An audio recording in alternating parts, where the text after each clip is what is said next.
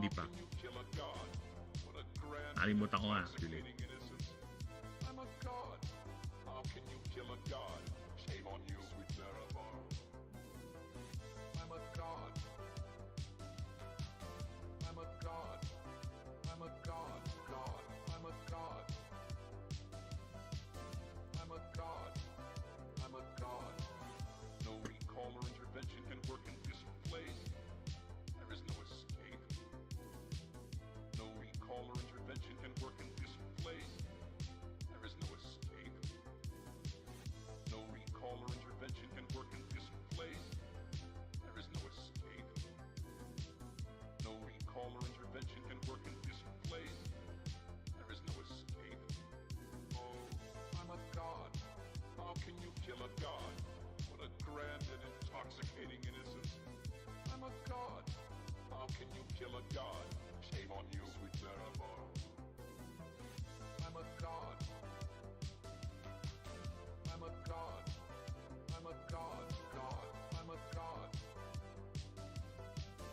I'm a god. I'm a god.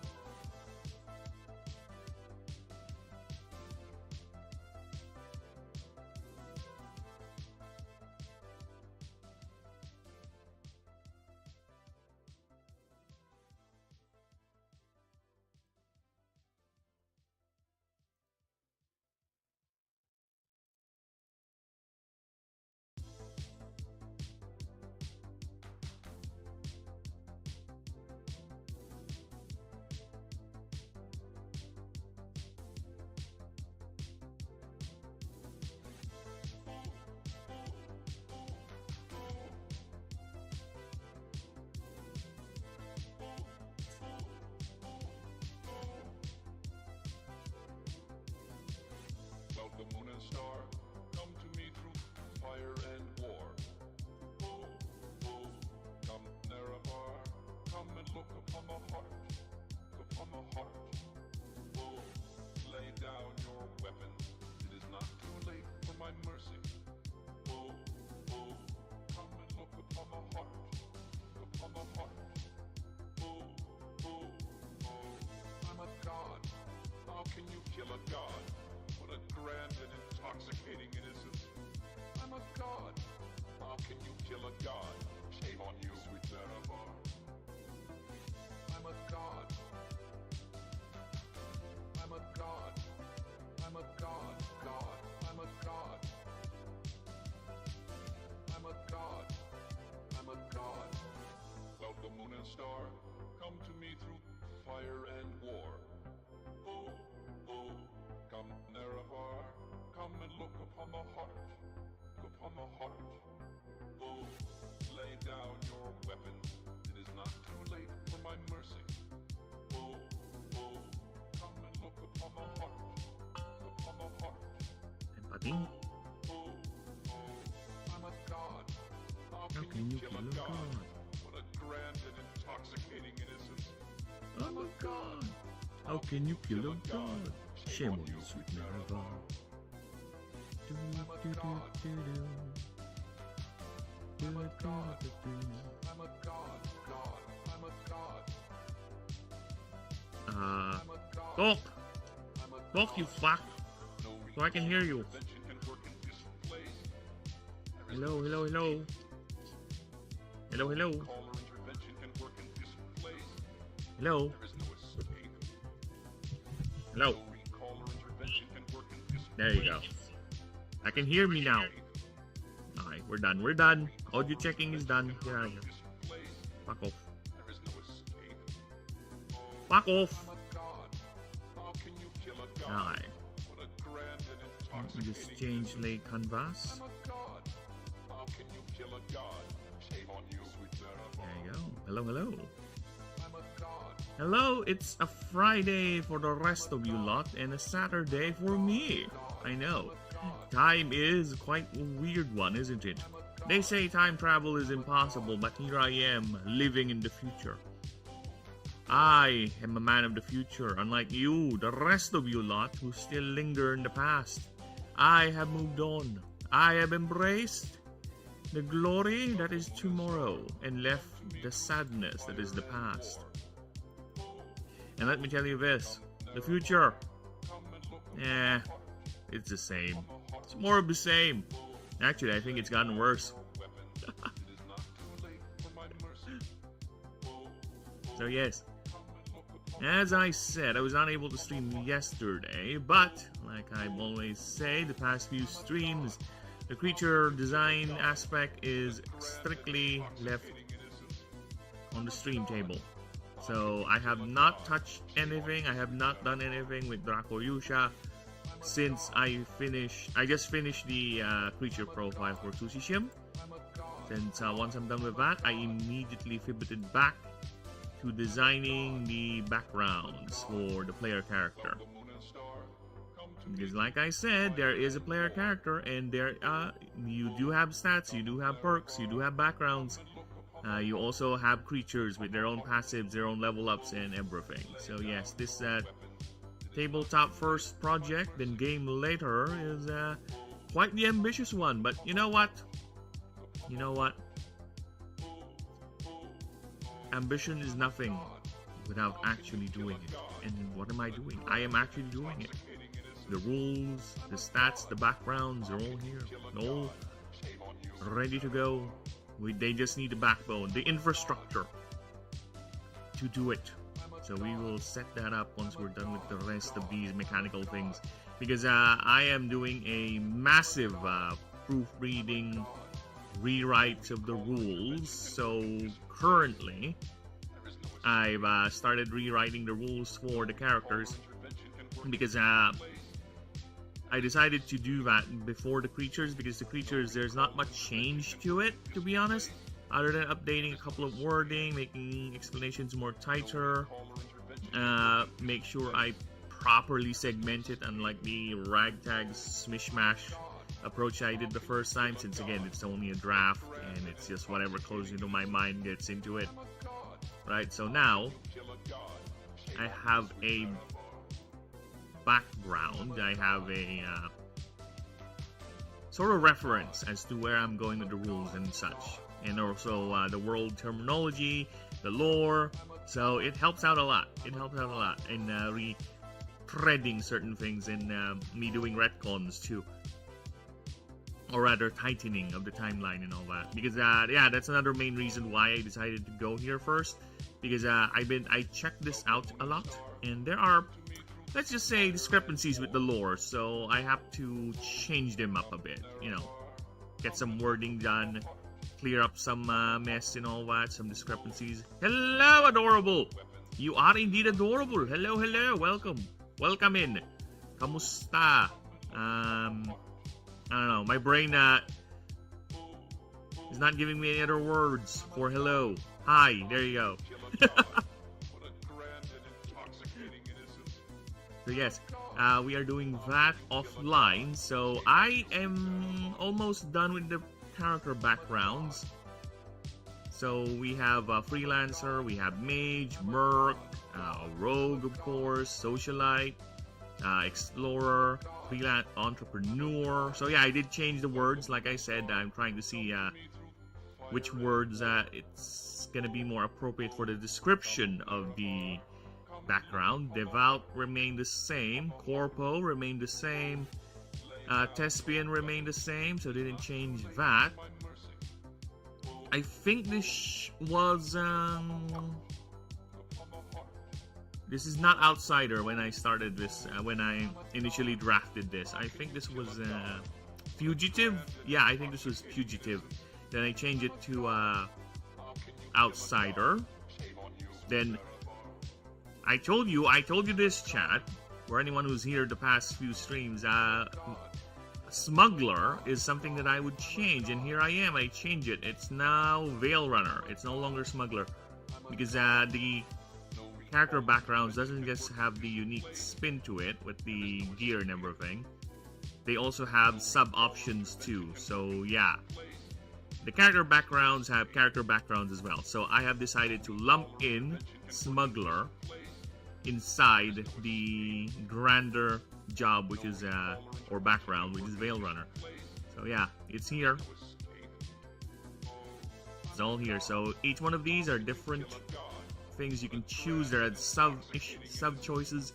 Here's the main differentiation or the main gimmick, right? A lot of characters, or rather backgrounds, have different starting gear, have different things to consider.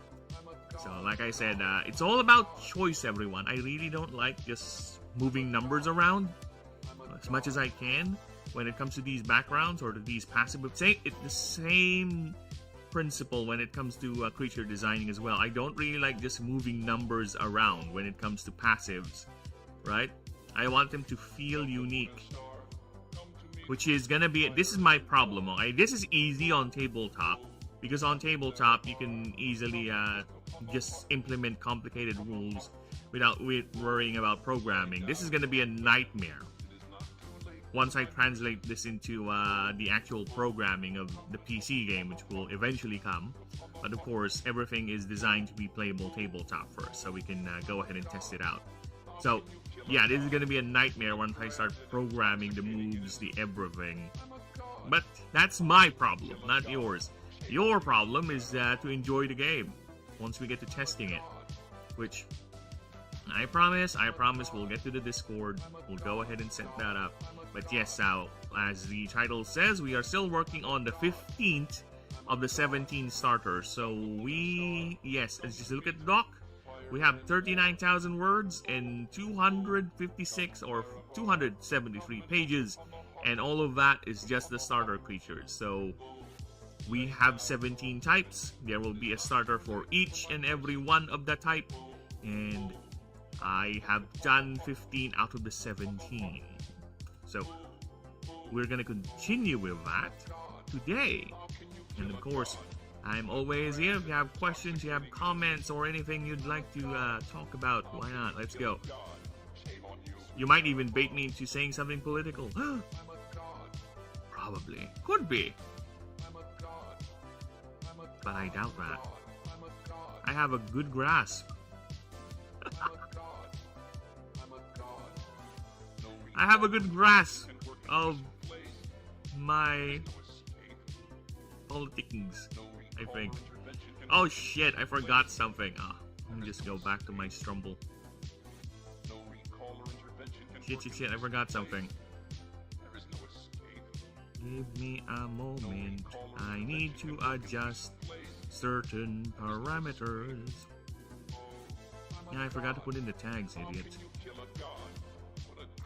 Intoxicating nuisance. How can you kill a god? Kill me, sweet Marathon.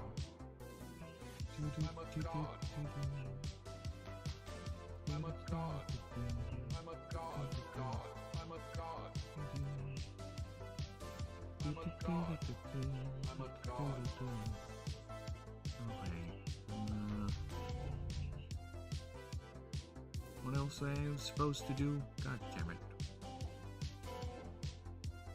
See? I am forgetful. Come, Marathon, come upon the heart. Lay down your weapon. It's not too late for my mercy. Come and look upon the heart. Upon the heart.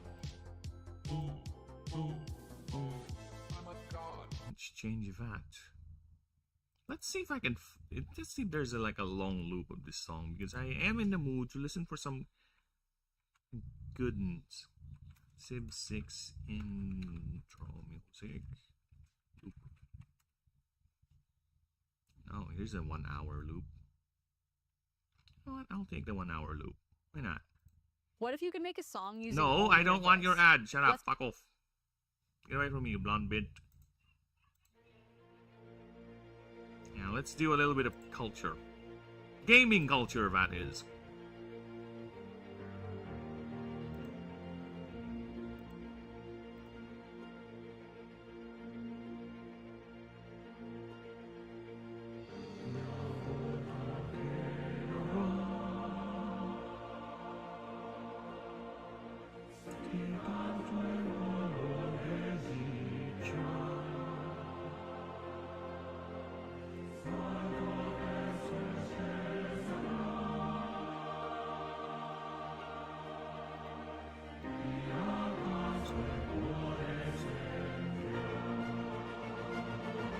find out, right?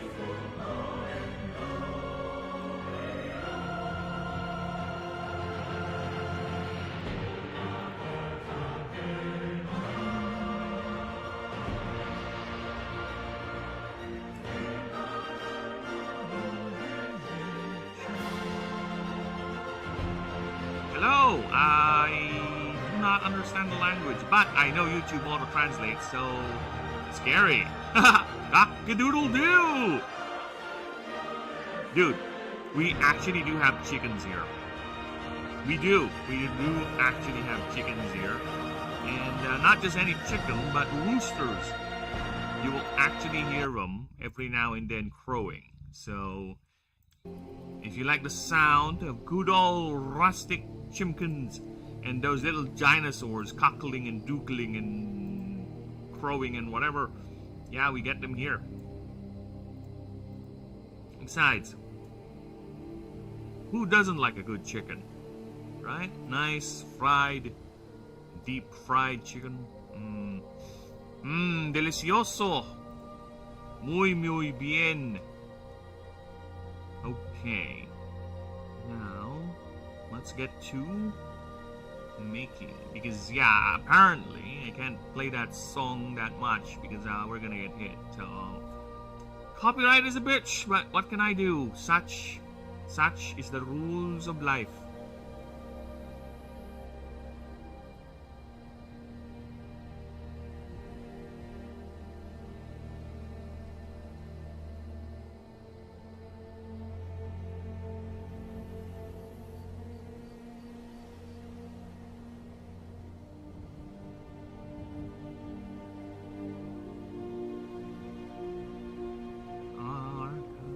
Always get that mixed up.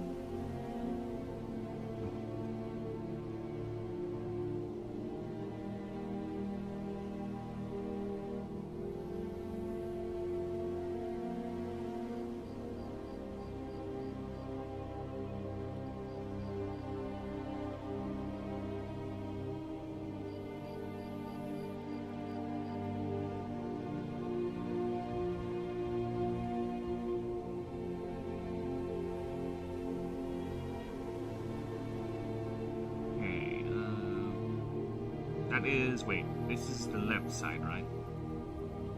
To right, right.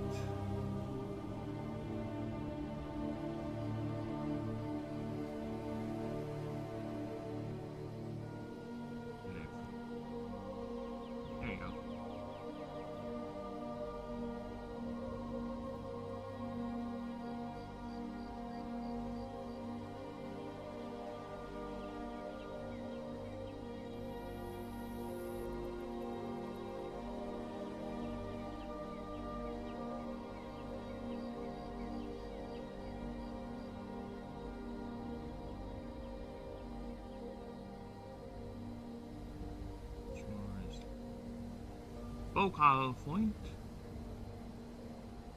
of power.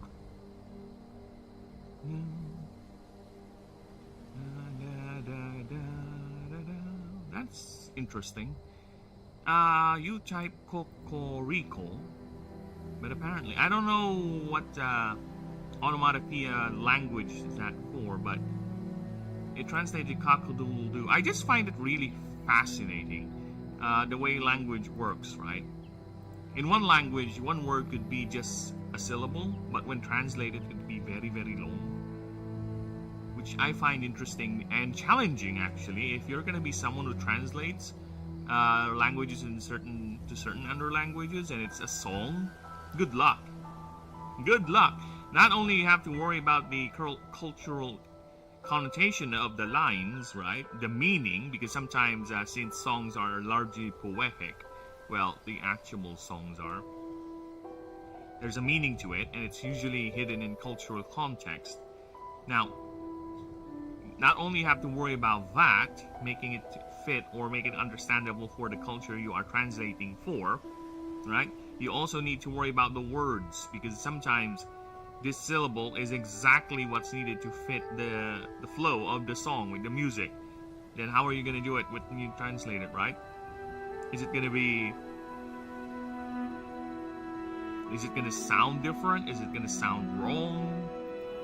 Just look at this. Just listen to this. This is a Latinized version of Hellfire.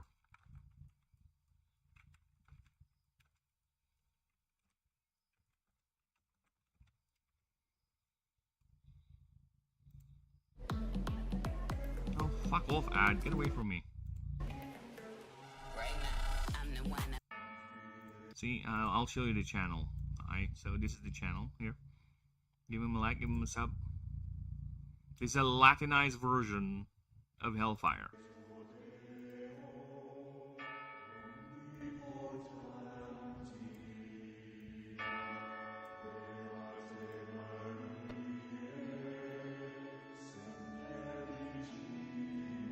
I just want a reason to listen to this again. Beata Maria, šis esse mihi animam, tam rectam ut qua iure gaudeam. Beata Maria, et iure me maiorem quam, lascivum vulgus eredi audeam. Dic mihi Maria, si saltantem cerno cureius oculus meus dillat.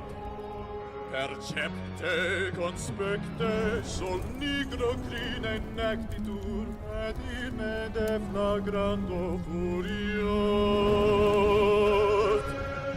Innini maligni, o corpus ardet nec, furores indigni, peccata perlundec.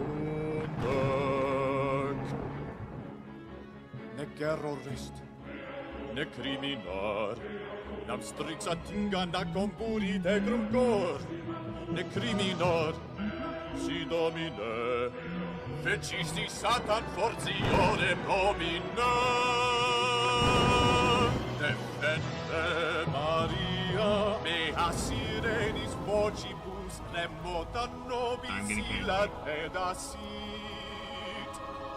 Confutas managdam et adic flavis acribus aut in aguna manu predasit. Minister Frollo, attingera fugit. Quid? Duscum in cathedrali venitur, disparuit. Sed quomodo? Aliud cura, abje carnifex, eam inveniam, etiam si opus erit audius lutetiae parissiorum crematione. Maligni, humini, est atro divires, aut mea, aut ligni, alterut riusas. Miserere serere mei, sed aut preda mea aut liniva.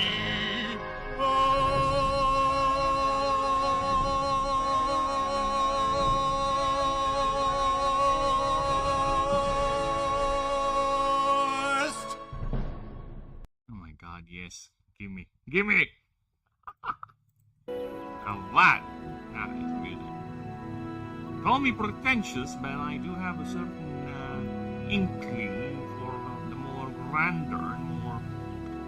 I won't even say skill-based because the... I can't help. I have to do this. I have to do this because Tribune looks different from the drawings. Okay, people, we'll have to divert. We'll have to divert from Dracoyusha for a bit because my OCD is killing me. My consistency framing is killing me. Alright, give me a moment. I'll be right back. I'll be right back, Dracoyusha, but let me just get this pasted here. There you go. Save that. I'm gonna open my drawing app real quick. This is going to be a massive fix because I don't like the inconsistency on that. It's making me skin crawl. Okay, so we have to change that. It's annoying and involves a lot of work, but you know what I say? Consistency is far more important. You have to be consistent, even in the art, especially in the art, because that art is going to be a visual indicator or a visual reference for people. And if it's inconsistent, then what's the point of making it in the first place? So yeah, open image. I needed Tribooms, both of them.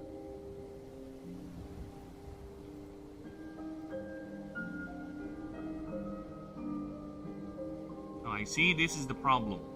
You see the problem? I see the problem. That is the problem. Let's see if I can fix it without doing too much damage. The head should be over here. That is the problem. Triboom does not have a long neck. It should, yeah, it should be around here, like that. That's it. That's the chism. It's just the neck. But you know what? We'll have to fix that.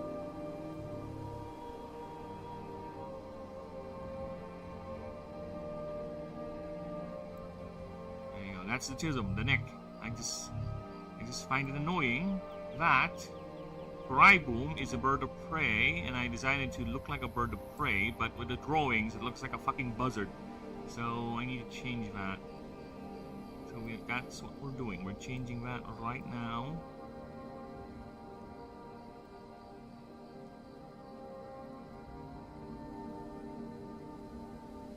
The Triboom doesn't look like a fucking buzzard.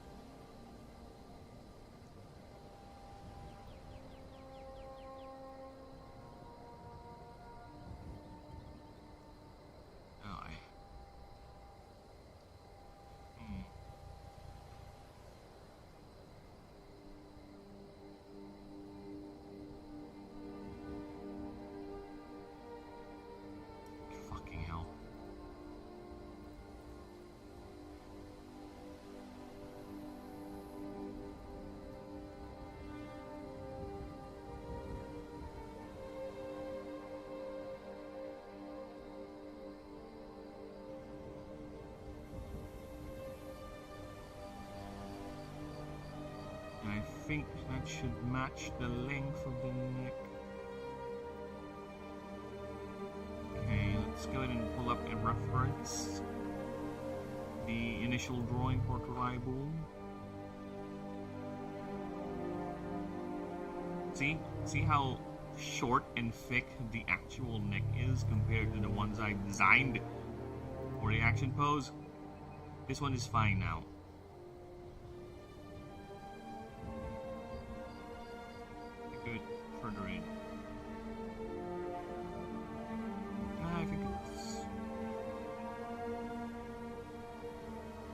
I think it's fine. Alright, now that's easy. That is easy. That's the easy bit. Alright.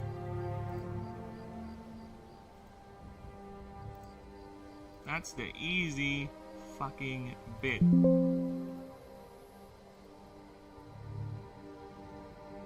Done. The hard bit is this. It's fine, we can get around it. We can get around it, I'm sure. I'm sure of it. Look at that, look at those long necks.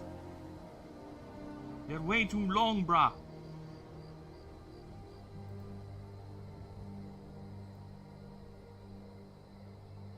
Should be at least around here, yeah, I think it should be here, yeah, this is a good length.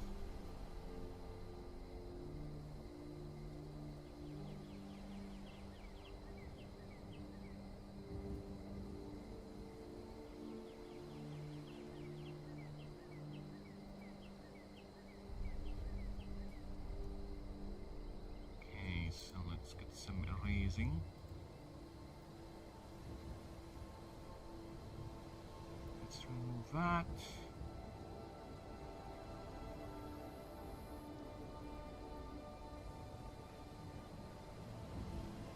Put that in there.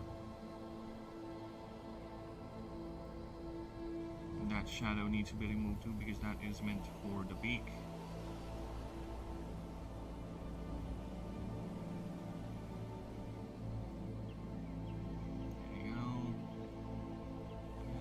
We need to remove, let's remove these. Okay. And let's grab the body. This is the body, okay, so we're just gonna do a little bit of erasing. There you go, just a little bit.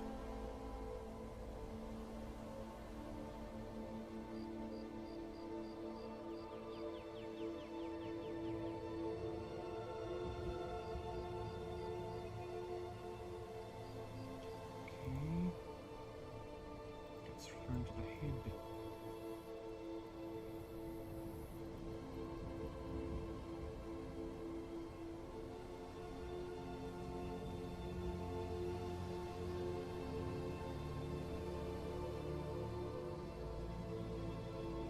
Okay. Let's go back to the shadows. Maybe a little bit more erasing.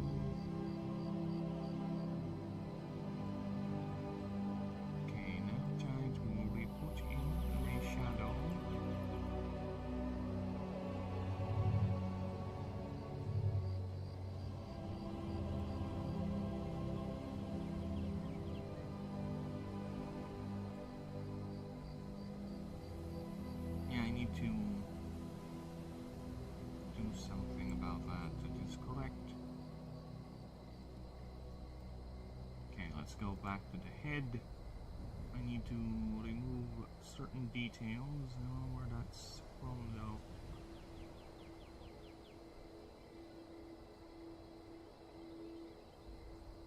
Okay, so I just need to remove this. There you go. Now I think that looks better. It doesn't look like a buzzard. It looks like a bird of prey. Actual bird of prey. Okay. Also, I need to change the color of the background. It's a bit too dark. It's hiding the lines. Oh, fuck off.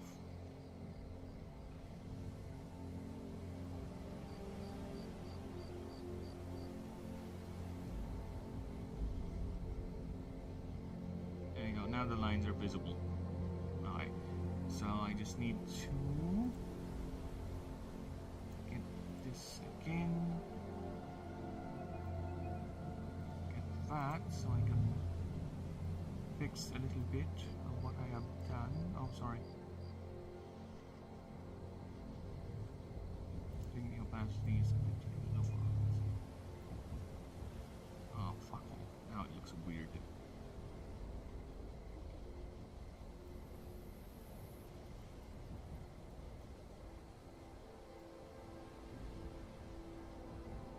I hate that.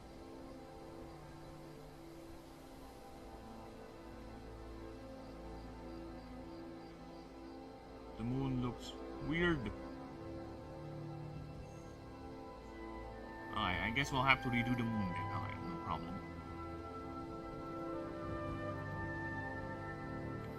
We'll have to redo you, Mr. Moon. The fuck?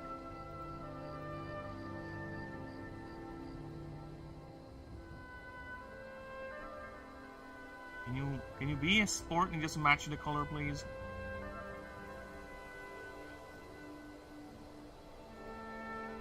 Thank you. That's all I ask. That's all I bleeding ask. Why are you making things easy, hard for me?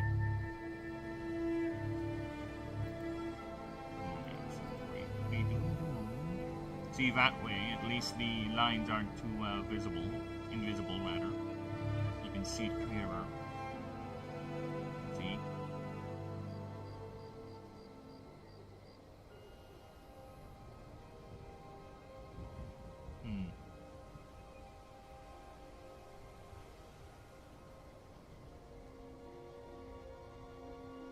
Let's put the moon back up here. Oh my god, I hate this. Oh, fuck you. You annoying fail tool. Alright, so we grab that. Them together. There we go. So we go back to our. Give it a little bit of a. There you go. Now the moon looks like a fucking moon again. Okay, now let's go back to the main drawing. I need the other dude. I need the other dude. Alright. This one's gonna be a bit tricky as well, but first, let's remove the shadows. Oh. I said remove. Let's remove the shadows first. There you go. And where's the head? There's the head. Alright, let's move this bad boy a bit further down. Okay, sure.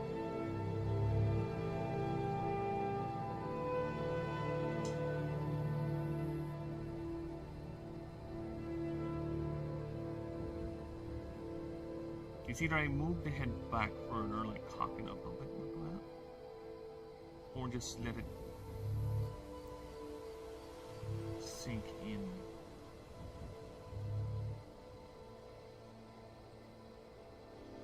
Like that. How short of a neck are we talking about here?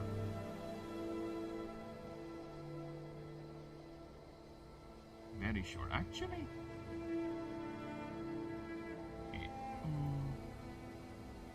It's a bit okay, I think, the neck. I'll just have to adjust certain things. Yeah, just move it down a bit, I think. Yeah. We'll be fine, I just need to move it down a bit. Okay. There is the head. There you go. Get some erasuring. Erase this detail right here. Okay, let's clean this up. Hang on just a bit. And yeah, I think that's it. Yeah, I think that is a good neck length. They don't look like buzzards anymore. Oh,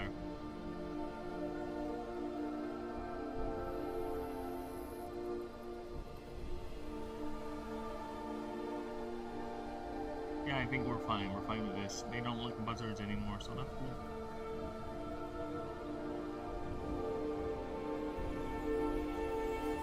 Let's put back the shadows.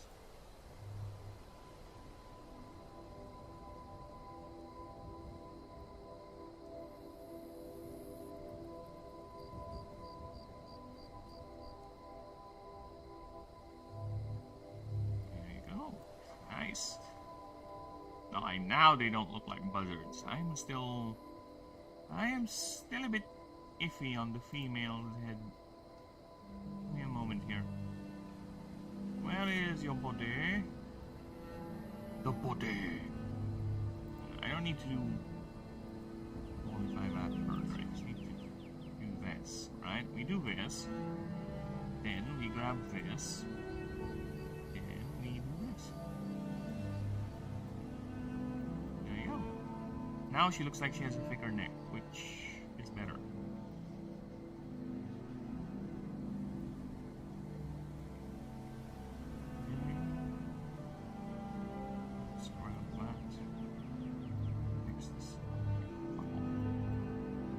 Smaller brush. I need a smaller brush for this.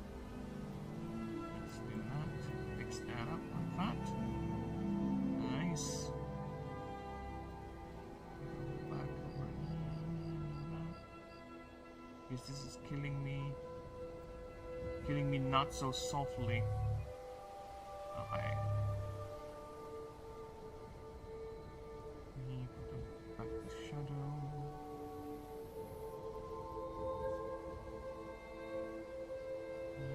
Back to the shadows. There you go.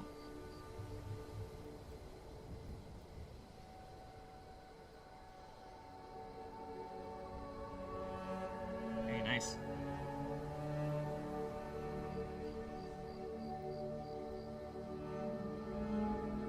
Very nice.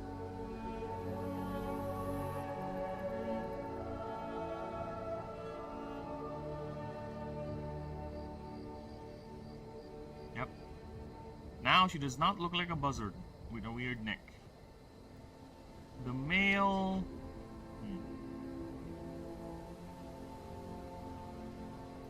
The female looks better. The male... Let's see about the male. Maybe I can change a bit too. Because yeah, he does look like a flusum. Oh, fuck off. I hate it when I do that.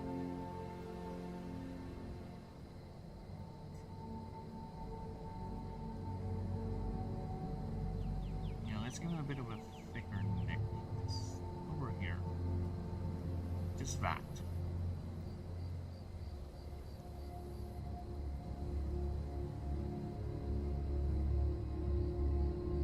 Just like that. There you go. Well, that looks better.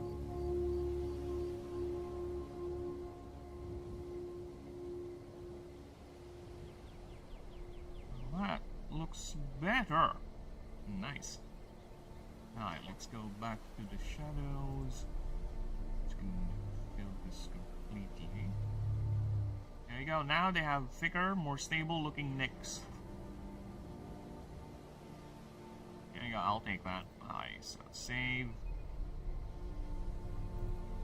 Save as.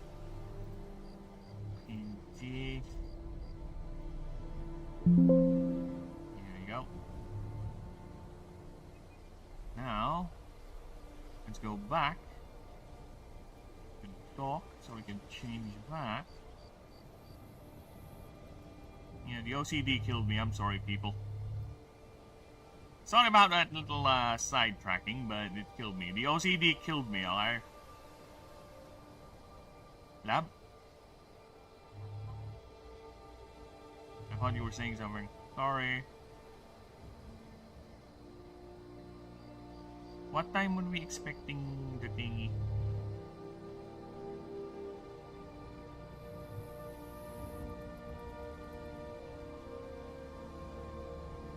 Okay, you see, because it had a thick muscular neck. Again, it does not make sense. As much as I have magic flusums and tisms in this setting, it does not have much sense if the creature is actually moving at Mach 10 speed, and its fucking neck is that long. At least put in some sense here, okay? Magic be damned.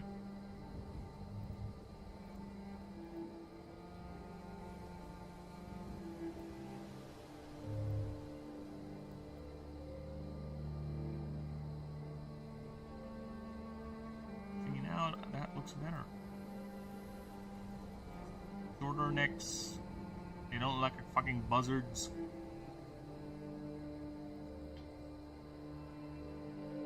Okay, next up here.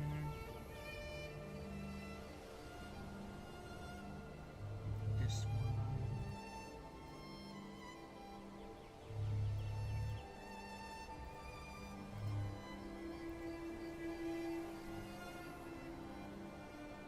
There you go.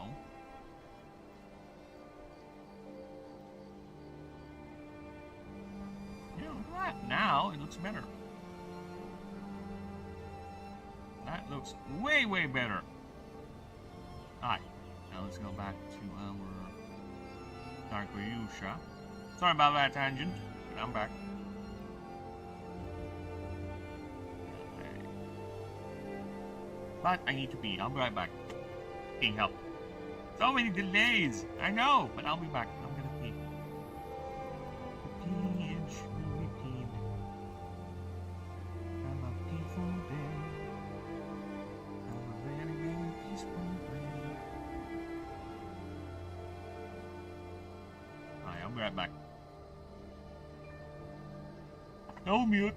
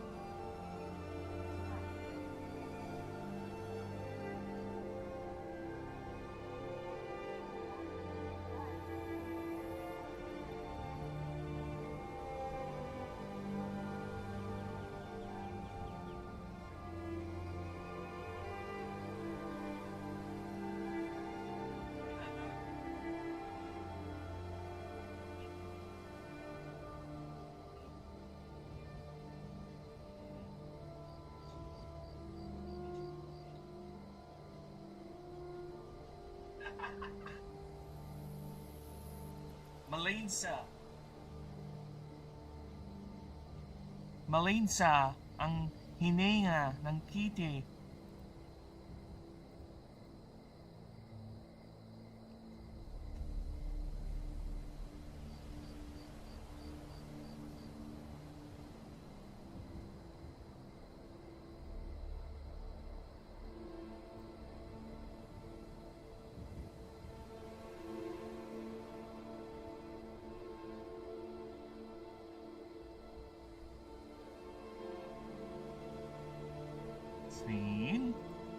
Scene.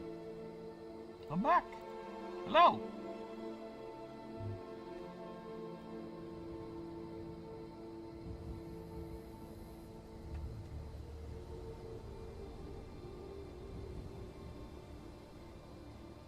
Enhance.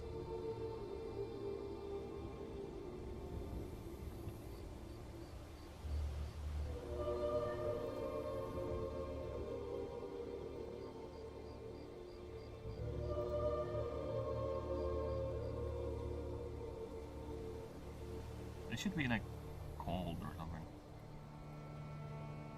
I need a good name. Let me go to my annoying little secretary. Words for manipulated.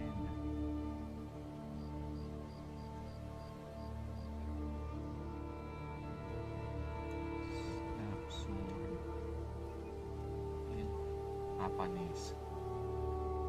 Baby boy. The boy is a baby.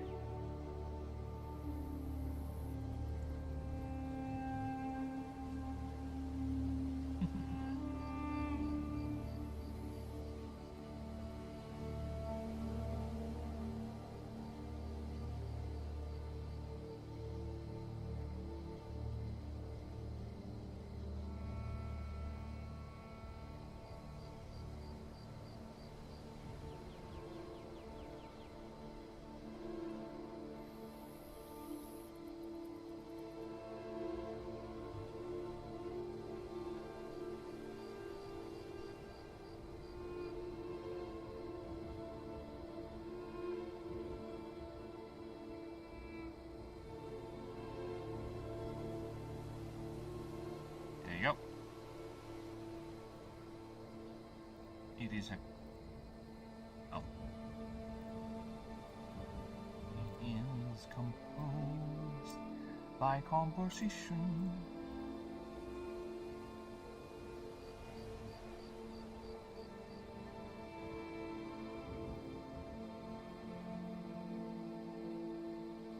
Oh yeah, this is not bold. Why is this not bold?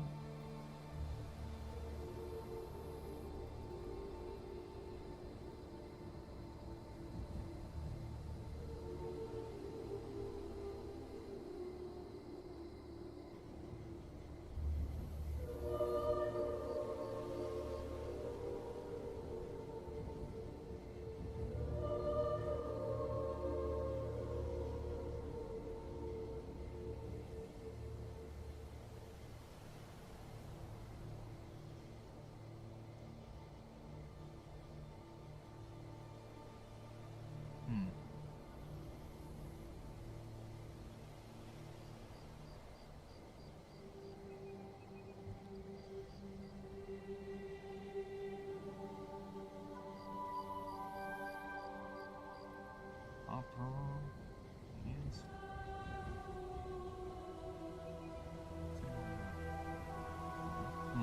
How can I put this?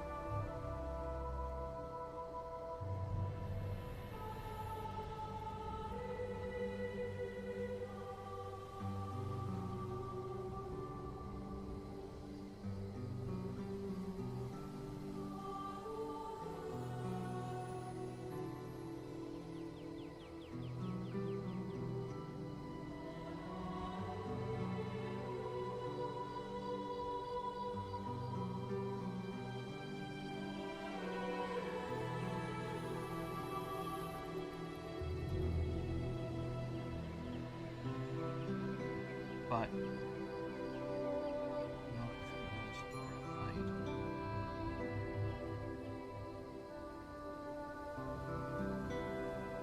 there you go. That's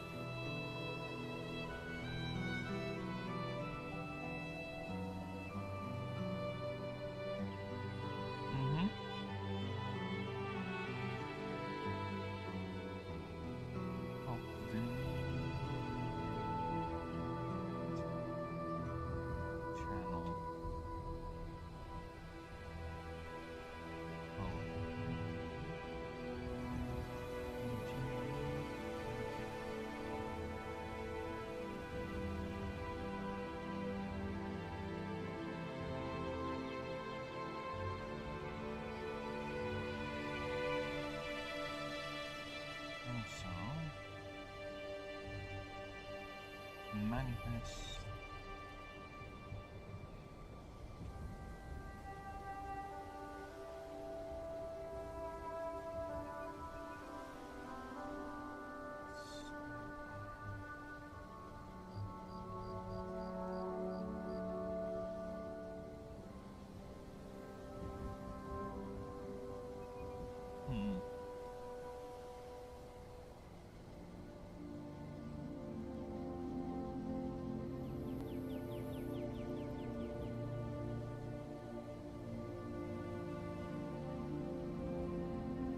It's fine.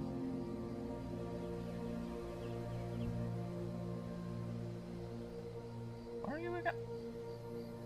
Why don't do that? I need Mr. Reflection for the size. I also need to see how tall Mivraj is because there is a reference for the size. It's roughly the same size as Mivraj. I think it's bigger a bit. So let me just see. So we're scrolling up until I get to Mirage. Hello, Denisium. Welcome. Long time no see. Was unable to stream yesterday because of things. But here I am. Yeah, don't worry, like I said. Even though I don't stream, I still work on the project. And oh yeah, I told you I'm gonna change the name for Smuggler. And let's see, because now, do you even have a schedule? I used to have a schedule. It's like Monday, Wednesday, Friday. But nowadays, since what I do offline and what I do on stream is just basically this project anyway, it's the same thing. So I just decided, you know what, I just stream when I stream. No real schedule anymore. Because yeah, when I streamed games back in the day, yeah, Monday, Wednesday, Friday was my schedule. But now, nah, it's just the same thing. What I do offline is the project, and what I do offline is the project. So might as well just do it. I might not stream things when I get to video editing, I guess, for the lore videos, probably. And when I eventually get to learn how to use Godot for programming the game. But I might also stream those because apparently people are okay with watching someone just go ahead and program and design a game from scratch. So I don't know, I'm still thinking about it. But either way, so as you can see, I only have 3 more backgrounds to do. Then I think I'm done for now for the backgrounds, and I'll be moving on to the perks, the level ups. So I'll be updating the perk list as well. But last time I think we stopped at the last thing you saw was, I think, in Rogue. So yeah, it's me not streaming yesterday, so I just blitzed through Socialite. We got that. So this was Charlatan. So Charlatan is now turned into Socialite. Explorer was Historian, so we got that changed. Entrepreneur was Merchant, so we got that changed. Astari is the same, and yes, it's still the most front-loaded of all, and they still have this. They also have this, rather. And Devout is here. This is Devout. We got that. Didn't change the name. Well, I gotta say, there is one perk I just want to talk about with Devout, because this is clearly a reference. Okay? This is clearly a reference. Okay? I just had to do it. So it has a background, and not really a perk. So when you choose Devout, aside from the regular deviation from normal, right? Their own gimmick, you also get a mini background, a sub background, a sub option. So one of the sub options is Witness Me, and it basically gives your character a perk called Shiny and Orate. Okay? Once per combat, during your creature's turn, this character can roll a 1d20, deal piercing damage to a creature based on the result multiplied by 10. So if you get a 10, you deal 100 damage. On an 18 up, you add more damage by paying your favor, basically, your favor point. You can spend your accumulated favor from your god to burn that and to add it to more damage. And you can do a max of 200. And you, on a 20, you gain favor from the total damage you've done. So yeah, it's like you scream, "Witness me!" You do the Mad Max sort of thing, and your god is gonna say, "Mediocre."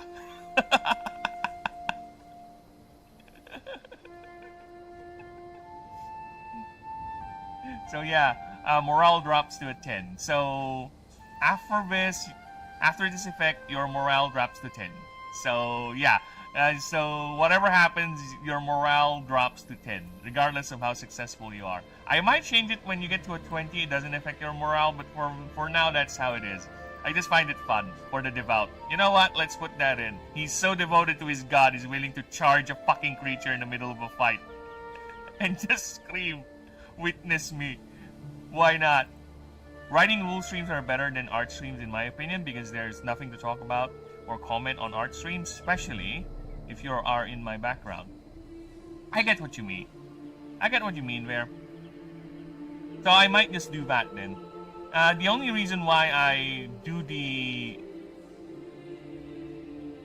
offline is because, yeah, for me I think the art is much more interesting. But yeah, you know what? I might just do that. In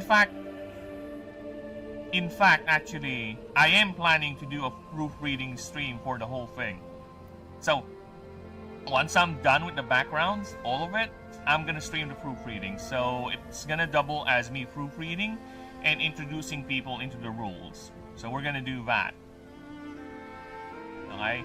We're gonna do that. It's the same with the Faber doc, right? I did a proofreading stream just with the Faber doc and the God doc, even once I'm done. So I'm gonna do that too with the thing here. But yeah, I might take you up on that and just stream the backgrounds too while I'm offline. But the creatures need to come first because they're the ones who are harder to do and demands more attention. So this is much more easier to do, and for me at least. So we'll see. For now, I'll stick to that. But yes, I might just intersperse proofreading streams and lore/proofreading streams and rule introduction streams for the whole thing. So we're gonna do that. Once I'm done with the entire set, we're gonna do a proofreading pass. Then that's gonna also introduce you to the gimmicks we have for each of the backgrounds. And yeah, as we continue with that, devout is that. Thespian remained the same. Right, 10 is a number, not a word. It depends. I usually just put numbers. Numbers for things that are concrete in game. You know what I'm saying? If it's like 10 XP plus 5 morale, right? That's gonna be numbers. Plus 1 strength, plus 1 that. But if it's gonna be like a description, like part of a sentence or part of a lore thing that's not really in game, the number, I'm gonna type it in word. But for that example, for Witness Me, because this is a number in the game, so that's why it's written as 10. That's the number, not this, because it's written like this. That means it's not part of the game. It's a lore thing, or it's a background thing. If this is more solid. This is actually in the game. So yeah, that's why it's written like that. But yes, I do that, especially when it, like here, if there's a number here, it's gonna be 1,000, 100, whatever. See, like here, see, this is a numbered thing in the game, numbered item, free. Just wrote it down like that. 500 for the monies, the numbers for the monies, numbers for the monies, numbers for the monies. This could be argued to be typed like this, right? Because it's not an actual number in the game, right? In fact, I'm gonna do it right now. I'm just gonna change it to that because this is not a number in the game. It's a description. Maybe write in a tilted text so it's easier to differentiate. That is a good idea, actually. That is a good idea. We'll do that with what I can catch, right? But we'll do that on the proofreading pass. But for now, what I can catch here, let's do it. So at least I'll have a reminder once I get to the proofreading bit that I should do that. In fact, I'll do that moving forward. But yeah, let's do that. For all the numbers like this, let's have them be italicized. So they'll look different. There you go. Because I am already emboldening the names of items, characters, and all that. So those specific things, the perks. So yeah. Oh, you mean the numbers that are written as words. That could be done. Yeah, that could be done. In fact, it's more easier if I do it that way. Because there's not much numbers written like that. Yeah, there you go. I think it's much more easier that way.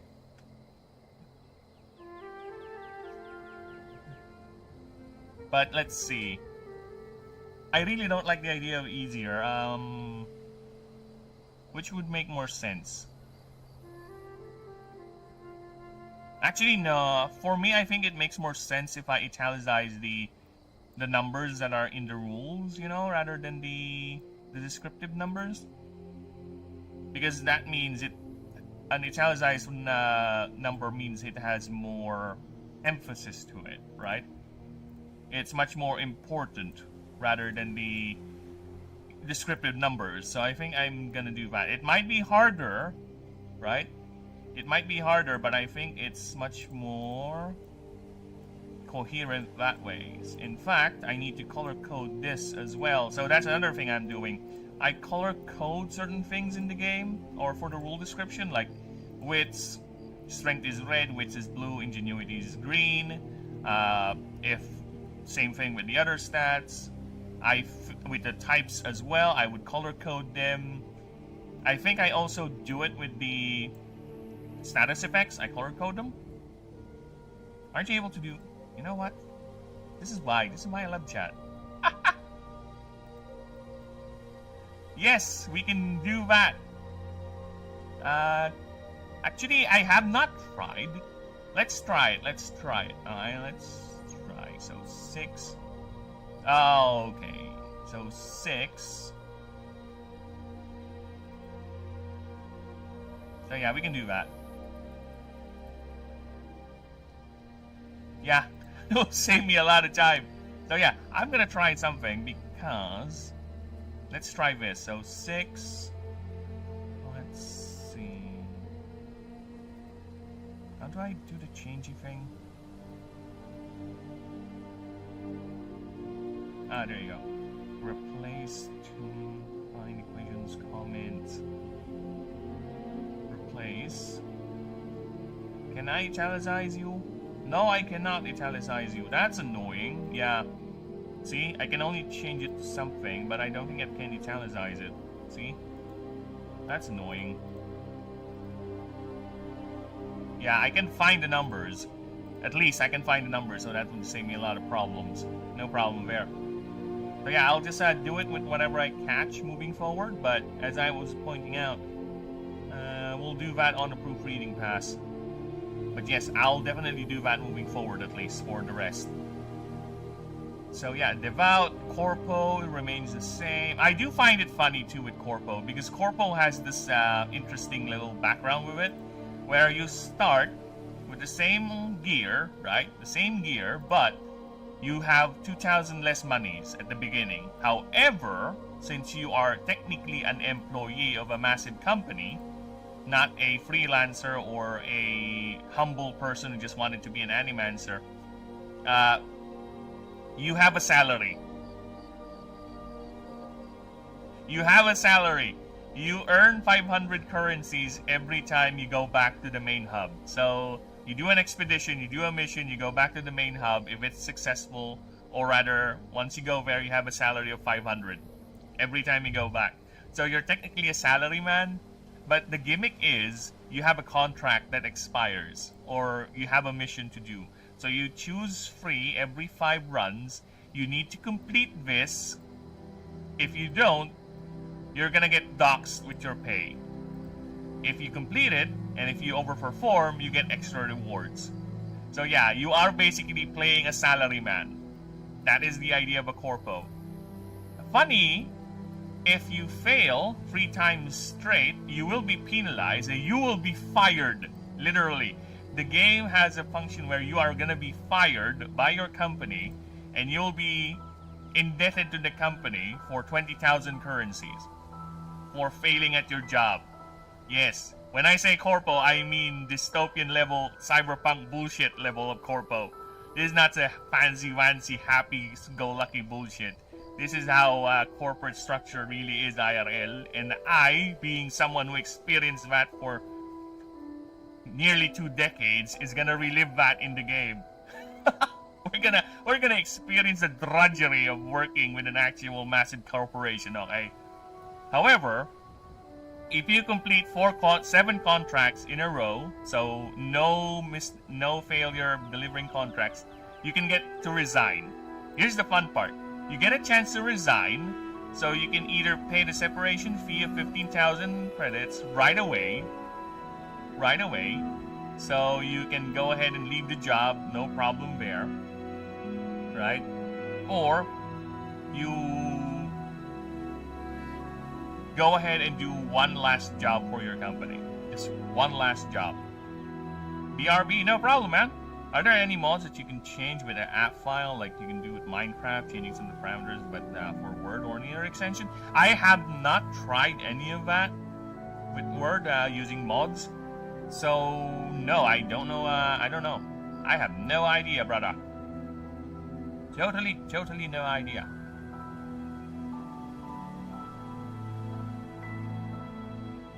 There could be. There might be. I'm just not sure. But knowing how the internet works, probably there is. Probably there is.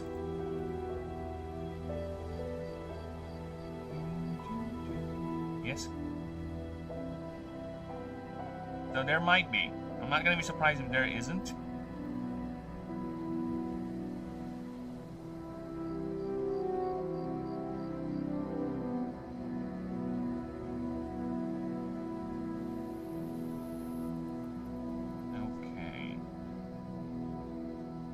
Give me a few moments here. Just checking the stream, see if they're okay. Okay, so they're okay. So yeah, as I was saying, you can go ahead and resign, so you can pay the 15,000 upfront cost, or you can do one last mission with them. 3 contracts of your choosing, of course. So you need to pass all 3 of them. But their requirements for you to pass are doubled. So instead of 6, you need to finish 12. So you either pay the 15k or you do this mission. The fun part is when you get to resign. Okay? Regardless, if you resign, you get to choose a new background. Yes. That's how Corpo is. That's how Corpo plays. So you get to choose a new job, technically, or a new background after you get yourself out of the corporate structure. So you can pick any of the other backgrounds and start all over. Yeah, I know, that's the fun part of the Corpo.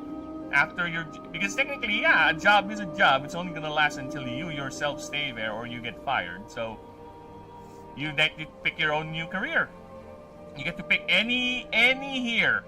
Any, for now, any of the other jobs, of the other backgrounds. You can be, just basically, you become humble now, you realize that you're actually too good for the job, and you choose to be a prodigal, or you just wanted to, you have found religion during your stay at the company, and just went for and be a priest, or you wanted to study magic, and you became a mage. It's up to you. However, if you're fired, basically, if you fail at your job, you are not allowed to choose the backgrounds for Astari, Justiciar, and I'm gonna add Ranger as well. I think. I might not do it.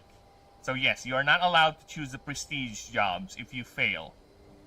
If you fail at your job as a corpo.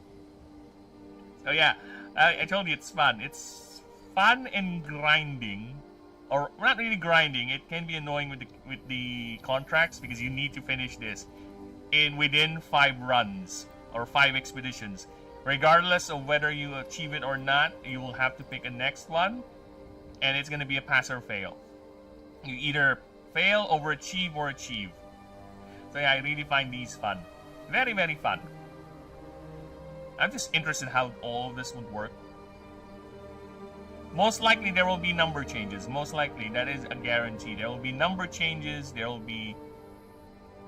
The thing I really dread, or rather I'm a bit sad, is changing some of the the ideas or the backgrounds, the perks, whatever. But that is an inevitability because I can see creatures like Torvin and some of the earlier backgrounds I've made are quite underpowered compared to the other ones, right? So there will be changes, that's for sure. In fact, I just changed one background earlier for the... Well, Thespian is still the same, by the way. Outsider, yeah, this was Fugitive. I changed that. And here's the Smuggler. I have changed the Smuggler. I told you I'm going to change the name. It's now the Veil Runner. Yes. Where Rogue is a small-time criminal, a Veil Runner is an expert. He is a master operator, where he's the idea is you get hired because you are very good at your job. You are either a professional hacker or a professional hitman or a professional smuggler, right? That is you. That is the Veil Runner. That is the new Smuggler now. I changed it to that. And what's fun with this class or this background is that you get to choose a fixer by the start of the game. So the fixer is a special type of merchant you only have access to as long as you're not actively being hunted by the law. So they won't contact you, or they won't allow you to contact them if you're being hunted by the law. But you can contact them anytime you're in a hub area, and they sell specific items depending on who you choose. Like Adriana here sells stealth items and ingenuity related gear and consumables. The fixer sells strength items and weapons, right? Smiler has wits, all that. So yeah, it depends.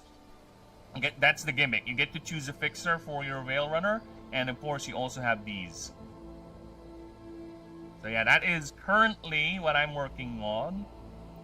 So now I'm done with that, and now I'm on just DCR, Ranger, and Artist. I'm not sure if I'm going to keep Artist. I might remove this, or might change it to something else. But Justiciar and Ranger is gonna be 100% in. Justiciar, I'm thinking it's either... I don't know. I don't want to change the name, but I am also thinking of adding like a detective class, but it's gonna, or a detective background, but it's gonna be in Justiciar, that's for sure. It's gonna be a sub option there where you're technically not a Justiciar, you're more like a deputy or an independent contractor of the law system, basically. Right? So yeah, I'm gonna add that in there. That's where the detective class is gonna be. Ranger is more like your, not your DN. I don't know. Ranger in my setting are, think of them as like bush rangers in Africa. You know what a bush ranger is, right, people? They're special people. Government. I don't know. They're special. Bush rangers are. In Africa, there are massive tracts of land being reserved as nature reserves, quote unquote. So bush rangers are the ones who patrol that massive tract of land.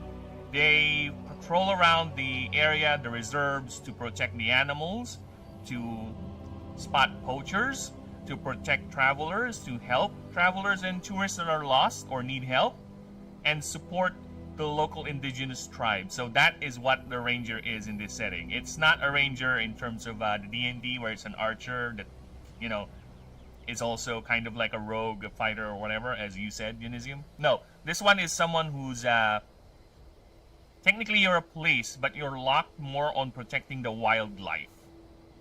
Like a nature park ranger. Yeah, there you go. Bush ranger, nature park ranger. Yeah, that's what you are.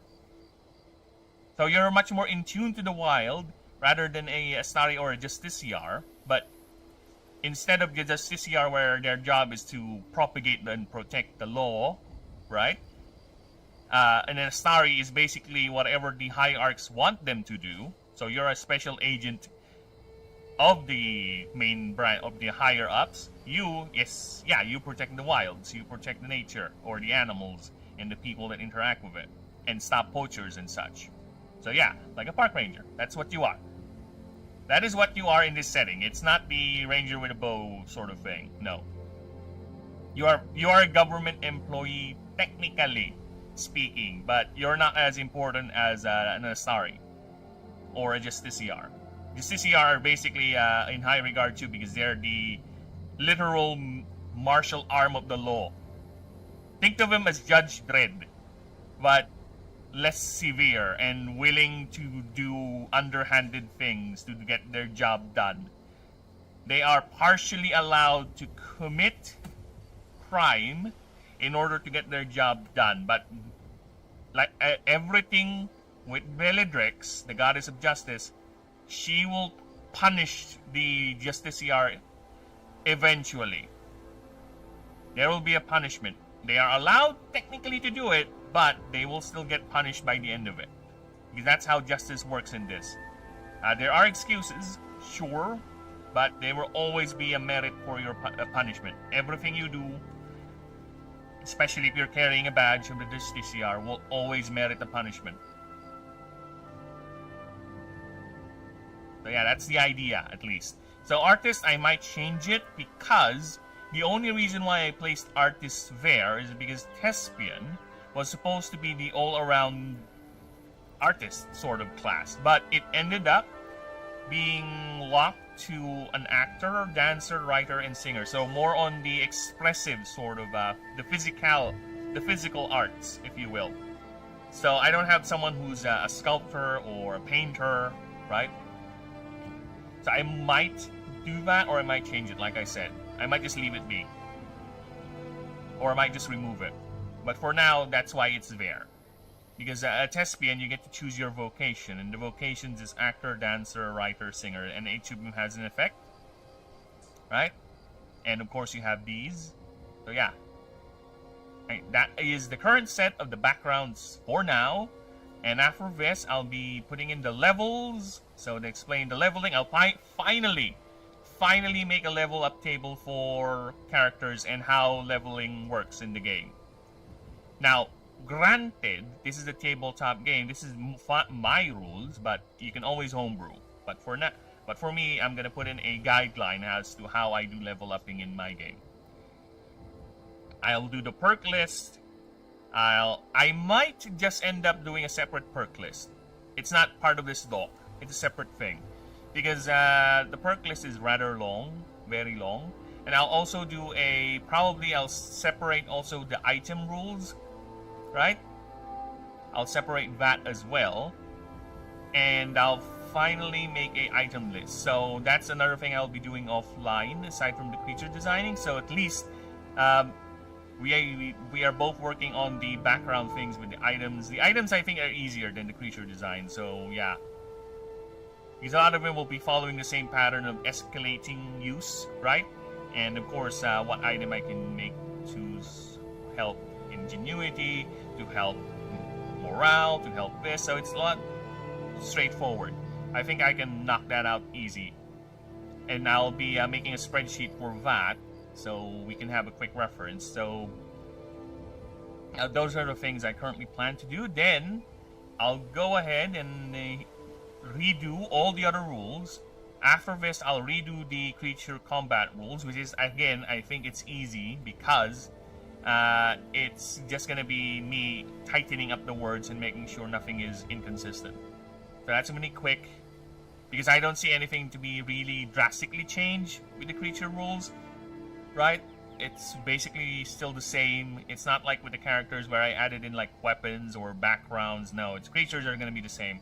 So that's gonna be a quick redo. The rules for the world, basically the expeditions mode and the open world, I'll redo them, but I'll separate them.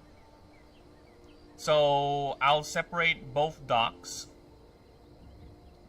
And oh yeah, there's also the scenario rules. So I'll go ahead and redo that, but I don't think it needs much redoing since it's basically still the same rules. So I think we're fine with that. So yeah, there's a lot. So yeah, I'm really hedging. How much do you think it's a good idea for me to actually set up a Discord now and just put up all the rules there, right? And just update them as I go. Because I'm just thinking about doing it. That way, at least if people do come in, you know, they can join in whenever.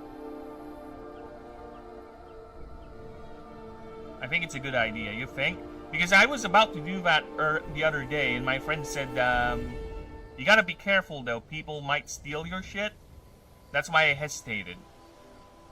So yeah, that's why I'm That is the primary reason why I have not done it yet. It's because I was cautioned that people might steal me shit. To be fair, I do have all the evidence of me making up this idea first. So... Oh shit, I was looking for Mihraj, damn it. Because I need the size comparison. Let's grab Mr. Reflection too while we're at it. So yeah, I don't know if I'm gonna do a limited rule thing. Oh, this is how big a Mirage is. Okay. So, Mr. Reflection. Oh shit. Dude, you're big. You're a big boy. You're a big lad. So if that's how big a Mirage is, and it normally fights Draco Yusha. Oh fuck me. Draco Yusha is a bit bigger too. Big on the big side.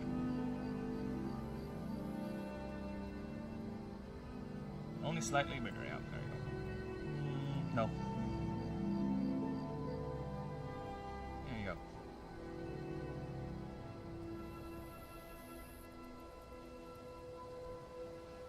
Yeah, I don't think I need to put anything in other than this guy just standing there, because this is your reference already for the size.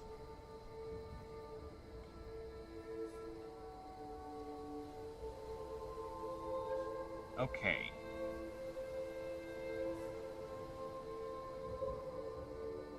It's a size over there. But yeah, I am really, considering everything is getting too complicated, not everything can be explained in the stream. And I think people would actually do like it if I do have that. I'm just afraid people might steal it. All the work come to nothing. But yeah, I don't know how to do We'll think about it. Okay, so Darko Yusha, Draconic, Mythic, and you are a martial type. Martial.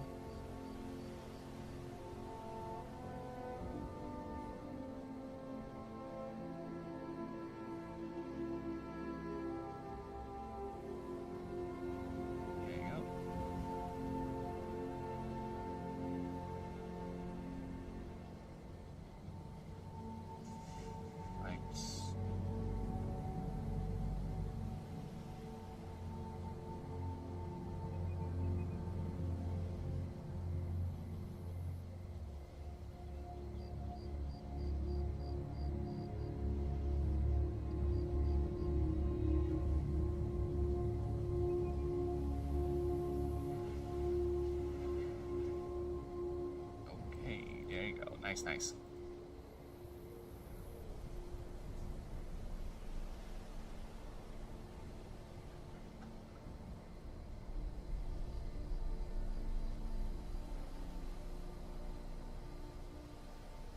Because yeah, that's the thing. I read a bit about copyright law because I kind of want to put it. I will eventually, once I'm done with the whole. That's my plan. Is to eventually get this. Yes? Okay. I was going to say something because you're looking at me. So planning to do a... I'm eventually going to file this for IP protection, right? But I've read that you cannot actually... because it does make sense, and it's dumb if people are allowed to put in copyright protection or IP protection for specific or rather general rules when it comes to game systems like this, like the dice roll, right? The only thing that I can go ahead and do, protect, is the proper names and the main concept. Then probably lag. Well, you know what? I'm gonna pee. How about that, lag? I'll be right back. But yes, either way,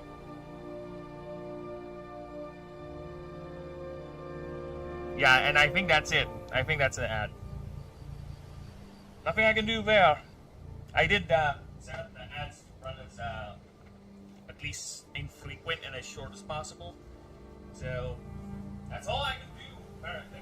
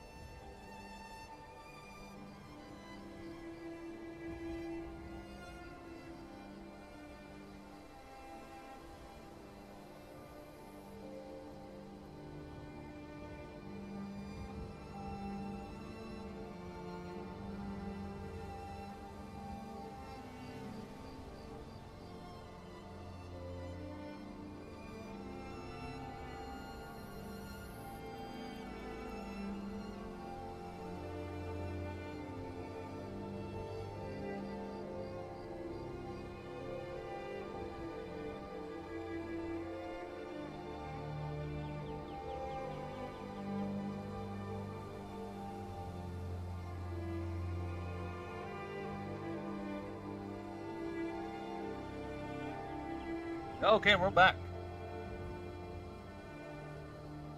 Yes, either way, I have filed a IP claim for the proper nouns and the favor system. I think the favor system for the game is unique enough because I have never seen a creature battler with a favor system. Like where you treat the legendaries as gods and you have to court with them. So, yeah. I will add I will add the actual creatures as well because they are technically proper nouns. So those are the things, the creature designs and everything. So those are the things I can at least protect them from being stolen. But the rest, nothing I can do with that. And again, I prefer, that does make sense because if anyone is allowed to IP or copyright claim things as mundane as the 1d20 rule, right? It's gonna be dumb. Fuck off. And I will 100%, no doubt, companies like Wizards of the Coast is gonna make sure that shit gets copyrighted and IP flagged. Because yeah, they'll corner the market on that. It's like with GW.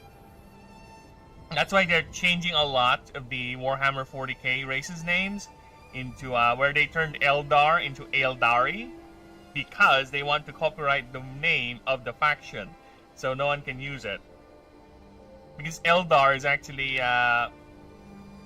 not copyrightable and it's actually a term they borrowed, quote unquote, from Tolkien. If it's anyone's gonna copyright them, it's fucking Tolkien. The Tolkien estate. Because the Eldar is the term for the elves in Middle Earth. Another term for them. And GW took that because, well, Warhammer 40k, unfortunately, is a mishmash of all sorts of IPs being cobbled together by the creators. Well, you know what? It's fine to take inspiration. They're not plagiarizing one for one anyway. They're putting their own spin. It's eventually anything and everything will be inspired by something. In fact, how are you 100% sure that thing that you say is an original is not an inspiration of something? Right? Subconsciously or not, nothing has been inspired by something. By the creator has been inspired by something. So yeah, it's for me plagiarism is very tricky. It is very tricky. It does happen. I don't say it does not, and I'm not an advocate for it because fuck you. People work hard for this idea, and you're just gonna go in and ape it and steal it and just reap all the benefits. And the other guy's suffering, which happens a lot, by the way, not just with fantasy ideas or concepts like these, but even with the same simple act of video creation. People would go ahead and grab someone's edits and put it into their own video without even crediting or even acknowledging that they're using this stolen video footage or this research material.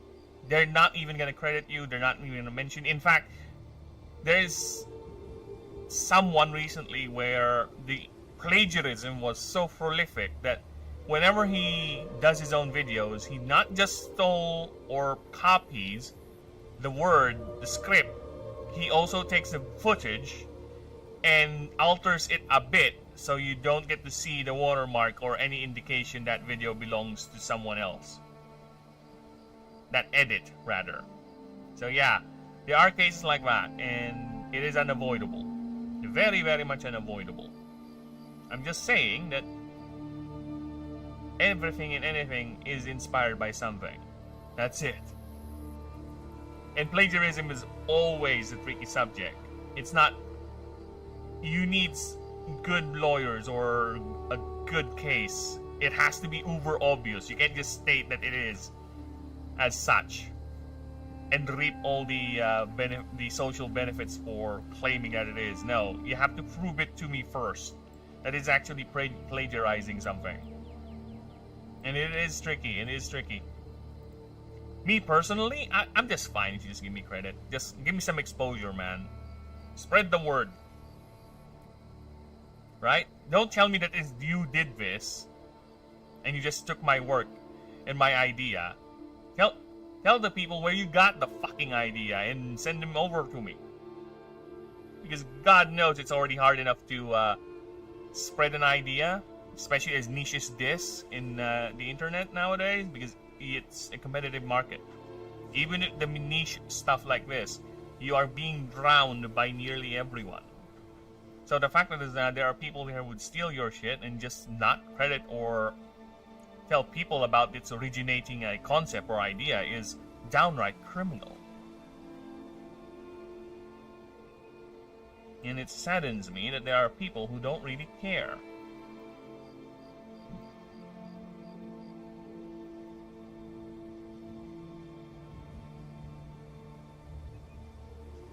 Okay.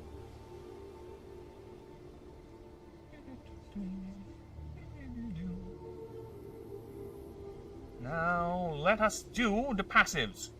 This is going to be tricky, because how can we do a passive? What sort of passives can we give a creature? Which is basically a remnant, or a fragment of a once powerful dragon who is actually sentient, alright?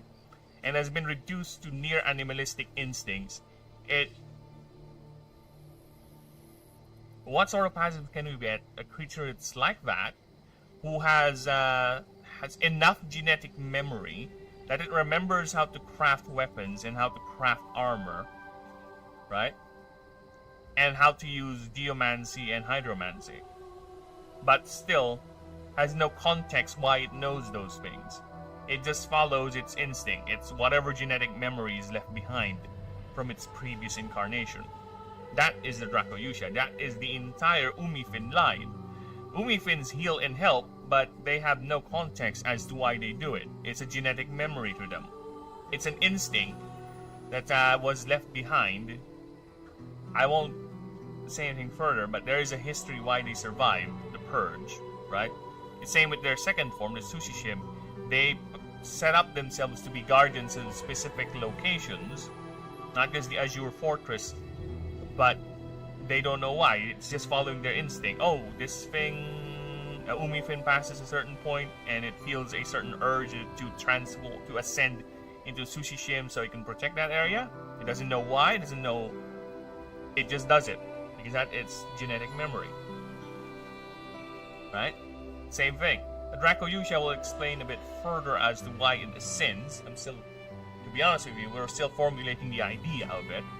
By we, I mean me and my brain. I know my brain is in here somewhere. I just need to coax it out. Brain, you're in here, right? See, brain is here. Oh my fuck this. Ah, shit. I think I have a discrepancy. Okay, I need to check Medraj's drawing. Shit. I hate discrepancies. Now let me just go back up. Oh, I saw Dracoyusha's fingers. He has 4 fingers, 1 thumb and 3 claws. And I think I only made 3 claw drawing of Dracoyusha when he was getting beaten up by Mevraj. So, shit. And I just fixed the Korai Boom drawing too to make it not look like a buzzard, because apparently I gave him quite the long neck. So I changed that too just today, and I'm gonna do it with Mevraj, or rather Dracoyusha. Let me just check how many fingers I gave him. It has to be 4.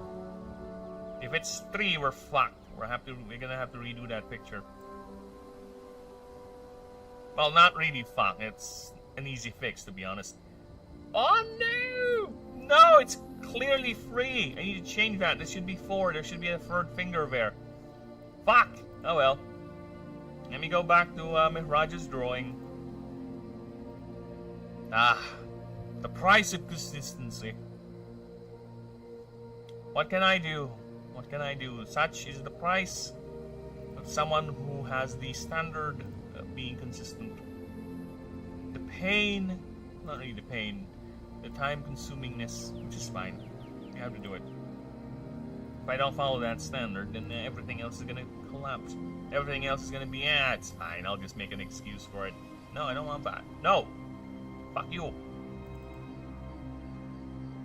You want this to work? Show the people that you're committed to make it work. And I shall. Alright, so this is Dracoyusha right here. Oh, that's Mihraj's hand holding it. Where is your claw? There you go. So I just need to add one more finger, and I'm good. There you go. One more finger, then we're good. Alright, so let's grab this. You know what? Just to make it easier, let's do that. There you go. See? All my complaining, it's just an easy fix. You just do that. There you go. Done. Actually, no, not done. The hand is weird. The thumb is on the other way. Yeah. Oh, fuck. The hand looks weird because the... yeah. It's the other way around. Alright. We'll have to do some changing. We'll have to do some changing. Alright. Do that. The hand needs to look like a fucking hand.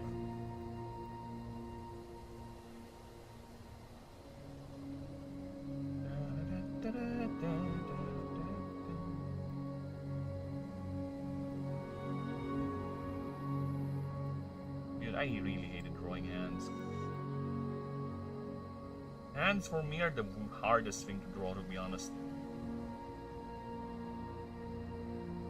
And I think anyone here can attest to that.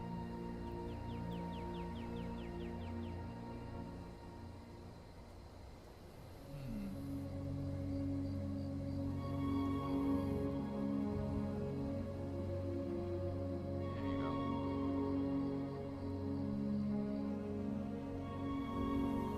Now this one looks a bit too thick, to be honest. I think I need to reduce it a bit. Yeah, like that, because it is just a thumb.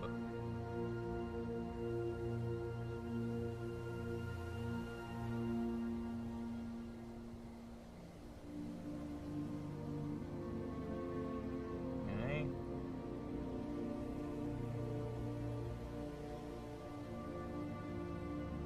Ooh. Price of being consistent. Yeah, I gave it the wrong fingers, damn it. Because I saw the second hand and I didn't realize the only reason why it looks like it has 3 claws is because the other hand, the under claw is probably missing. So we'll have, or rather hidden, rather, because of the angle of how the hand looks like. So yeah, that is a mistake. So we're correcting that now. Ooh, dami-dami. Mate-mate. Aye.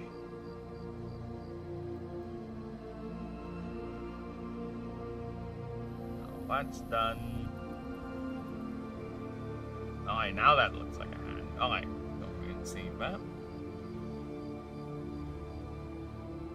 And yes, we're gonna draw Dracoyusha beating a Mihraj just for the sake of being fair. Even though I'm more biased with the Mihraj design over the Dracoyusha, I'm still gonna do that. Alright. Don't go back to Mihraj. Delete that. Go ahead and go back here. Grab the action pose for Mihraj winning. Where are you? So many M's. I have so many M creatures. Nimble.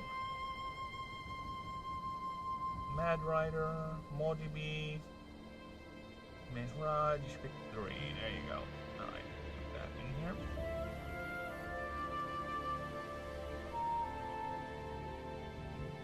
The second drawing I fixed today, damn it.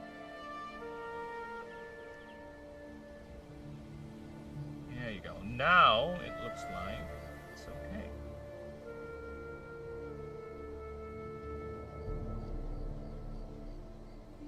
Nice. Fix. There you go. Save that bad boy.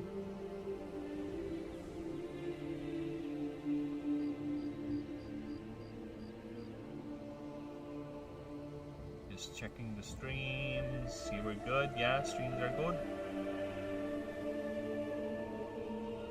Streams are A-okay.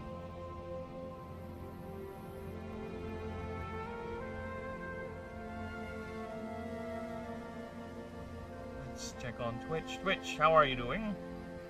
Just doing fine. Let's check analytics a bit.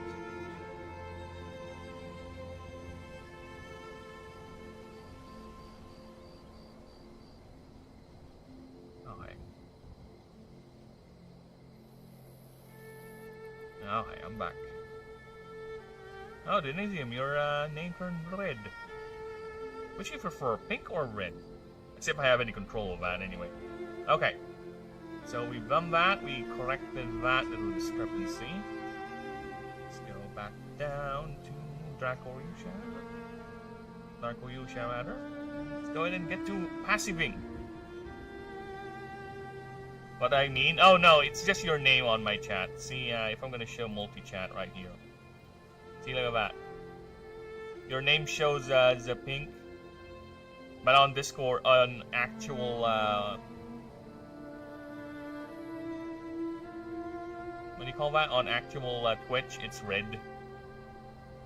So yeah. Nothing I can do to change that. It's just whatever. And my bot appears to be not working today. Yeah, my bot's not working. But you know what? Fuck off. I don't need you to work. On mine, it's green. Make up your mind already, Twitch. Why do you have so many fucking different colors? Make up your mind. Be more consistent, why don't you?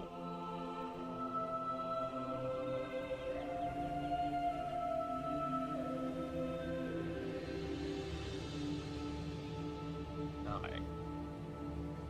Still thinking about the passives. How are we going to do with the passives on this one? For me, this is the hardest part, to be honest. It's thinking about passive of the creatures. I had more, or rather, I had little to no problem with thinking of passives, or rather backgrounds, and background secondary choices. It's the creature passives that make me go floompy-woompy. It just consumes a lot of brain power. Maybe it's because I'm also talking. I'm distracted. My brain is on half capacity. Probably it is. I don't know. Could be. But either way, let's see here. What sort of passives can we give you? I need two. So you have armor, you're a martial type mythic combination. You have geomantic and hydromantic power.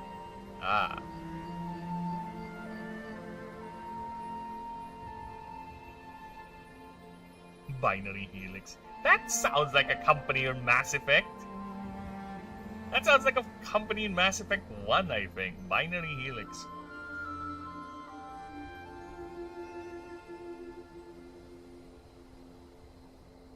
Alright.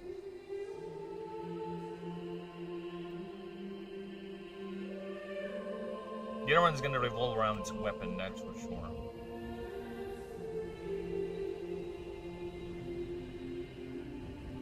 So, is it gonna be an activatable thing?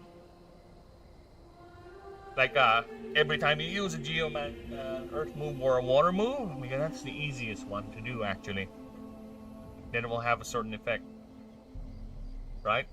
Because I have done passives like that, which is, this is gonna be an inevitability, where eventually creature passives would kind of be the same in terms of how they trigger. It's just the effects and the downsides. That's gonna be different. but I will try to make it as unique as it is. So what are we gonna do? Is it gonna be every time it uses, or it changes the typing to either or, right?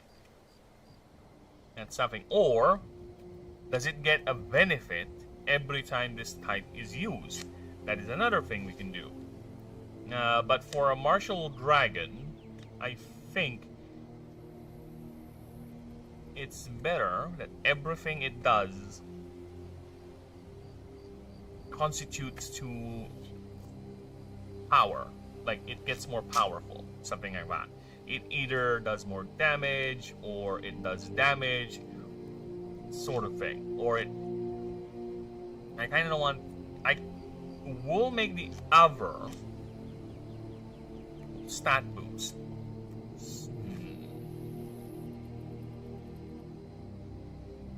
Yeah, I think that's what we're gonna do. This one, this passive relates more to its ability to channel both Hydro and Geomancy. Yeah, let's do that. And that thing is it what trigger is it gonna be? The easiest answer is to have the trigger be every time it uses that skill. That move, basically. So that's the easy answer. I kind of don't want it to be like that, but it might end up like that, right? The other thing that I said earlier is that we can just have it where it manipulates typing. But I don't see that as applicable to this. He doesn't look like he manipulates the typing. He looks like someone who uses the typing, right? Who uses it to its full extent, rather.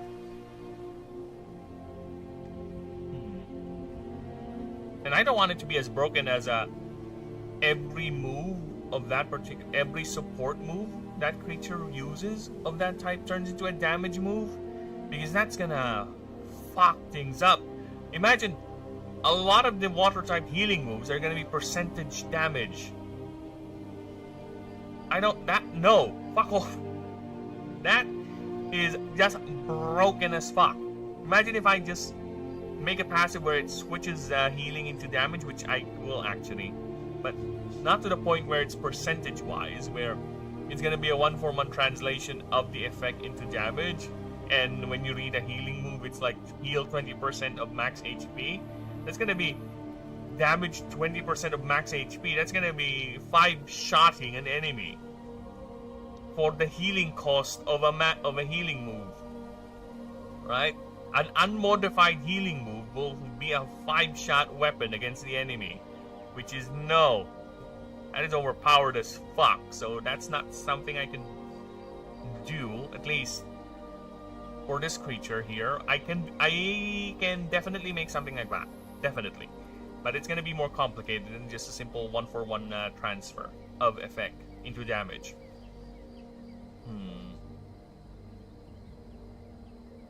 You look defensive. It kind of looks like that. Oh, it has something to do with the wings. Yeah, okay. So the wings. The wings do it. Grants it flight. Grants it power.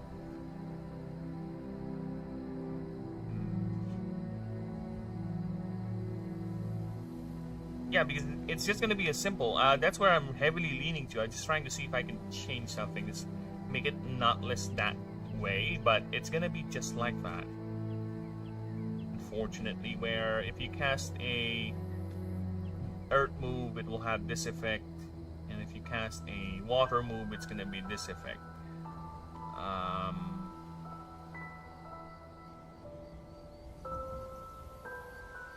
Does it just grant it more power? Is that it? Just as simple as that? I have made more complicated passives than that. Here's the thing, yeah, it could be just as simple as that, because it is a martial type. It doesn't need to be complicated, to be honest. It's a martial. Martial types prefer the cleanness and efficiency of technique over the raw, uncontrolled chaos of complication.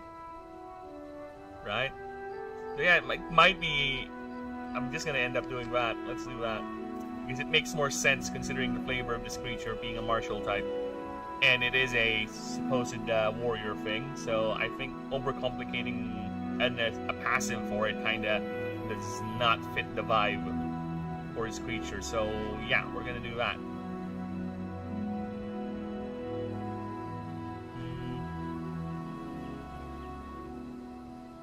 Oh yeah, I might HP gate it, to be honest. Because the wings are only there if it's strong, right? If it loses its composure or its strength or mana, the wings are gonna disappear. Because those wings are just basically projections of its raw arcane power. So yeah, the less... I think that would be definitely something I could do. Give me a moment. I have been inspired. Let me just check something.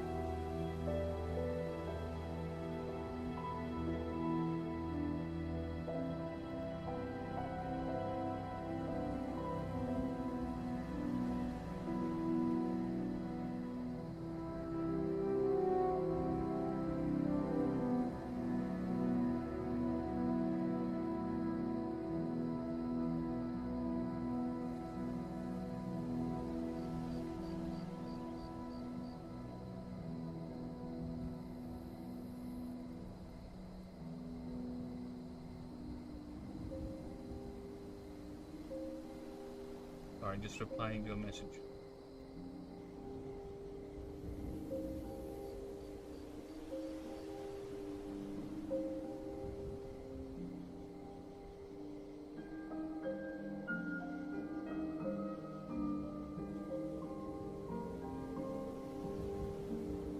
Okay.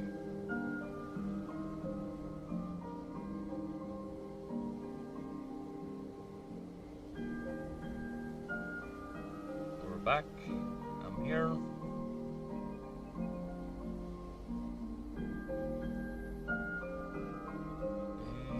And done. Okay.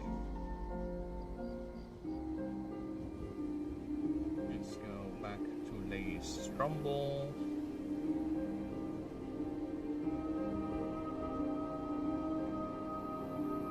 Cock-a-doodle-doo, indeed. Okay.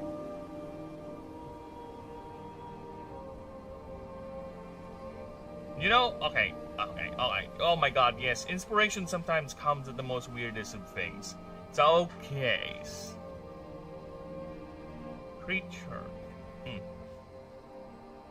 Water. And more earth type moves this creature uses are counted as both water and or earth. Okay, so we have a little type manipulation going on now, so that's already a unique spin. So regardless, all water and earth type moves are double type. Either or. So if you use an earth type move, it's also a water move. If you use a water move, it's also an earth type move. So yes, okay. So we already have that, so that's good. Now let's go for the effects, the actual meat of it.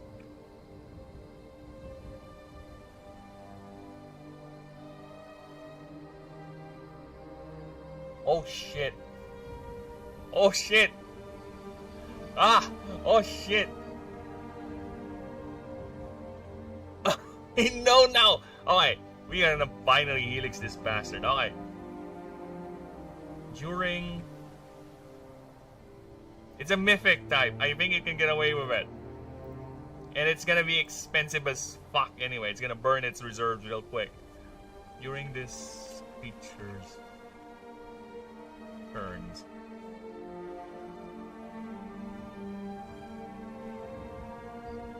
Can use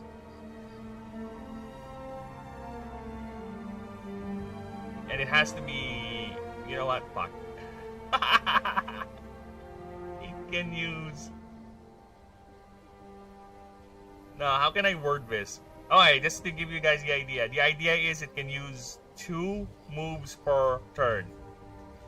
But the caveat is it has to be a earth and or water type move. So it can use both of them. Mythic types are excluded because that's gonna be broken as shit. A lot of mythic type moves are already too powerful enough on their own. So earth and water only, right? So it can use both moves. Now I'm thinking, should I gate it with a roll or just straight up gate it with a cost, like mana cost, like the second move it uses costs 50 more mana, something like that, right? That's what I'm thinking. And the more I think about it, I think that would be a betterer option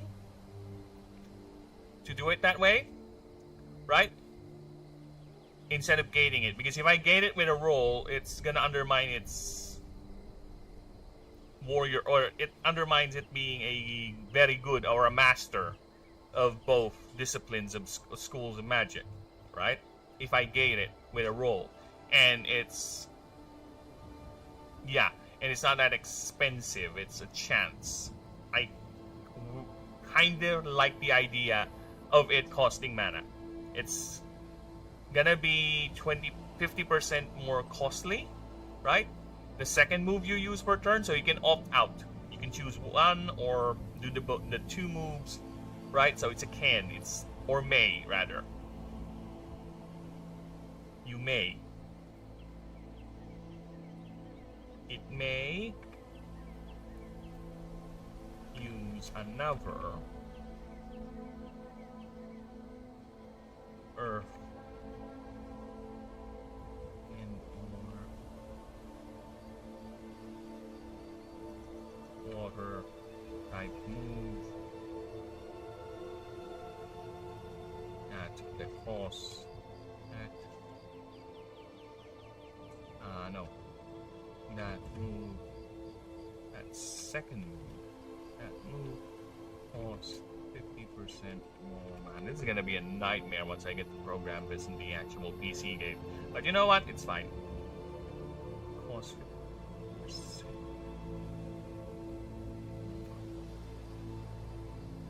There you go. So I think that's clear enough. Water and or earth type moves these creatures have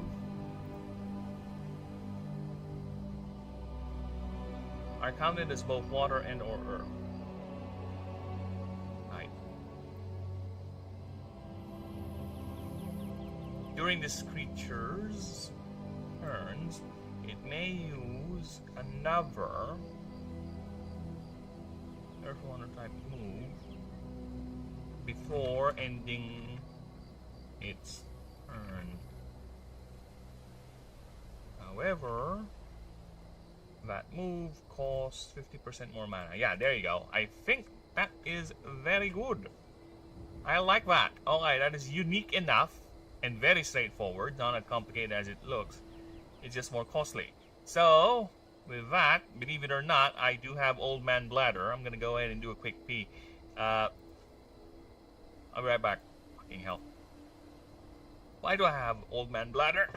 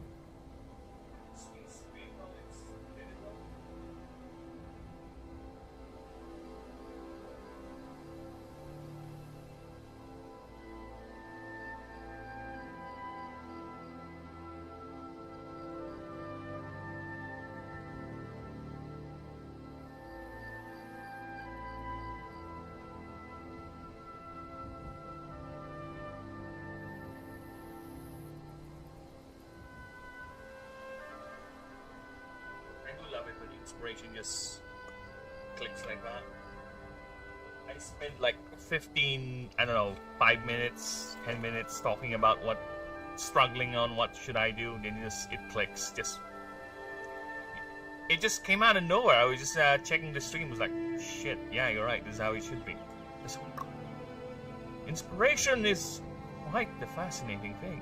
You have to catch it before it disappears, before it flies away. You have to be very quick in capitalizing it when it arrives.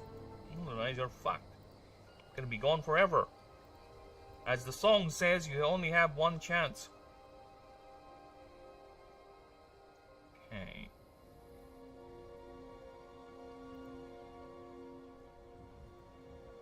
Now, the second passive. What are we gonna do? What are we gonna give you? What would be a good second passive for my good friend here?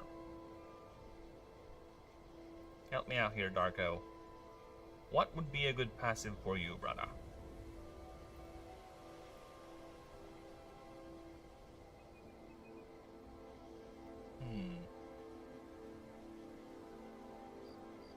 Okay, so we are looking at a martial dragon with a massive cleaver weapon. The thing is, this Ryotoken, as I dubbed the Gatchiane and magical granite-infused weaponry it has, it's gonna be its unique move. Alright? It's gonna be its unique move. It's gonna sound anime-ish. So, whatever. Whatever. It's fine. I am thinking the other passive will revolve around its armor. Yeah. It's armor that it forged, and it's quite a funny little way of ascending, actually. Because, just to give you guys an idea, Sushi Shim just normally stays like this, right? Just chilling inside its tetralit. So imagine that, and it's slowly actually making the armor set inside the tetralit. It's actually slowly manifesting the armor. It's gathering material and ambient mana and gradually forming the armor inside it. Then eventually, once it's completed, it just ascends into the Dark Yusha. But there is a specific, well, not really specific, but there is not all Tsushishims will ascend. Right? Because they are rare. They're among the rarest of creatures out there. To have one is a privilege. In fact, one of the character backgrounds, people, just to give you an idea, there's a character background here called Outsider. Here's the fun part with an Outsider. An Outsider can choose any creature as their starting partner. Yes, there is a game mode called Chaos Mode, which will eventually do that for you. It's random, so you get to choose 3 random creatures as your starter. But if you play an Outsider, you don't need to roll the RNG for Chaos Mode. You don't need to choose one of the 17 starters. You are allowed to choose any non-god starter. So you can choose any creature you want as your starter. Anyone. You can start off with Draco Yusha if you want, assuming you can carry the load of its MD cost. Why not? Have at it. Have fun. Find your way how you can wield that creature in the field. Sure, go right ahead. But yeah, that is the gimmick for the Outsider background. You can choose any creature as your starter. Any. You can go for an Illumiwand, just straight up, last form, why not? Or a Shady Wraith if you want. You can go for a Torai-Boom or an Obsudon right away, or you can go for the other non-starter creatures. It's up to you. I gave you that tool, it's up to you how to use it. It's up to you how to make it work. Okay? Because, again, you may have the most powerful creature, but if you can't bond with it, you can't use it. Right? You may have a god bonded with you, but if you can't wield them outside, or you can't wield their raw power, their raw drain on you, then you're fucked. At least you got a nice little perk, you can use that. But you have a chance to break your run? Not really, because again, there are ways. You just need to be a bit more mindful. There are ways. You can, technically, as an Outsider, you can pick a Draco Yusha, which I will say it now, it has a massive ND cost. of 22. Right? It has a massive ND cost of 22. And by the end of this is going to be up to 26. Because mythical types or any ethereal class creature gets 2 MD cost every threshold. So if I recall correctly for my rules, the threshold is level 30, then level 50. It gets plus 1 MD. But for ethereal spear types, right here, they get plus 2 because they're that powerful. Okay? They are among the rarest and most powerful. The mythical types contain the dragons, the remnants of the ancient dragons and the ancient Astari, which were the dominant sentient species of the setting, but due to, let's say, a lot of fuckery, they have devolved, or rather diminished themselves into near instinctual animalistic forms. And that's, you can bond with them. So yeah, that's why they tend to be the straight up too good. But they cost a lot to field. There is always a cost, everyone. Power does not come easy. There is always a cost. If power comes too easy, then that's not power. That's broken as shit, and I need to balance that real quick. We need to scrub that from the game. I want power to be power, the power fantasy to still be there, but I want you to work for it. I want you to put in the effort. I want you to know the system, how to get around it, but the power is there. If it's really that broken, or by broken I mean it's really that hard, it doesn't make sense, I'll fix it for you, no problem. I am a reasonable asshole. I may be an asshole DM, an asshole dev when it comes to setting up systems, but I am generous when it comes to when it's really truly unreasonable. I can be talked down to. Because like I said, the test will be involving tabletop settings and I will be DMing it. Right? Or if people want to organize games, sure. That's why I really we'll get that Discord set up. I promise, one day we'll get that set up.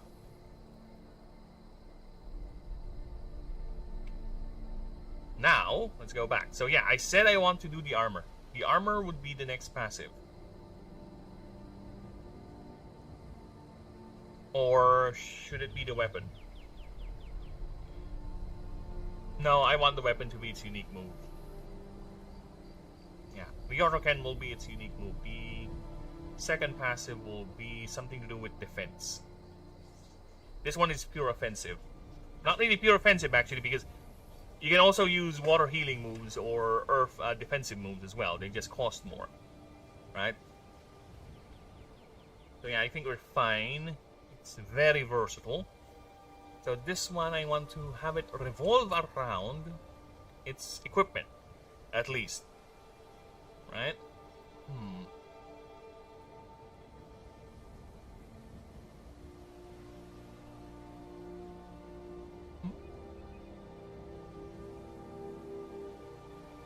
No, I smell something. It smells like a combination of this and Perla. Yeah, just do it. Putang ina. Love! I'm ticklish. Alright, thank you. Alright, I need some words. Alright, give me a moment. I can't help it. I really love parrying. I'm not good at parrying, but I love the concept of parrying. What do you call that? What is a small katana? Okay, types of katanas. There's a small katana that is used to catching other swords. No, a kunai is like a knife. Katana is a long one. Wakizashi, yeah, there you go. Nagama or something? Nagama. Nagana. Let me check. Wakizashi is a smaller version used for indoors. I'm mistaken on that. A tanto? No. Tachi. Predating katana Tachi was designed to cavalry on. Oh, this is the Uber one. It's like very long. Yeah, it's like a saber. from in the Western, but it's imagine it like to be overlong, sort of katana. Because this one is meant to be used on horseback.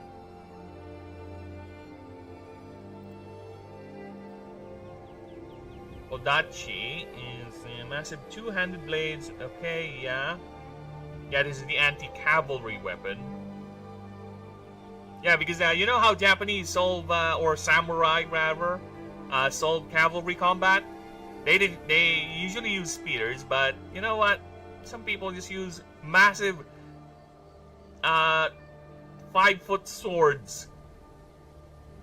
Like, you know what? I love swords. And I don't want to use a spear, so fuck off. I'm gonna use a massive 5-foot sword to swing at a coming horse. Fucking decapitate it, or just take off its legs. Chakucho, katana and straight blade. Ninjato. Shiki.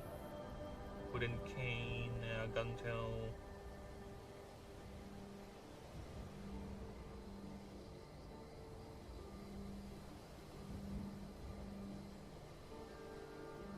Aye.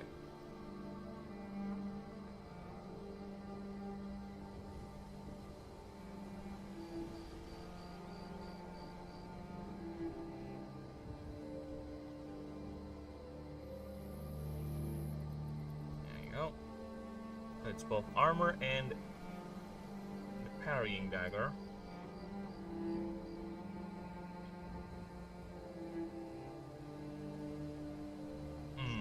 Gonna do it once. Ring. Your opponent's turns.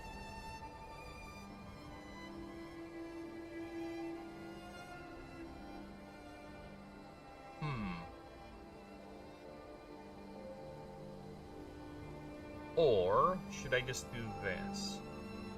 It gets a free move.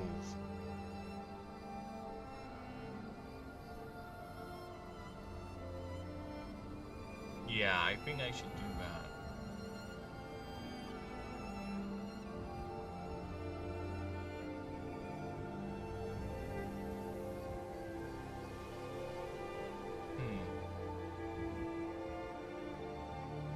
Because the idea is this. That is what I'm looking at. It has a secondary weapon on its left hand. Imagine it basically as a water sword. That is what I'm thinking it's using. It's either a parrying weapon or a quick strike weapon when it gets attacked. Alright? That's the idea of it. So now I'm thinking, is it going to be reactive or is it going to be proactive? Like, do you use it during your opponent's turn, or do you use it in reaction to when your opponent does something? Another thing is that I can have it be just a free move. Just a free move, that's it. It's a free move that's a flash type move, so you can use it even in your opponent's turn, as long as you can pay, of course, and it has effect. That's the three things I'm thinking of right now of how is it going to work. Right?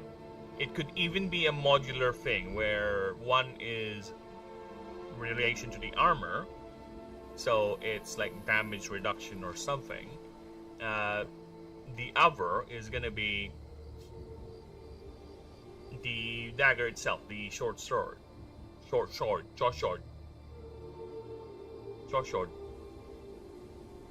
Whatever. Fuck off. Alright, so it's either that. It could be, the armor thing could be as simple as just flat DR. Just flat DR addition to its stats, so that's something that I could do. The other is that it's some sort of a reactive thing where if you get attacked, you can either choose this one or this effect. Again, this is a mythic type, so I don't like gating the result on a dice roll for this one, because this is a mythic type, and as you can see, the fact that it has 22 MD, for it to be fielded out, which again, if you were to look at the other starter, the other pinnacle forms or the apex forms of the starters, which again, concept is they're not always the best creature there is. They're just the final form of the line. Illumiwand is an exception because it is also a mythic type, so that's why it has 20. But usually a pinnacle form or an apex form creature would be around 20. No, this is Vine Voider, so she should be around, see, 20. Oh fucking hell, really? Vine Voider? Yeah, it's a void type. Give me someone that's not a ethereal secondary type. Vine Voider is a void type, that's why it's 22. She is quite powerful as well. And give me someone that's not. Anyway, here, this is a pure Nyx type, Obstrudon. So Obstrudon has 21. So yeah, they're around that. And again, they only get 1 plus additional MD every pinnacle, every threshold, instead of the ethereals getting 2. So 21. Mephraj is a mythic type. Oh my god, really? Am I not gonna have a normal one? Okay, there you go. Mephraj, even though being a mythical type, he only has MD of 18 because he's still a base type, right? He's not fully. They're very mana efficient, so lucky for you on that. So yeah, that's how typically the apex forms would range, is 18. I think Gabbertail is also 18. And the rest is around 20. So Eomagozi, I think, is around 20-ish to 19 actually. See? A bit lower too, efficient. Because it is an voltaic type, so energy efficiency is their game. So 19 mana draw. Just to give you guys an idea, what I'm talking about. In the game, your main character has a stat called Arcane. So Arcane basically determines how many creatures you can field in the game. So, if you have a Arcane of 10, and your creature has an MD cost of 10, you can field it. You can field 1 of 1 Haxawaddle. There you go. You can't field any more until you increase your Arcane. By items, by level up, by perks, whatever. So you need to increase it. That's how it works. That's how I would gate power with some of the creatures being justifiably better or raw power. Because again, you can customize your creatures. So they can technically still go toe-to-toe with some of the more elite ones, some of the more innate powerful ones. Because there are gods in the game. And trust me, the gods' MD costs are staggeringly high. Like, you cannot field them level 1. That is 100% sure. You cannot. That's why the God Starter actually has a diminished form where it has lower MD cost. So yeah. So that is something you should be mindful, because MD also increases if your creature gets too many upgrades. Let's go ahead and explain that. Why don't we, since we're here? Glyph upgrades are basically points or a special type item that you earn either by exploring or by rewards or perks, whatever, where you use this to permanently upgrade a stat of your creature. So, for example, you have 1 glyph and your creature has a capacity of 12. You haven't put any glyphs to it yet, so you have 12 glyphs you can put into the creature, and you can choose which one you want to add it to. So if you put it in power, it gets +1 more power. HP, it gets +25 if I recall correctly. MD, technically, you can reduce it by upgrading it. Just be mindful, the more... Well, how can I do this? The lesser you want an MD cost a creature is, it's going to require more. Right? It's not going to be a flat 1 glyph, 1 minus MD. No. It's going to compound eventually. And a unique thing about the glyph system is that you can also upgrade moves. Specific moves. Right?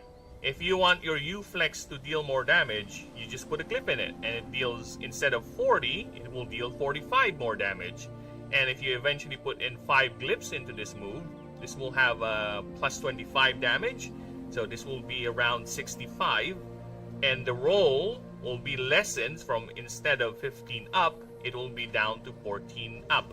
And it will grant more stun, so 4 instead of 3, and the additional damage will scale up as well. So instead of 20, you add 25 to it, it will be 45 extra more damage at the cost of being more expensive to use, so plus 1.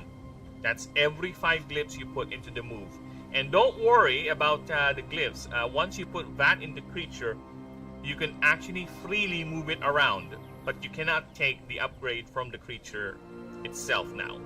So for example, if you max this out, you have 12 glyphs in the creature, you can move it around, you can min-max it. You're like, oh shit, I want this creature to have more HP now, so you grab all the glyphs you put into the move or the MD cost or whatever, and just put it on its HP, just dump it all there if you want. It's up to you. It's all about customization, people. It's all about customization. And if you think your glyph capacity is too low for this creature, there are ways for it to be increased, either by items or perks or whatever. So yeah, that's basically how the system works. It's all about customization. It's all about you making your best team, making a build work. That is my primary goal for this. It's, for example, you fancy a Meshabite or a Hatslace, you fancy this fucker, you want to make him work, be your team, just have this little thing as part of your team till the end of the game, have this little fucker beat the shit out of a god, sure, why not, have at you. You just need to invest your time and glyphs on it. I will allow it. The game will allow it. You can have a little Torvin, a little starter creature that's basically a shell, a little turtle thing with vines growing out of its shell. You can have this be your final boss. Have Aurelion be beaten by this little thing. Or have the main boss of the main campaign be beaten by this little thing. Why not? Go right ahead. If you have the time and investment and the resources to do it, go right ahead. Have fun. Have at you. Right? I will allow it. The game will allow it, rather. It's just up to you. How willing are you to take that?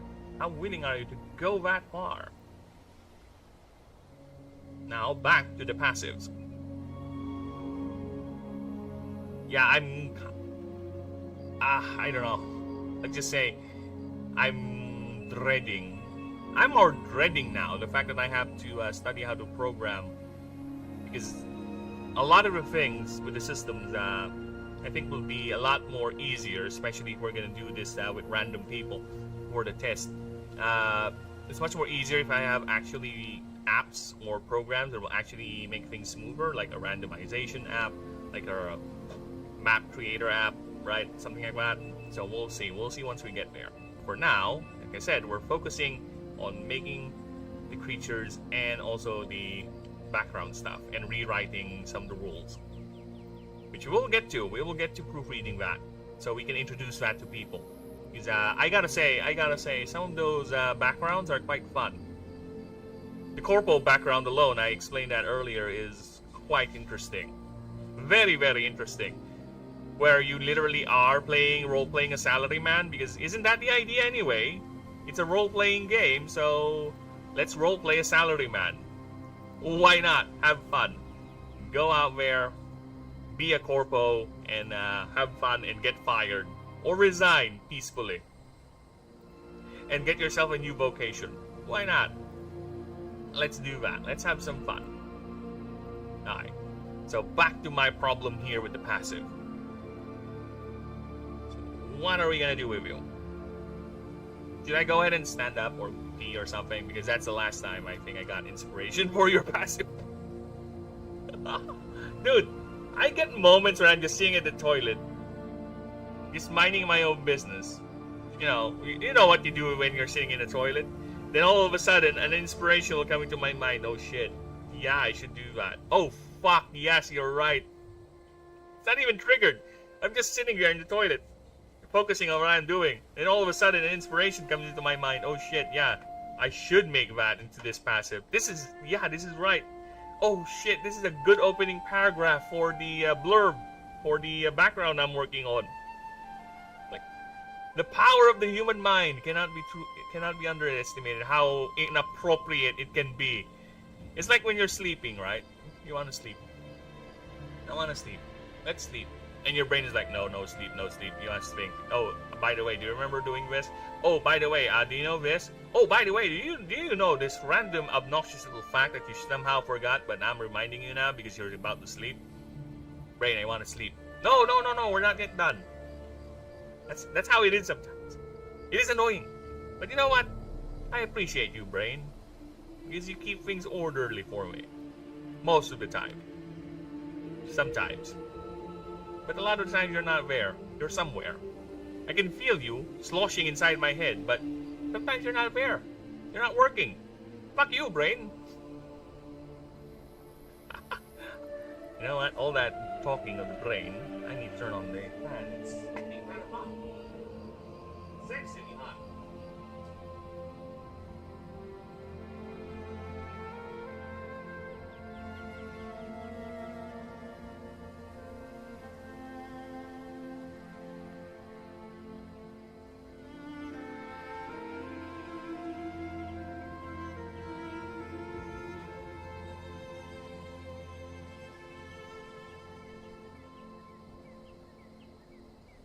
Okay.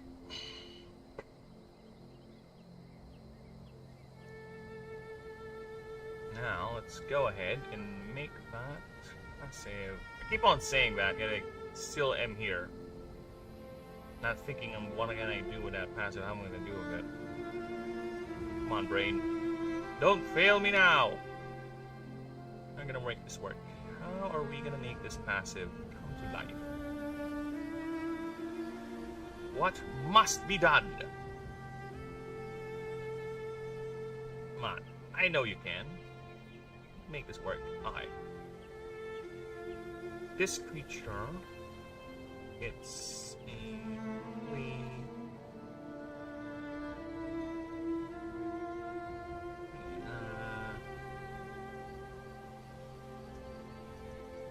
gets a move.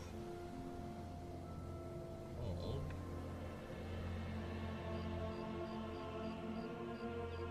Gonna be a move. Yeah. Yeah, here's what we're going to do. So, this creature, the Kabuto will be a flat. It's plus, oh no, gets 20% more DR, so that's damage reduction, and gets a move. Hold.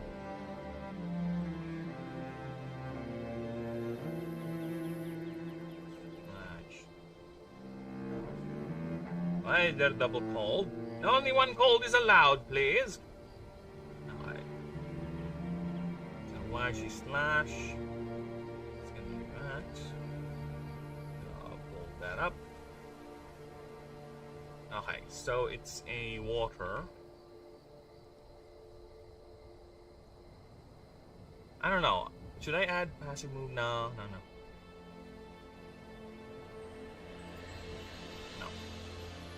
No.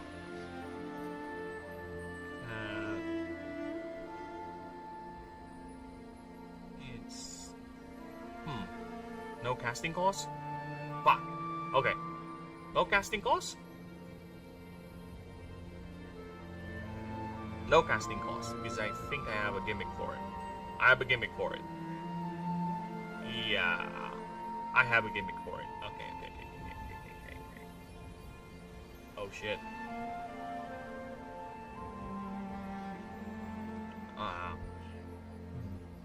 Oh shit, yes. Yes! We have a gimmick. Okay, we have a gimmick. Told you.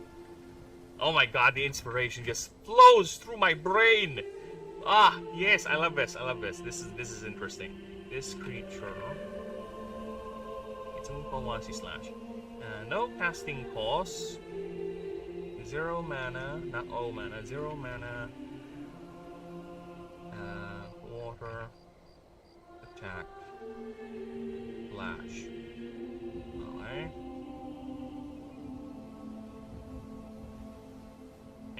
has X damage. You'll see why in a bit. Alright. This move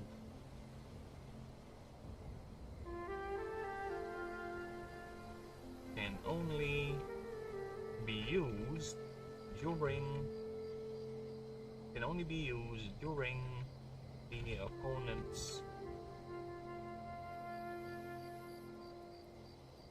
the opponent's turn, because this is again a multi-creature battler sort of setting, so it's not just 1-for-1, right? But here's the funny thing. Alright, here's the funny thing. Because I told you, options and customizations is my thing here. So here's the thing. Let me just spoil a bit for you with the ruling, alright? With Arcane, like I said earlier, this is the stat that determines how many creatures you can field. But what happens if you have extra Arcane? If you have too much surplus and you only want to field one creature for some reason? Because trust me, there are perks that will benefit you if you're fielding only one creature. Okay, for the people who wants to do solo runs, I know there are people who just wanted to do lone wolf sort of thing, right? But lone wolf in this setting is you and your creature, so dual wolf, like wolf and cub, that trope. Alright, regardless. So, with that, there's an item you can buy in the Arcanum, right? It's special key item store called the Channeling Matrix. Okay, Channeling Matrix grants you an ability called Overload. So you can use this anytime in a fight. Overload, basically, choose one of your creatures on the field. You can convert any number of your arcane stat into additional power, DR, and speed for the rest of the combat. So basically, you're pumping in your arcane, regardless how much you have extra. If you have extra 5, you can pump that into your creature, and it grants a flat +5 to all its other stats, except MD, of course, and HP. Plus that to all those stats, to its damage, its defense, and its speed. So +5, all of that. However, every start of that creature's turn, it loses HP precisely the amount that you're buffing it with. So if it's being buffed with 5, every start of its turn, it's gonna lose 5 HP. But at least you get that nasty, sweet-ass addition, right? More power, more speed, more defense. It's kind of offsetting the HP it's taking. The only problem it will be for you is if your creature takes multiple turns. But again, it is a risk-reward thing. I didn't say it takes all your excess. It is up to you how much extra arcane you're gonna pump into your creature. And you can use this anytime, right? I should also put a caveat near this effect. And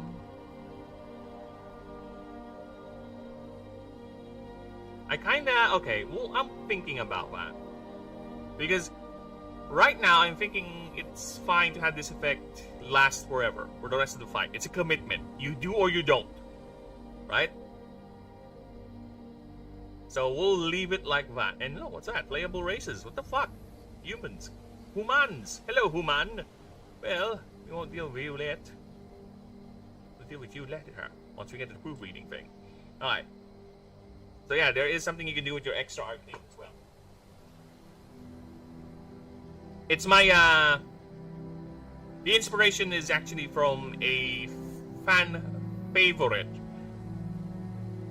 aspect in Pokemon. Mega Evolution. And Digimon Time Stranger as well. There's this thing you can use to boost your creature, your Digimon. So yeah, that's the inspiration for it. I made my own spin with that idea. That, for me, is how you use an inspiration properly. It's not a one-for-one thing.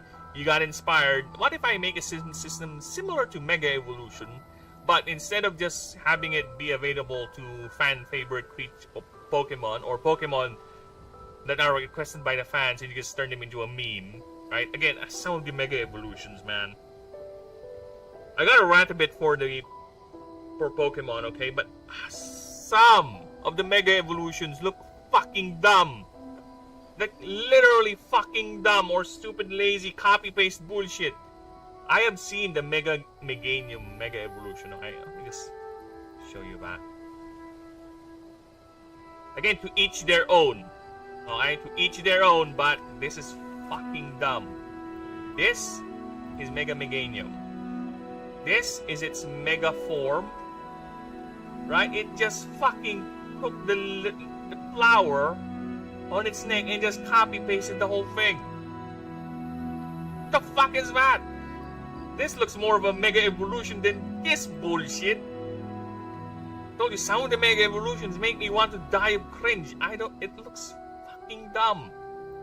I swear to Christ, the people who make these Mega Evolutions have a certain spite with the player base.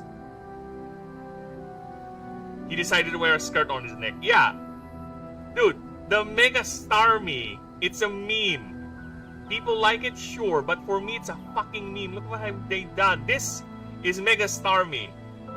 This is a regular Starmie. I like its design. It's very unique. It's among my favorite Pokemon designs. Then they turn it into a fucking meme. Is this some sort of a Japanese thing? I don't know. Probably it's a cultural thing. But yes, this is the Mega Starmie. Like, what the fuck?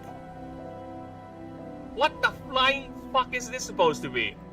Yeah, I think it is a Japanese thing. I'm 100% sure it's a Japanese thing. Ew. Ew indeed. And here's another thing that annoys me. Sizor, my boy, my number 3 favorite Pokemon of all, because my number 1 is Mew and Mewtwo. Alright? My 3rd favorite Pokemon of all time.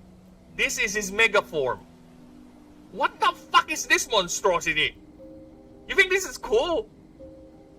Again, to each their own, but for me, you think this is cool? You find this awesome looking? How? How? He looks like a fucking vibrator. He looks like some sex toy. Some depraved sex toy. Okay? What does he have? What do you call those, Lab? The clamps you use to hold down paper? But inefficient? I think that looks cool. Again, to each their own. But for me, he went from this. Look at that. Look at that bastard. He went from this cool looking boy, okay?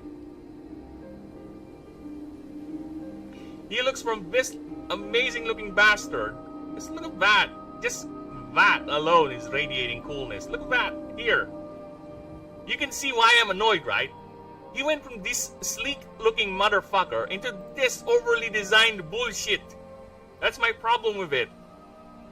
Sizor is sleek and fast looking. Just when you look at a Sizor, you can tell it's fast. You can tell it hits hard. You can tell it's deadly. When you look at a Mega Sizor, it looks like some overly designed shit. I'm sorry. That's my main problem with it. It ruined my favorite Pokemon. To each their own, right? Again, this is me. I'm gonna give the hot takes. I'm not gonna sugarcoat this. This is bullshit.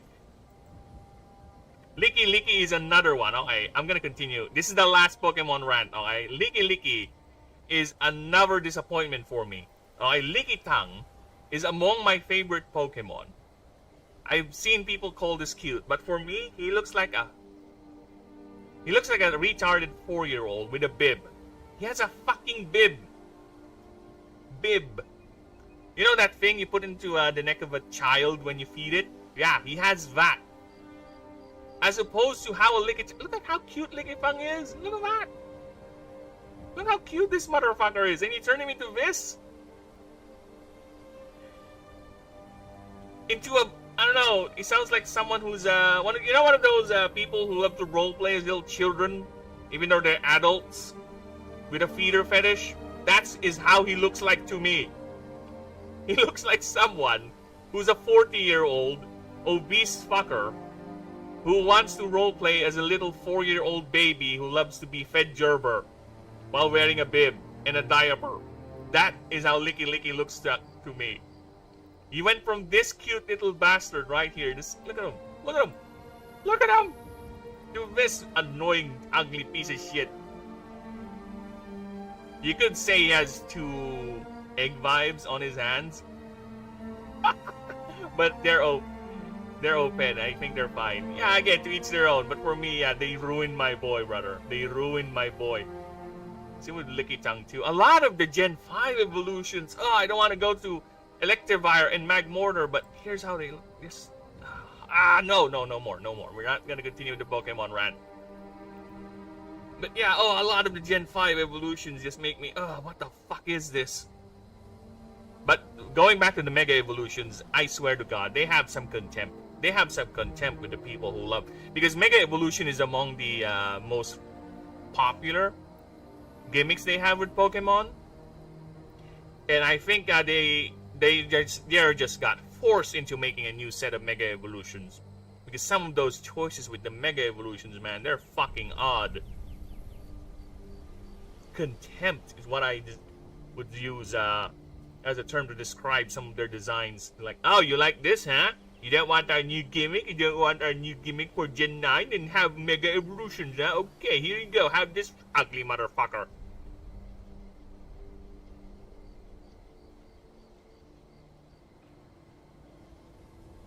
What am I supposed to be? Rant aside.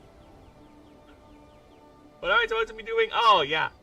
I'm supposed to be typing a passive ability of a creature that I'm designing.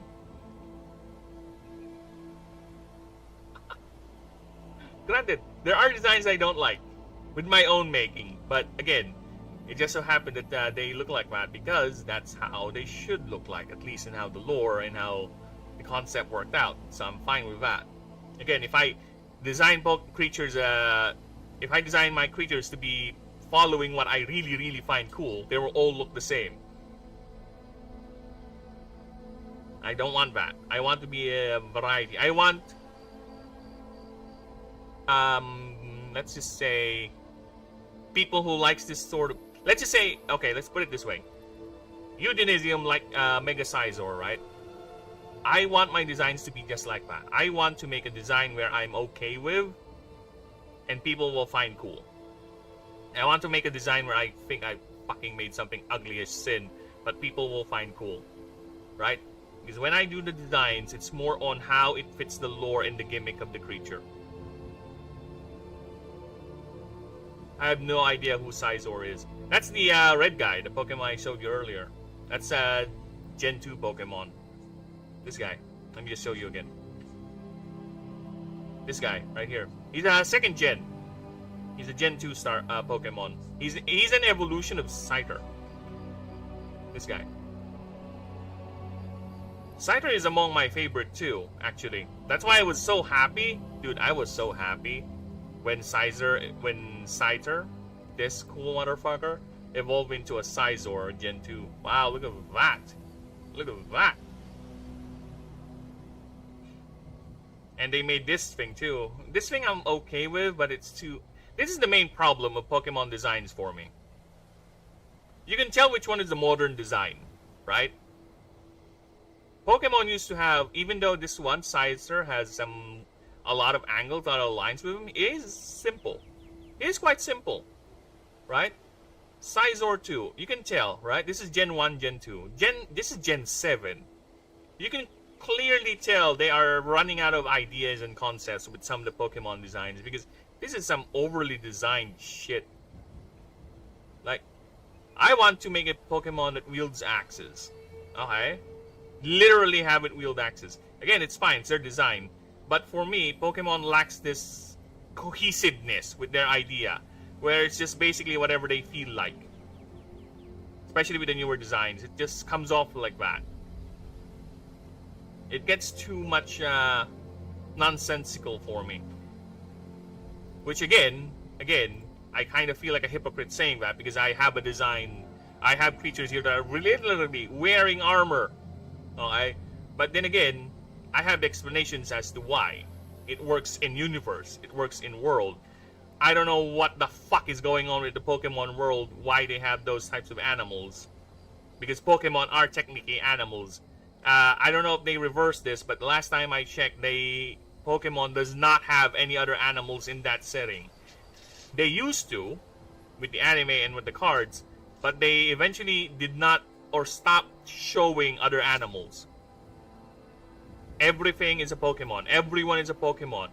I'm not going to be surprised they eventually make a bacteria a Pokemon. Because that's how their world is, I think. Whatever. They have no set rules. The fact that you only see one paragraph or one sentence for their Pokedex entry and that's it, which is, again, that's them. Okay? For me personally, since I am a stickler for world building, it does not make sense to me. The entire system they have, whatever it is, does not make sense for me.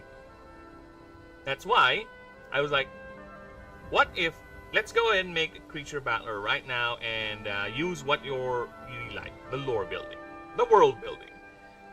So my challenge is, how can I make this fit into this world? So I made the world, whatever. That's why you'll never see a design that is super humanoid. You'll never see the Digimon designs in this setting. The closest thing to a humanoid design you'll see is like Van Voidher, or like Dracoyusha over here, and Illumiwand or something like that, or Proceratron, but they're still animalistic, right? That's one thing I admire still with Pokemon, right? Even though a lot of their designs kind of went over the top in terms of it does not make sense and it's too fucking obvious sometimes, right? Or too lazy in terms of mousehold, right? Even though they went in that direction, at least they're still trying to make it look like an animal. It still has the animal thing. It's just that later, with Pokemon later evolutions, they make it less and less look like an animal. Like everything is standing upright. Whatever. It's their game. It's their setting. You do you. Unlike with Digimon just straight up humanoid. All the Mega Evolutions, you barely have a Mega Evolution that's animalistic or looks like a monster. All of them. Look at this, Mega level Digimon. All of them are humanoid. Humanoid. All of them. You only got 2, 3 out of. That's a good percentage of how it is with Digimon. This is the old school design too. This is old school. If you were gonna look at the newer designs, like look at this.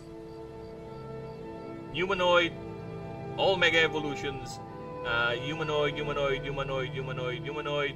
not humanoid, kinda half centaur-ish, not. See, there's a good percentage. A lot of them are humanoids. They always stand on 2 legs, and especially with the more feminine designs. Boobs, uber sexy. You'll never see that. I'll never make a Digimon, a creature like that. That is like literally just a human female cosplaying something. The closest thing will be the body shape, but that's it. I won't do anyone with cleavage. That does not fit. No, I'm sorry. But, like I said, people, eventually, you lurkers out there listening right now, I will be asking chat or making streams when I get to the creature designs where it's not set or I have not made yet. I'm gonna asking you people to submit ideas. Okay? Inspire me. I say this before, my main challenge is to make it work inside the setting. Okay? It might not be 1-for-1, whatever you have envisioned, but I will make it work inside the setting. Right? Give me concepts. Give me ideas. Challenge me. Let's see how well do I know my lore, my universe, my world building. See if I can make this idea work. We'll see. And of course, I will see things that I don't think that's gonna work. There will be. Because again, we are working within the bounds of the universe. I can't just make an Illuminate type right out of nowhere, right? That's the thing. Again, Illuminate types are reserved for the gods. There is one non-god Illuminate type I'm planning, but it's more of an Easter egg sort of creature. And I still am not 100% I'm gonna put him in.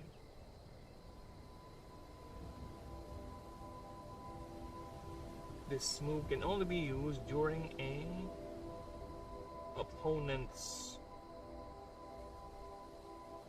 turn. Right?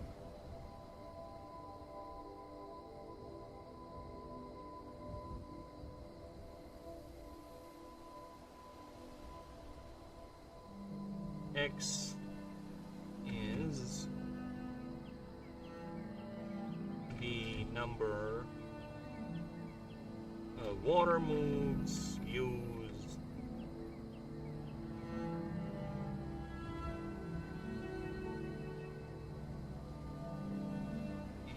during this combat.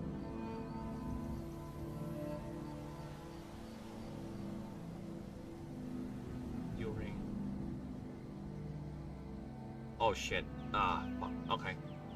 Okay, I need to pee. I'll be right back. I hate my old man bladder.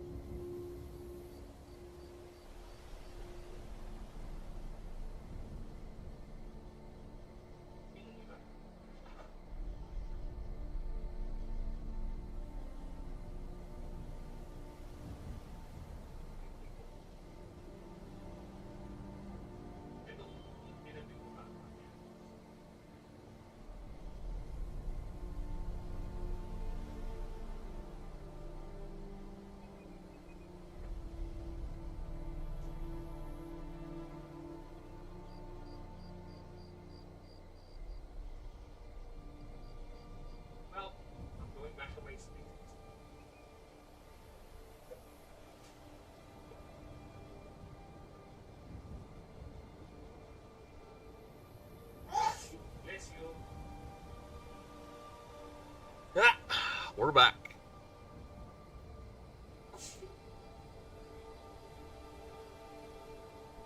Yeah, unfortunately for me, I have knowledge of all, well, not really complete knowledge, but I am familiar with Pokemon up to the current gen for now. So yeah. I am cursed to know the knowledge of some of their ugliest designs ever. And the fact that their design concept is losing its way. And they're still making more. There is Gen 10 coming, and it's set in Southeast Asia. And it was like, okay, so you're gonna try to see if you can pull in the Indonesian, the Malaysian, and the Filipino crowd? Yeah? Is it gonna be just another lazy attempt? Because to be honest with you, a lot of the mainline Pokemon games are quite lazy, right? Because they know people will still buy it. Unfortunately, the nostalgia for Pokemon is still powerful enough that they can get away with mediocre shit. Again, to each their own. There are people who are fine with being fed slop, and unfortunately, quality is suffering. the real artistry, the real skill in making a game fun is being lost to the short-term euphoria of seeing your favorite Pokemon dancing the screen again. And everything else is just set dressing. Again, my logic is if you just want to see that, why do you need to buy the new game? You can just play the old game and just have it there. Why do you need to buy the new game? Because it's new, that's it. Oh, yeah. Hi. Sure. Oh, they have new Mega Evolutions. Yeah, you're right. Yeah. None of them are ugly, though. You really want to see your favorite Meganium get right in the ass like that? Again, maybe you like it. Sorry, but I prefer quality, man. I prefer quality. I don't care if they take forever. It doesn't need to be yearly. In fact, they're taking their sweet time too with making their Pokemon games, but for some reason it gets worse every time. They either lose, they cut new things, or things they already have. You know how lazy it has become? Just to give you guys an idea. I'm sorry, I'm back with this ranting, but I just need to say this. There are currently 1,000 plus Pokemon in existence right now. 1,000 plus. 1,025 last time I checked. 1,025. The newer games do not have all of them. No. They do not have all of them. They only have a limited roster. In a game whose main idea is gotta catch them all. In a game that's basically a creature collecting game. And they only have like 400, 300, maybe you're lucky, 300 in the roster of the 1,025. Let that sink into you. Let that sink in. And now it's even more funnier.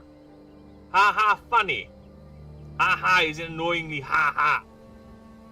Some of those creatures or Pokemon they added in, they will add later. You have to pay for it. It's a DLC. It's a paid DLC. Which again, to each their own, right? That's their But for me, it sounds so scummy. They're predating your nostalgia, your attachment to the IP. And the funny thing is, I would accept it if they really are putting effort to the designs, the animations, and everything. No, they're not. No, they're not. No, they're not. Some of their ideas to remove certain Pokemon is basically because their engine cannot handle it. Their world does not have any specific way of handling certain things. Like, how can we translate a massive 20-foot rock snake into our new 3D engine? I don't know, you designed that creature, figure it out. No, instead their solution is to remove it. Or, better yet, instead of, I don't know, with the newer games, they explained it, they just made it smaller. I guess it's a baby now. You're no longer allowed to capture the bigger ones. You just have a baby, which is fine. If they say that outright, that's the lore, I'll accept that. Dude, I have a lore explanation here why the gods can fit inside small rooms when you summon them, when in fact they're actually large. They can change their size, depending on the mana saturation, or depending on how much mana they put in. The bigger the size, the more mana they need. Right? But they're just so powerful, for you, it's the same draw. But for them, they're technically reducing themselves to a size. So they can fit inside a room. It's possible, they can do that. That's an explanation. I'll accept it.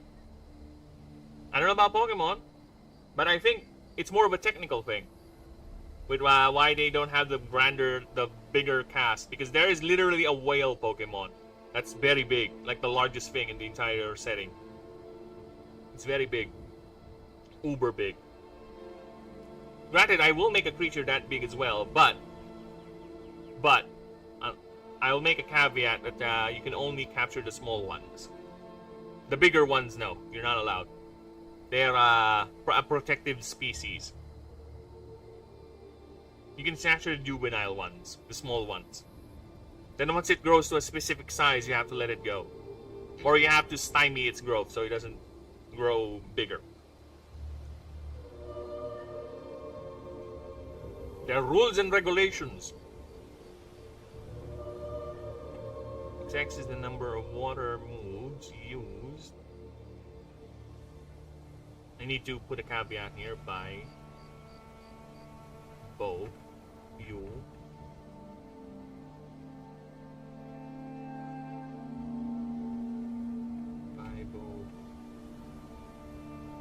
allied and opposing creatures. Okay. Put that caveat in. Multiplied by 10.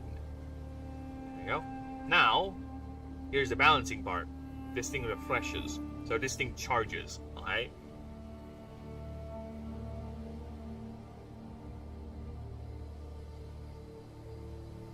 This value reverts to 0 after use. Now I have to put it here too.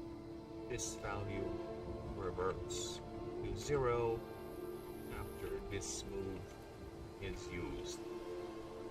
Because it's a free move. Imagine this thing is not a free move and it just constantly build up charges and you just snowball it. No. It's either refreshes or there has to be cost. And I decided there has to be cost. It refreshes. And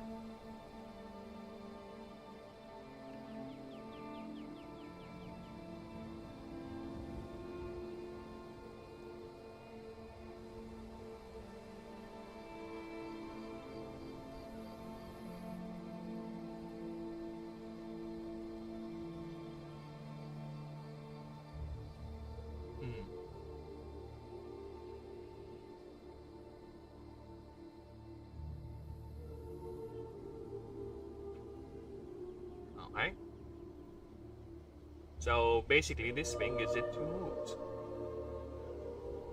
Where's the... There you go. I like that. There you go.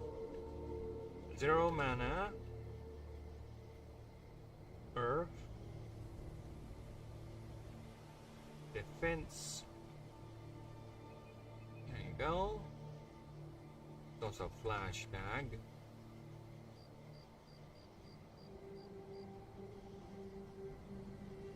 This creature gains X temp HP.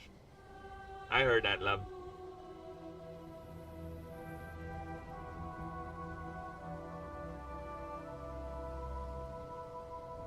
This move can only be used during opponent's turn. Never a bat. During an opponent's turn, yeah, you're right. I'll take that. This creature gains X times HP. And we grab this. Instead of water, though, it's gonna be earth. So we'll have to change that. That's gonna be waters. Water. It's gonna be earth.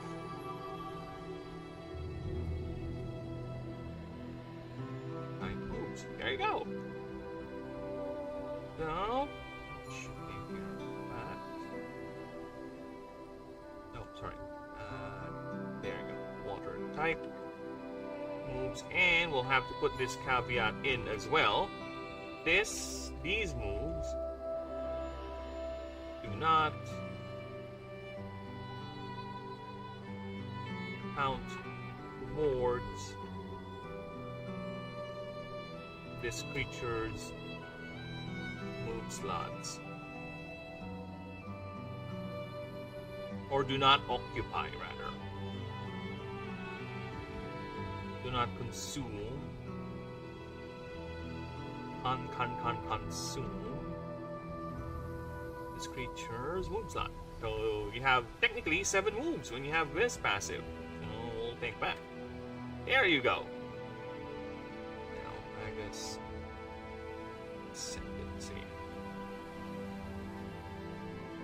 see.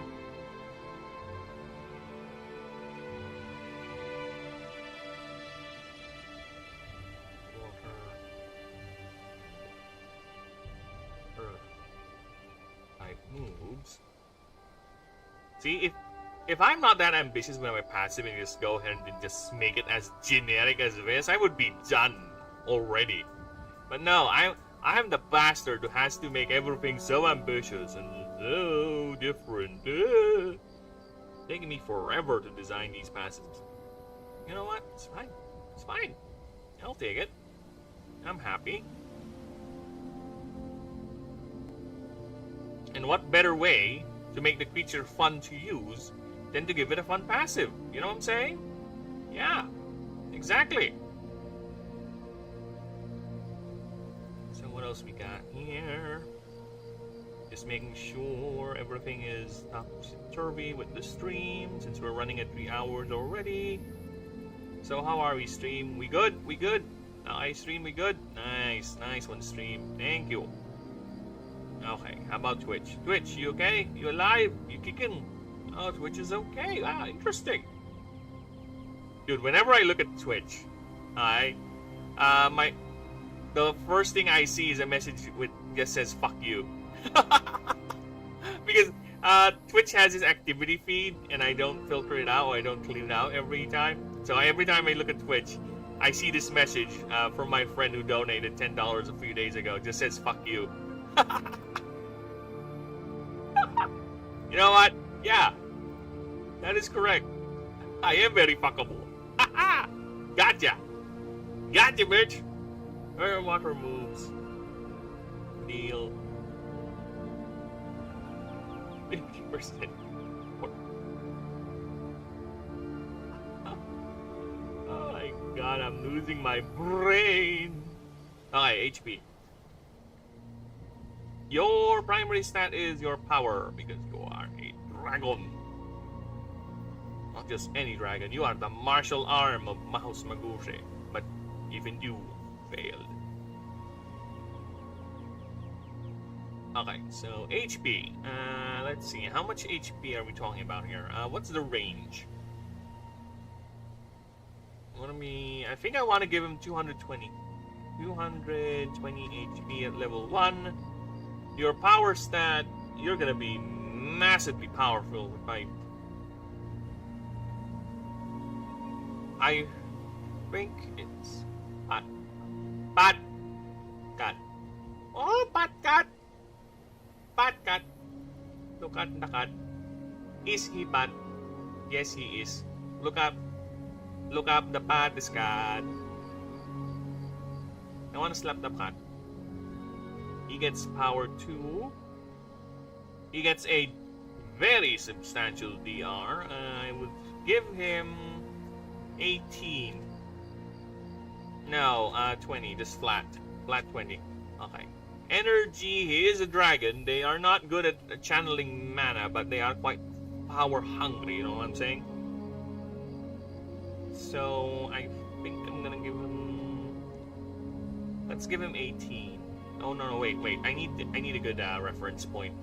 Okay, how much energy... this is how long I have since the last time I made a creature design. I need to see Illumiwand. Illumiwand, you are a mythic type. Secondary, but you're also an arcane type.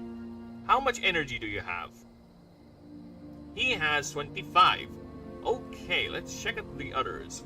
Gabbertail, how about you? How much energy you have? How much mana pool do you play with? 20. Okay. How about, let's go with Dondania. Dondania, how much energy do you have? You have 28. Big one. Big one indeed. So, I think I'll go around... Oh, actually, now that you think about it, if that's the logic, I think I'm going to change Illumiwand. If Dondania is 28, the Archmagus should be more efficient than that. Yeah, you're going to be... oh, that's MD cost, you idiot. Oh, 25. I think it's fine. Archmagus is fine, 25. So yeah, I'm gonna give the dragon 24. 24 energy. 24 mana. It can play around, use its spells and moves, and it recovers, I think, 1.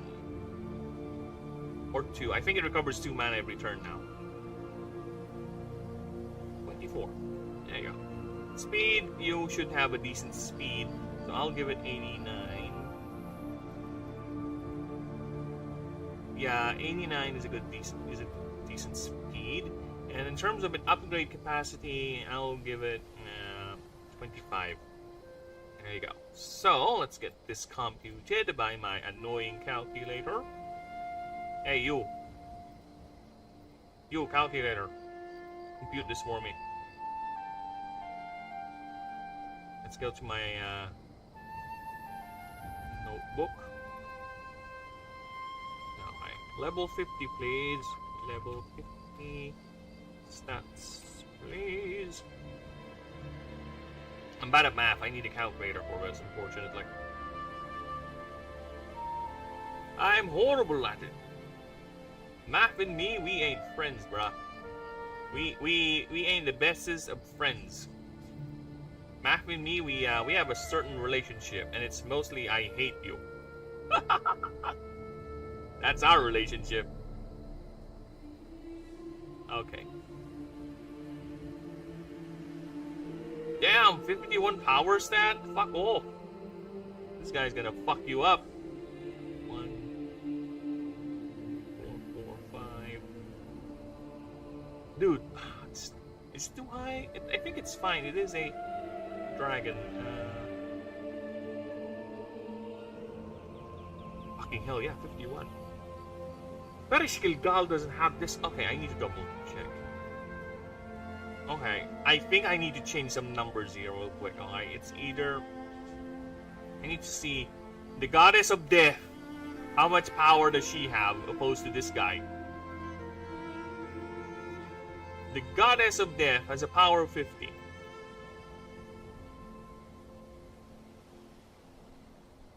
So that's 50 extra damage on top of what they usually deal. Right?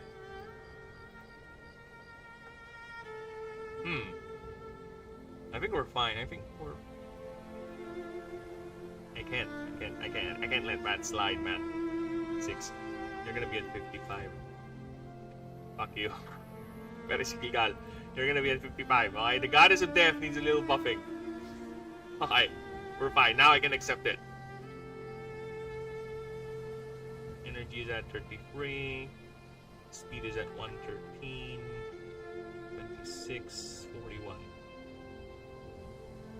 Okay. Nice. Now that's done. Next one we'll do is the moves. The move set. The set of the moves. Like I said, this is where his weapon comes in. Moves. 1, 2, 3, 4, 5. Even though he's a martial type, he still gets 5 moves. Because normally, if you're a primary martial type, you get 6 moves. That's their race or their type gimmick, right? If you're a primary martial type, you get 6. If you are not, then you'll still get 5. You're not focused. You're not keen. You still rely on your magical, your mythical status. So, but to be fair, who would you? Because you are a big ass dragon.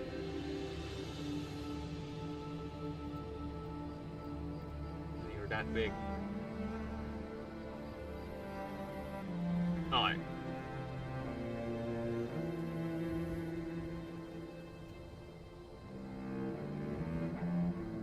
You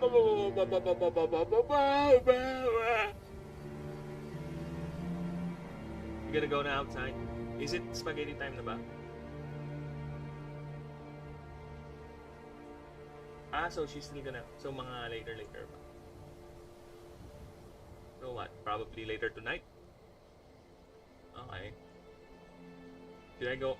No, I'll just breakfast some bread na lang pag wala. Probably get some mayonnaise or something. Yes, people! I use mayonnaise as a sandwich spread. What are you gonna do about it, huh?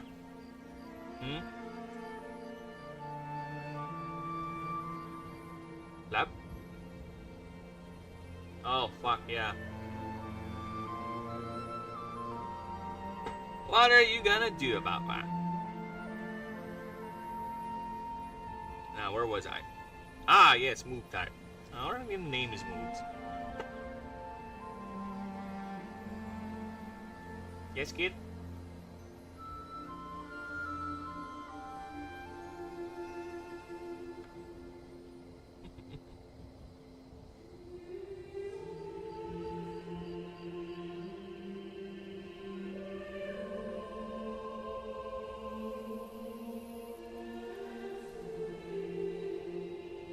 No, I want it to be unique sounding. This sounds like a generic move if I use that.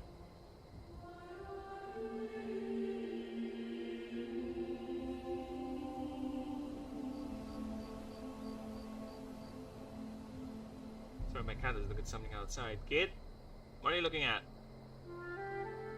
What are you beating? Why are you beating at the window? Okay, Ryu something? Ryu is dragon. Help me out here. Help me out here and think. What would be a good passive for you, brother? Yeah, my chatbot's not working. Let me just put this in. It's in the chat. There you go. Chatbot's not working. I'm gonna do its job. I'm gonna do its job.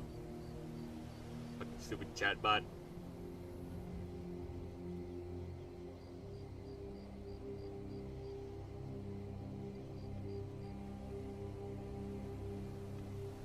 Help me out here. I'm gonna name this move.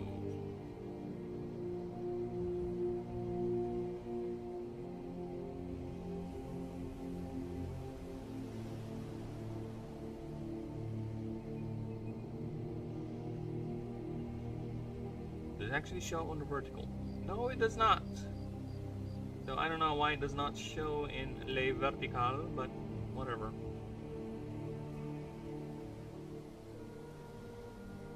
That is odd.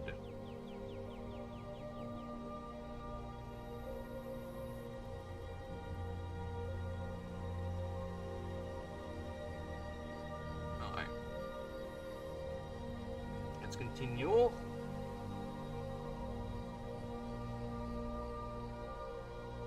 what am I looking at? This is where I should be looking at.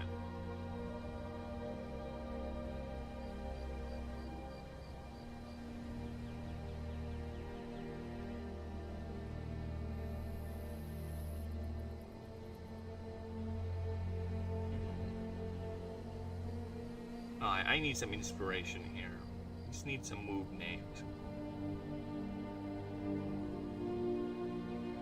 Slash right mark. Words that be skillful or master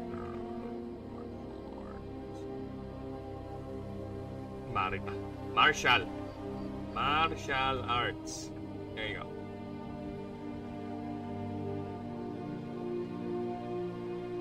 No Japanese Budo martial arts. Actual Chinese seafood. Down.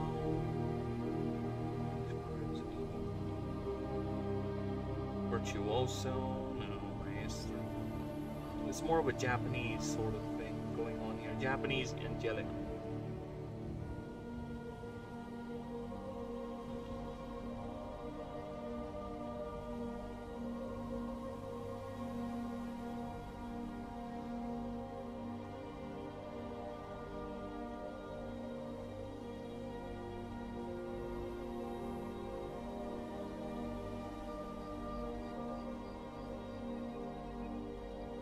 Okay.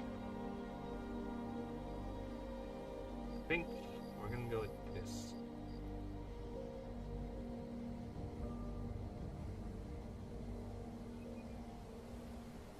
Yeah, you know, right? Ended up doing that.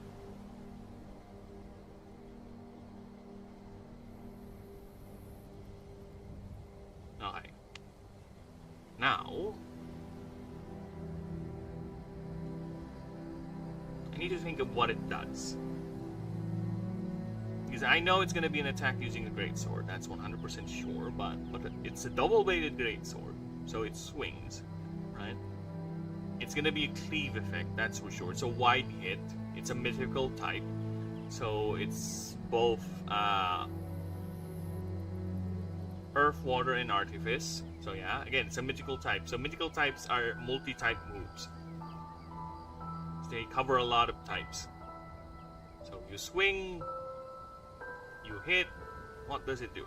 Aside from the wide tag, aside from the multiple types, what other things? Is it just as simple as that? Just a wide swing hits everything for massive damage? That could be it. Could be as simple as that. Or we can have it powers up, depending on the amount of water and earth type moves used. We already have that with the passive. That is something. Or we can just have it where if it's, you can choose whether it's a single target or a massive wide hit. I think that's something you can do. It's gonna be, I'm thinking, turning it into a massive damage ability, a massive damage hit, where it costs a lot of mana, considerably, but not too much. Because it's still a signature move. Right? I don't want to give it absurd damage, that's the thing. Because this is a signature move that you have to account that you are going to be dealing with if you got unlucky with a level 1 fight or a tier 1, tier 2, right? You still need to take into account the possibility, the small chance you're going to face this in the field at a low level. And the damage, if I give it like 120 damage right off the bat, right? I don't care if it costs like 10 mana. And it swings, it's gonna one-hit KO you level 1. So I don't want that. So I think I might add a sort of a dice roll to it.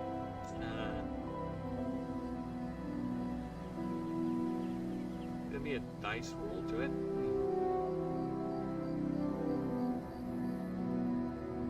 Is it gonna be a dice roll? Or is it gonna be... I'm really leaning on the modal. Basically, it changes.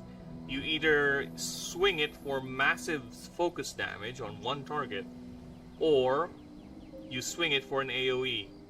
Everyone gets hit. That's it. That's the move. That's the main gimmick of the move. I'm just thinking of how it's going to deal the damage. Right? I don't want it to be massively too powerful. Again, imagine facing this low level. For some reason, you agree to fight an enemy with this low level. In the game, actually on low levels is faster, considering the low HP counts. But it will eventually get caught up. I'm thinking, if we do that, and it swings, hits everyone, one hit KOs your party. So that's not a good thing. To be fair, if it swings high, I can just have it do less damage. As simple as that. That's the balancing for it.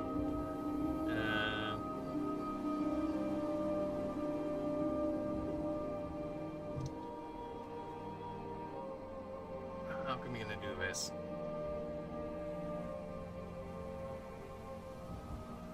Because you gotta take into account some creatures at this stage only has 40 HP. Right? Some creatures only have 50 HP. If I recall correctly, Nimdo, one of the starters, only has 42 HP. So if I have this thing deal like massive 60 damage right off the bat, level 1, it's gonna one-hit KO that. I don't want that. I want it to be a little more fight to it. Like these 2 hits. And it burns out real quick, right?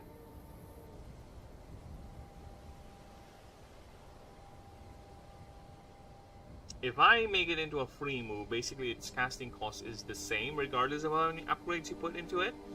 And just have it start off as pin right off the bat. But it deals like enough damage to one-hit KO a target. It focused down, of course.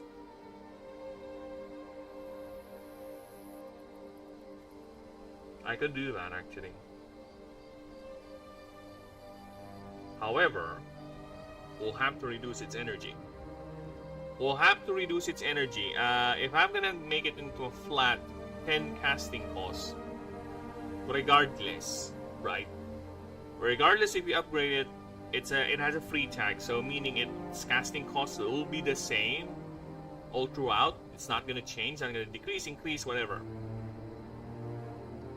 No matter how many upgrades or effects you put into it, it's not gonna change. And just have it deal, let's say, half its damage when you go for the wide swing, and for full damage, it's gonna be the full damage, which I think I'm gonna go ahead and make the full damage into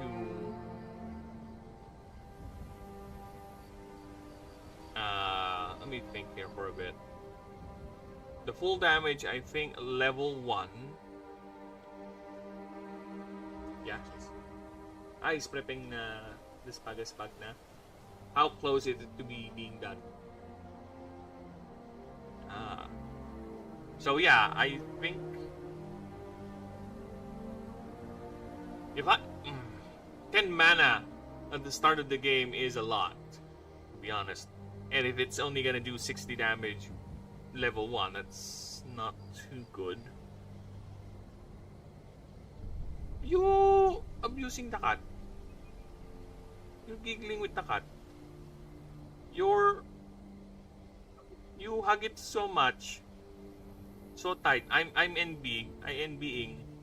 Can I hug the cat? I wanna hug the cat. May I hug the cat? Come here, cat. With the claw. Oh, the claw. Kit. I will hug you. Come here. Come here. Ay, puta. Gupitan natin ako. We'll have to cut your nails later, Kit. Oh, look at that cute kitty. Oh, I want to smash your face. Oh, giggling. This kitty so cute and cuddly. Ay, ngay. Cuddly. Belly. Cat belly in my face. No, Kit. No. Okay, you can move now. I can't help it. I have a very cute cat. He's a cute little orange tabby cat. Alright.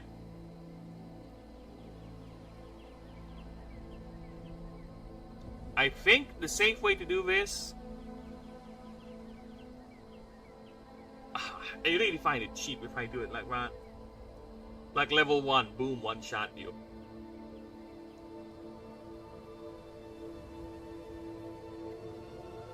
This is annoying. This is fucking annoying. How can I do this? So I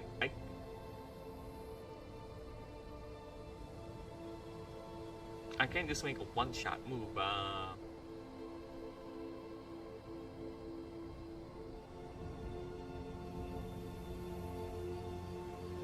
Dude, give it a caveat like that, where it doesn't one-hit KO a creature. If it's like low level. I kind of that's kind of dumb. Why is balancing so hard? God damn it.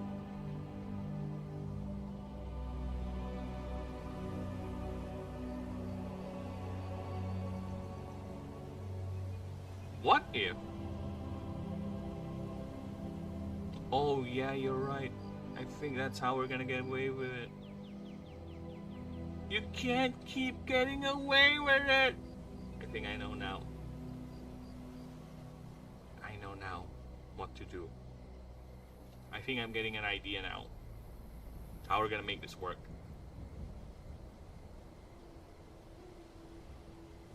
Yeah. Woo! I love my brain. I love my brain, I really do. I love how my brain works. Alright? Here is how we're gonna get around with it. Alright, so here's what we're going to do. So we're gonna do things, we're gonna move things a bit. So here's its power, right? So it starts with 2 power. You'll see what I'm gonna do. Primarch Greatsword. It's a 10 mana cost. 10 mana, Mythic type. Mythic.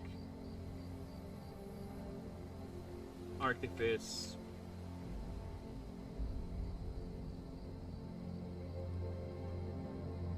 Why is it capitalized? It should not be capitalized. Stop doing that. Mythic, Artifice, Water, and Earth. Alright. Earth attack. Piercing. So it did not. It. Wait, no. Modal. Modal. 3. Alright. So it's a free tag, meaning whatever happens, how many upgrades or whatever effect you put into this creature, its casting cost will not change. It's permanently locked to 10 mana. Okay? Got that clear. Alright. Its damage is 10. 10 damage. Wow.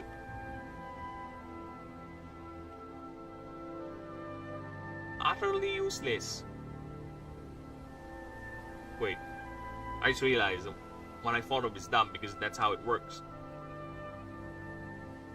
Oh, no problem, Dinisium. Thank you for stopping by, brother. Thank you for accompanying me. And you have the bestest of days. I'm gonna go ahead and struggle here, thinking about how to make this move work. And appreciate all your suggestions and the help. And again, thank you for accompanying me. You go ahead and have fun now. See you next time, whenever. May luck and happiness follow you wherever you go. Bye-bye. Now, where was I? Ugh! It's dumb. Of course. It is affected by power because... What if we can make it into a defense tag? What if I make it into a defense tag? Well, it's the same thing. You dumbass.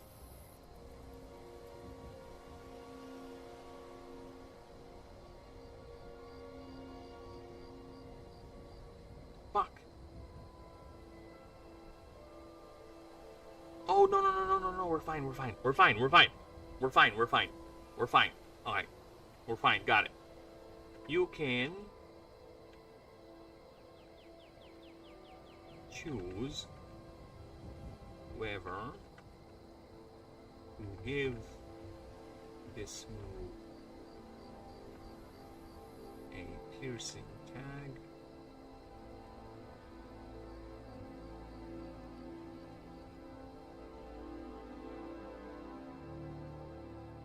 And if you do, power applied twice.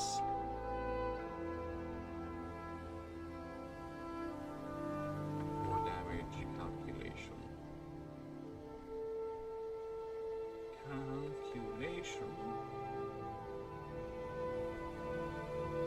Or this move gains wide. There you go. Done. Aha! Done! Nice! Now let's go ahead and grab our move list. The list of the moves. The moving of the list. Let's put it in there. Ah! I'm done. I'm done. I'm good. I'm that good. Took me a while, but I'm that good. Yeah, I'm good. Yeah. It's all moves. Alright. Now, what's that thing? Where's the word?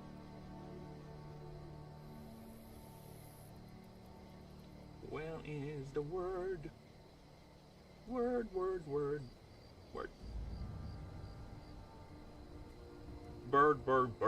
Bird is the word. Word. Word is the bird. Yeah. I'm always going to Discord. Word. There you go. And mana. Let's grab this. Put it here. Unique tag. Go with this bit. Damage is 10. Mana cost is 10.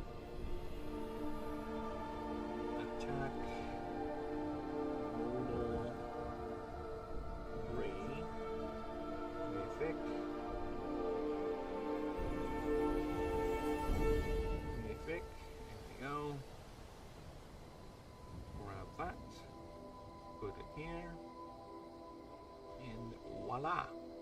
Ah! Nice. I am so good at this.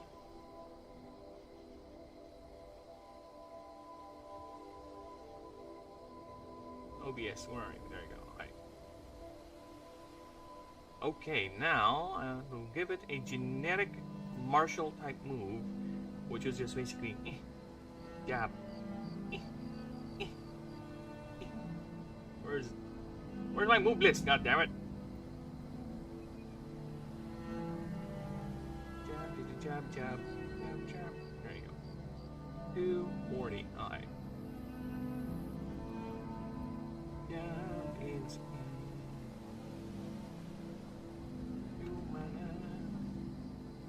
Marshall.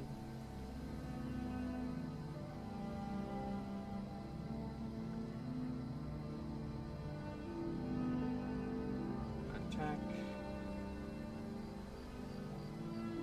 And it deals 40 damage. And that's it. That's all it do.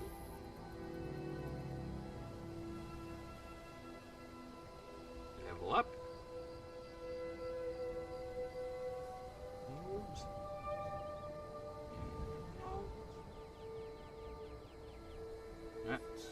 That. You get crit boost.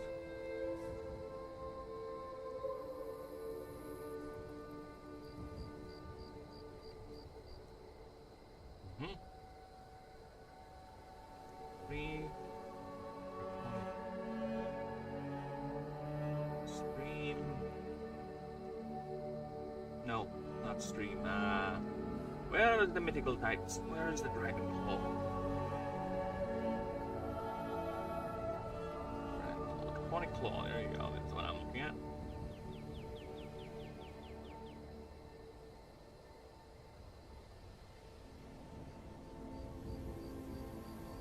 Draconic claw it is. There you go. Or you get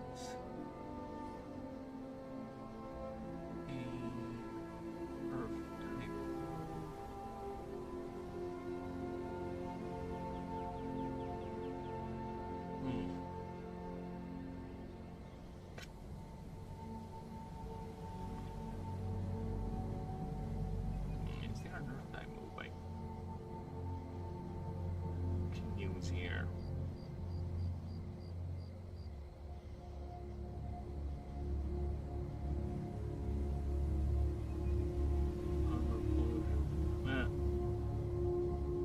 Sounds fun.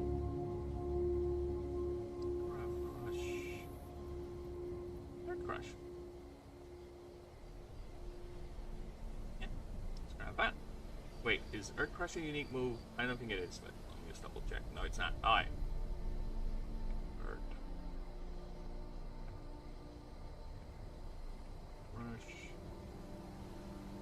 Let's give it a water type move.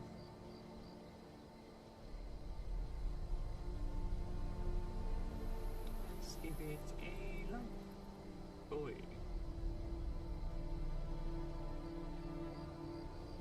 Light boy. Transformers. More than meets the eye. What else we got here?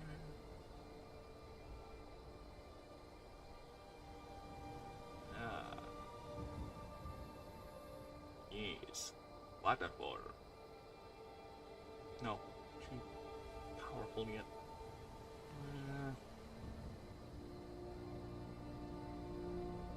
Let's slide Jelcoaching.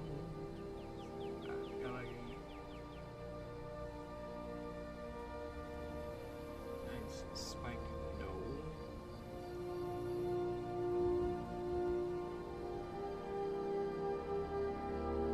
Let's give it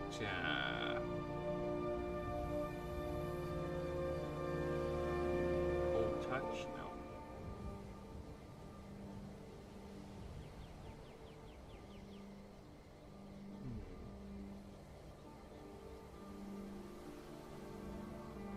Did I not? I think I have that in Artivus. Steam pencils and yummy.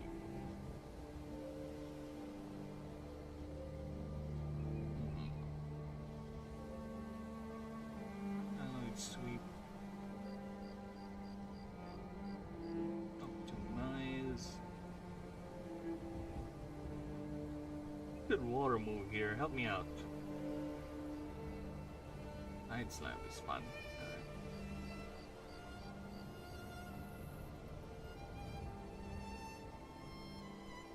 Okay.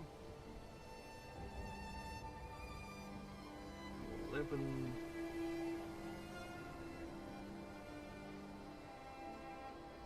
You get a nice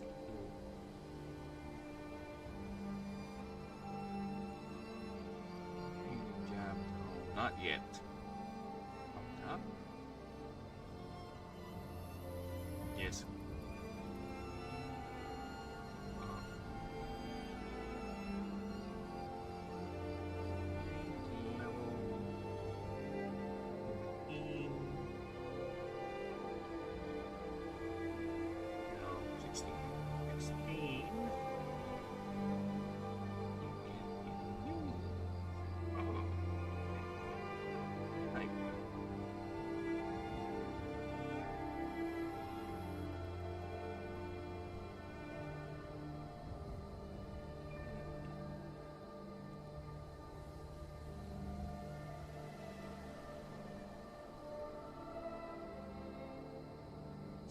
Earth.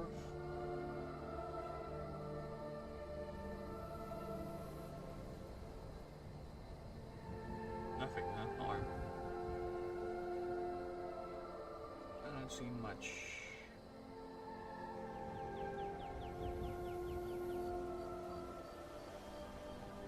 Yeah, not much.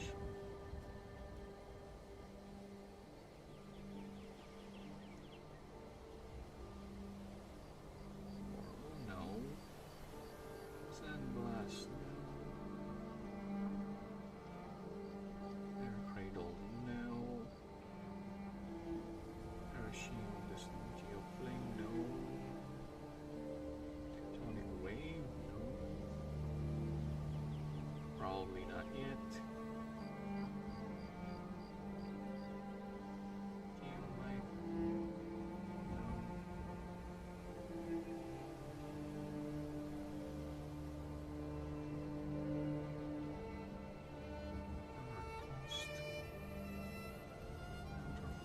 Rising strike.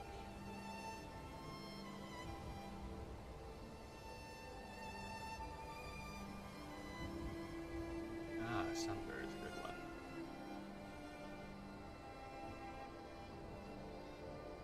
Okay. 20.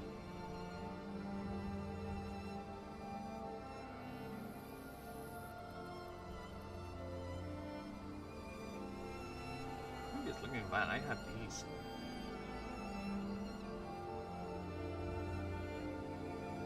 It is, so well, that's the thing, it already has this. So I don't give it other moves like that, because I guess the typing helps, but I'll reserve it to the teaching.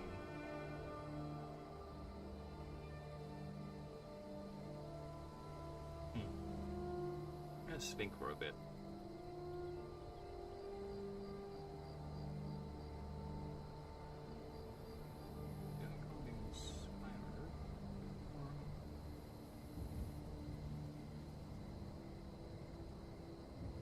Waterfall, yeah, let's do that.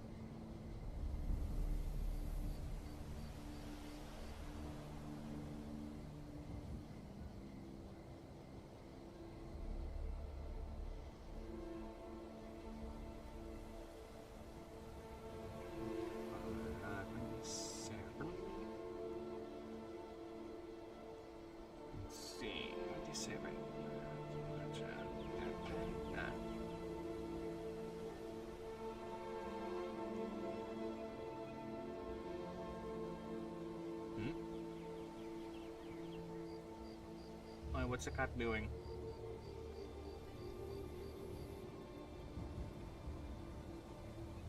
Hey. Hey. Hey.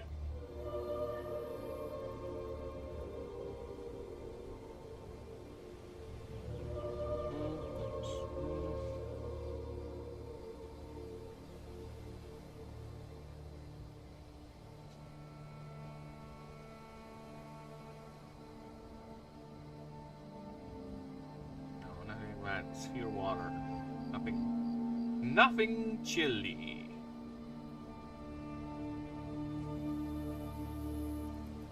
Yeah? Yeah?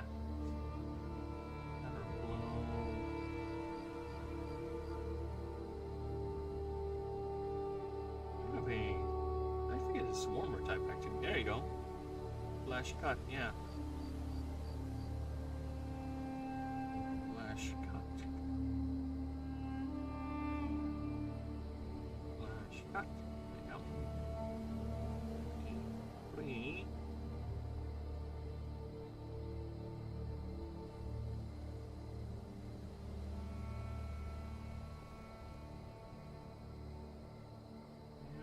Shot. Bounce ramp. Intimidate.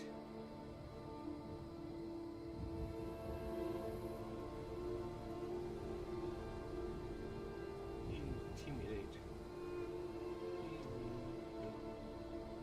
Yo! What am I doing, cat? Oh, feed the cats outside. Okay. I'm gonna go in and breakfast too. Get some mayonnaise and some bread. Nag-expire na rin naman yung bukas labi. It's almost done na ba? That's the thing, right? Might be almost done na rin eh, no? So yeah, I will at least save some space.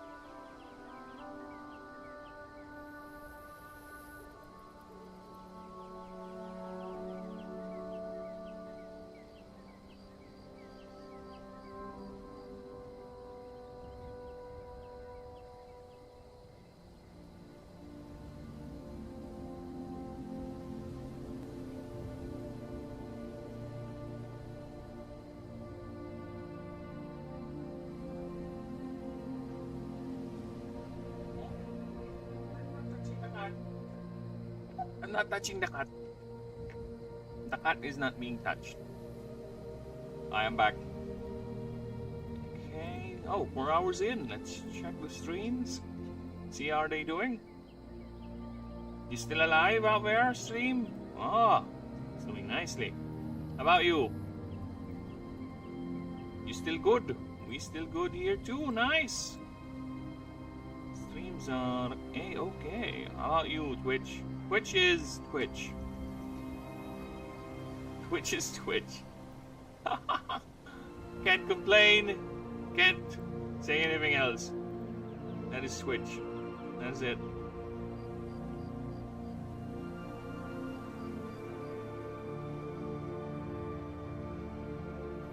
Good on you, Twitch. Okay. Where's the... Okay, we're back. Let's continue. Eliminate.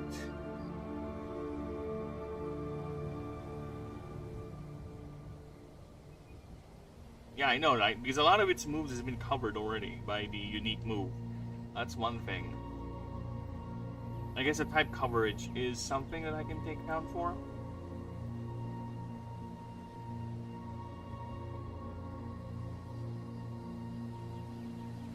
As in kick.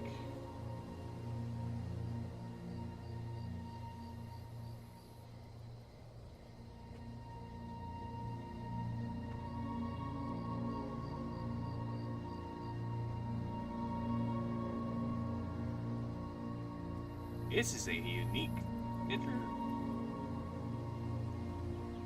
This is a mid form. I would say mythical type move.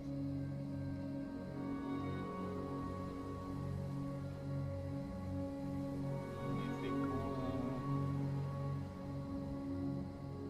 Pure mythical type.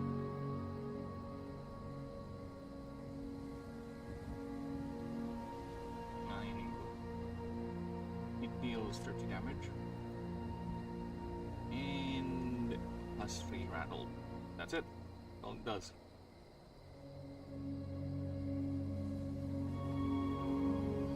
That's all it does.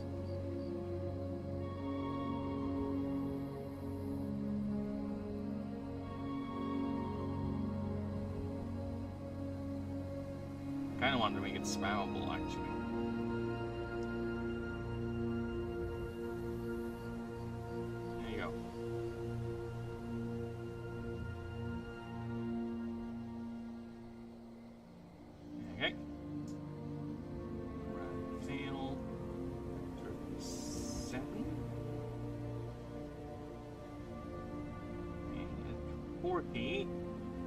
You get to learn the ancestral blood.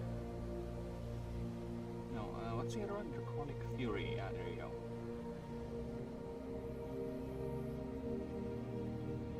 Draconic Fury.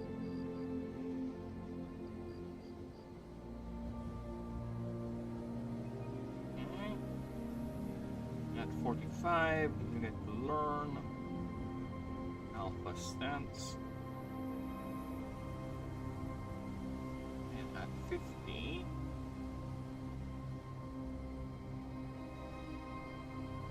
get to learn Apocalypsis.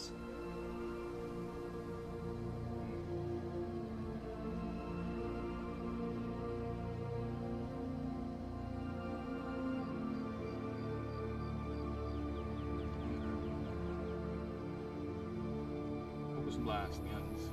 This is focused blast. There you go. Now for the move shooter moves. Move 2 more moves. Yeah, I'll correct it.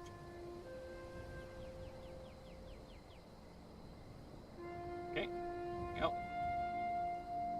So I'll move the list over here.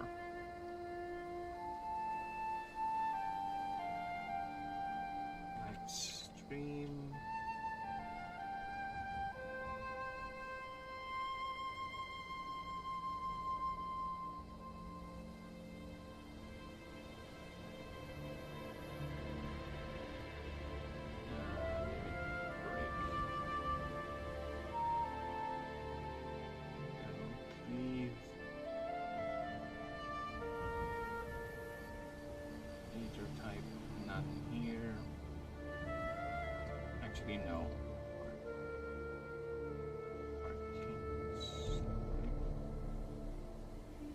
Resistance type, nothing.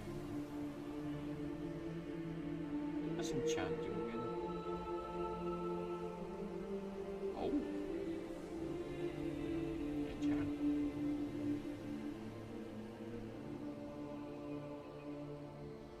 Ashen sneaks will take. No. Will take non-artifice. Yeah, alloyed steamy swipe. Now let's see, alloyed thing, alloyed bullets, armored smash. Where's the other move I saw the other earlier? Don't smash. There you go, alloyed sweep. Alloyed. Sweep. Optimize. Lasers. Inner sights hunter. Vertical chop. Impaling jab.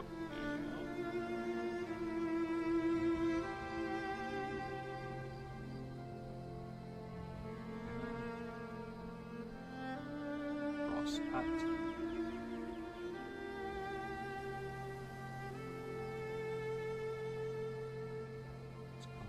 Suplex right up, sorting alpha stance. Here, nothing here. Tectonic wave, yeah.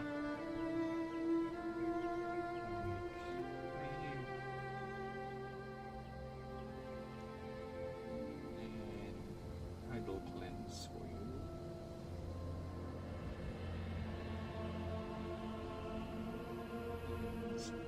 And refresh. Damn it. Refresh. And that's it. It has learned all it can. Next up is the resistance EXP table.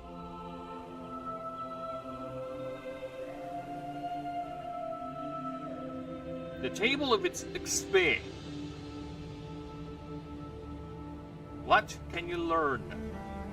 Or what XP are we talking about here? I'm just gonna take, I think Illumi Wand is appropriate for this. Let me check how much Illumi Wand has. 700, yeah. That's, no. I think I want to give him 720. 720 it is. EXP table up to level 10 with a start of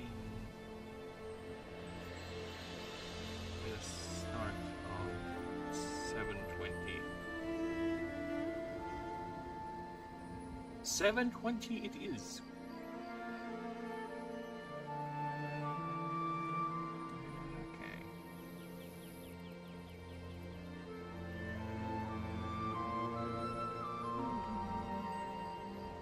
Okay, this is the 720 experience table.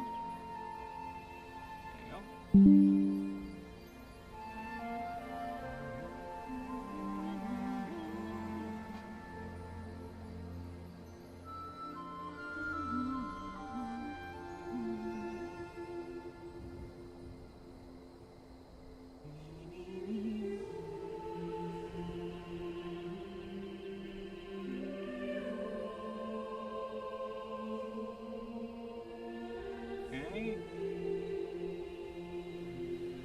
Next up is resist.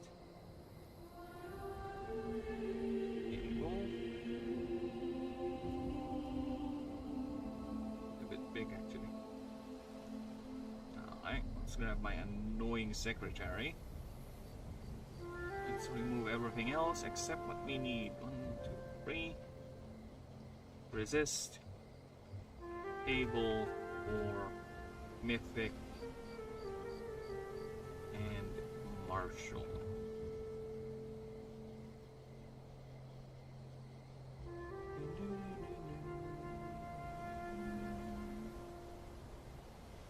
Let's see if it got it right. Fae, yep. Mythical, yep. They hate each other. Void, yes. Nyx. Wait. Nyx? Mythical is weak against Nyx. I don't believe that. Let me check.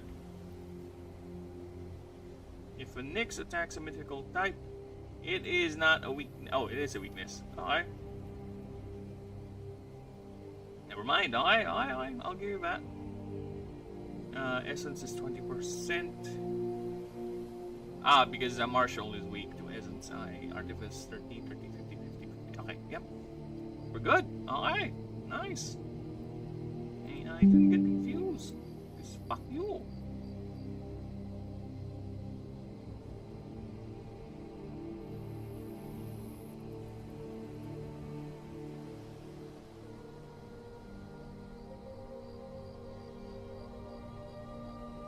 Okay, now for the lay habitat.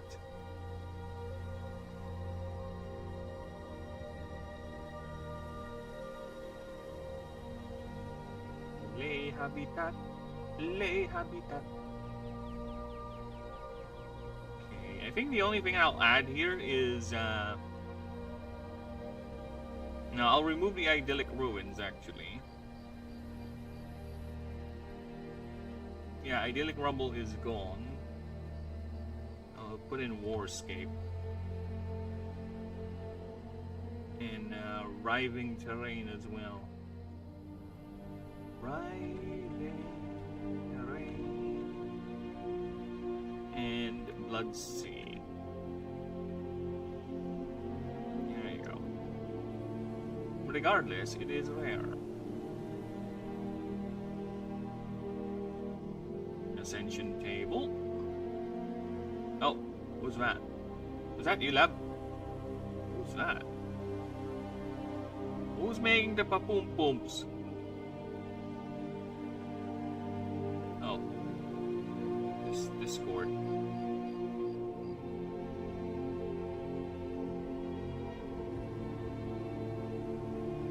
Oh, actually, yeah, there is a message.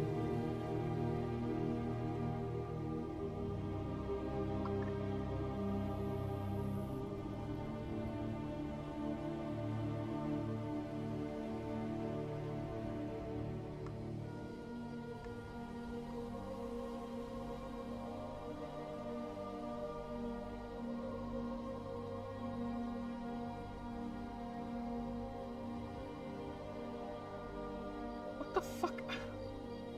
I'm just replying to a message on Messenger, and the thing just loves to go everywhere.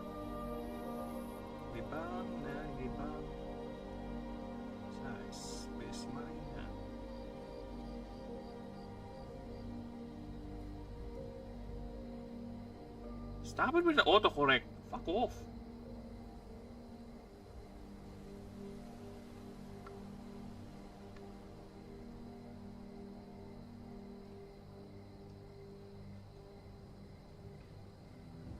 Gotta stop pressing that.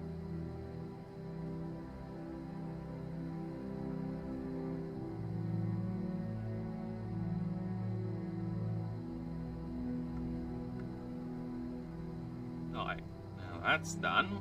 Let's go back.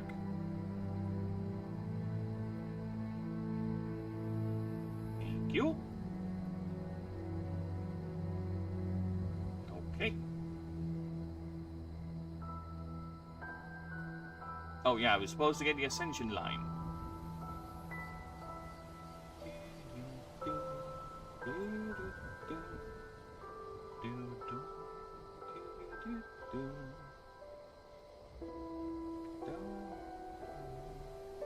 Now, reitur propale. Alright, now let's get to drawing. Because I need to draw Draco Yusha winning against a Mihraj, just to make it all fair and the like. So let's go ahead and do that.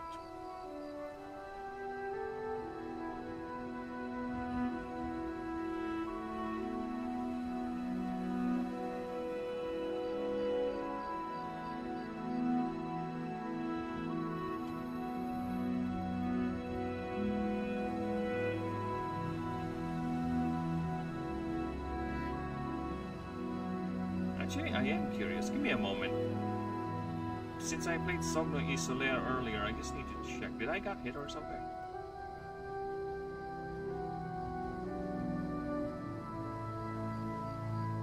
Give me a moment. Wanna check something. You going bearing that up? I just want to check something, people. The copyright blizzards. Didn't see if I got hit. On end. Short playlist live. Nope, we ain't hit. We ain't hit. So lucky me. Since even though I played the Somno Isolaire, Golaire, whatever, I am still up and running. Aha! Take that, copyright. Did not challenge it. I should not challenge it. I should not challenge the copyright gods because I will lose. So let's not talk about that. So let's go ahead and grab Dracoyusha and Mihraj, so we can go ahead and do a comparison for both creatures. Okay, open. Oh, action pose. Dracoyusha. Okay, and Mihraj is over here.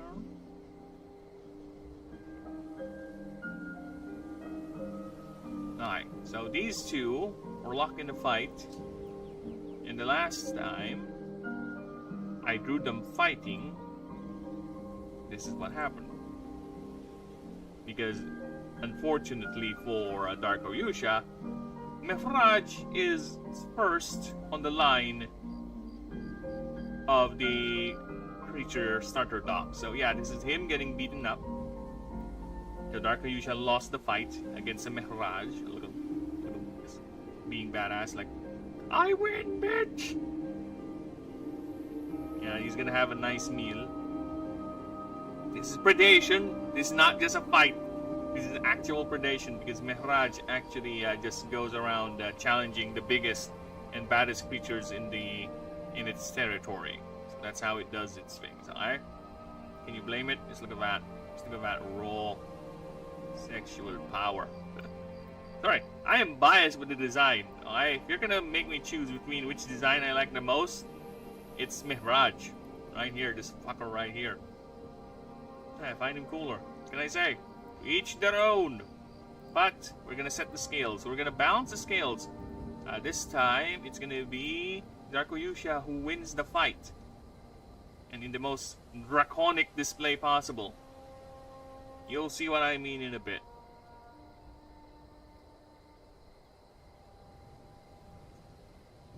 Alright, so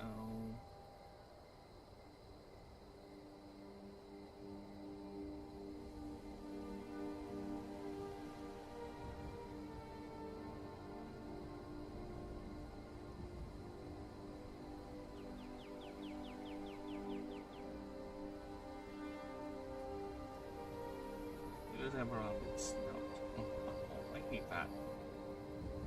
The keyboard is again pressing down on my mouse. And yes, people, I use a mouse and keyboard. Call me crazy, but I do not have the fun. I am not that fancy. I do not have the funds to actually buy a stylus yet.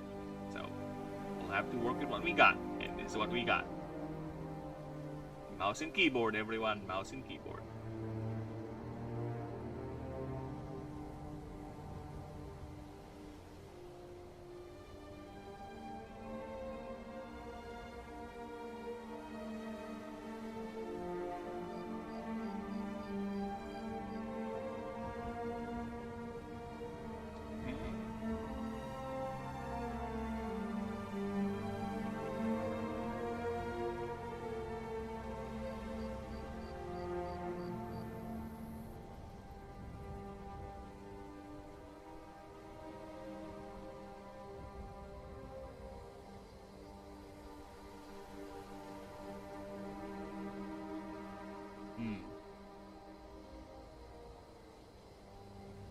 I have an idea. I have been inspired.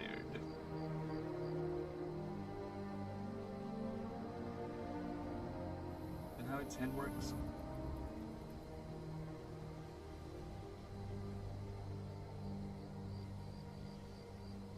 Like that, right?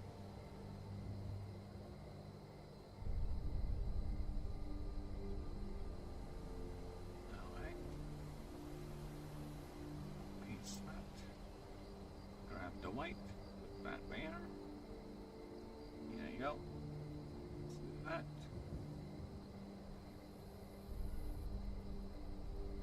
And grab this. Yep.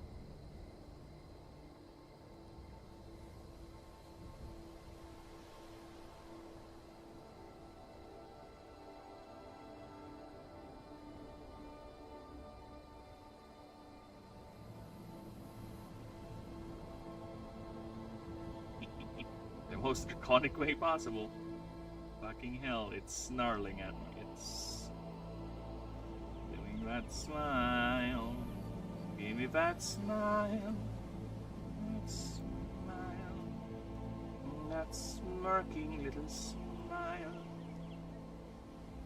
Look at him, so happy, so proud of his skill.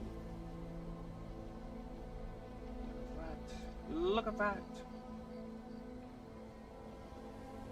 Look at that. Oh, thank you, Annie. I can actually do this too. Lab, which is better? The smile here or here?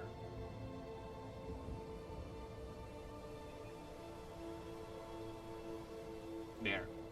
I don't... Help me out here, Lab. What's the logic? Why do... Because I've seen anime draw it like this whenever they do expression. So, why is it the border remains here when logically, if you look at someone's side view, you should see it like the mouth should be, the teeth should be lower, right?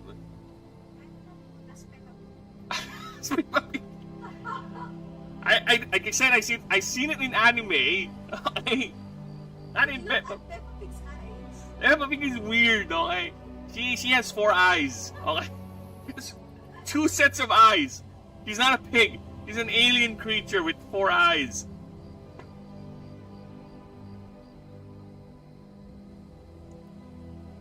So yeah, I have learned the hard way. Now, if I need to draw a creature like this, I can just do the anime style and just have the mouth like that. Because, trust me, there are designs where I was like, oh my god, the head, it looks weird when I open its mouth.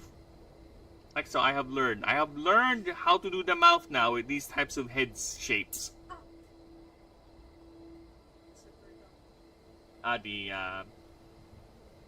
The clips. Because they're old. How many 100 years of those we've been keeping them? They have existed long before the time of you and me. It was just you.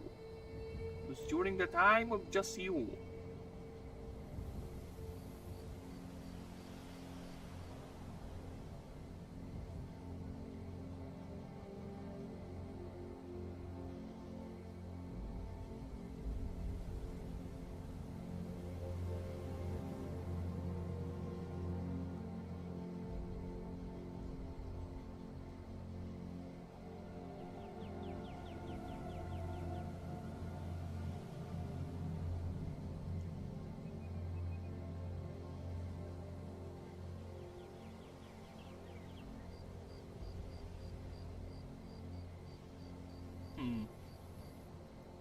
Yeah, I think the eye should be thicker.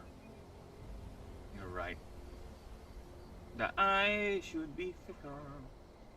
And there's more gravitas to it when it's like that.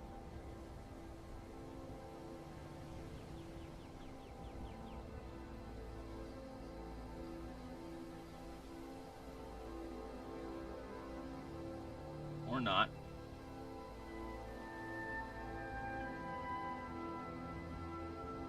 Or not.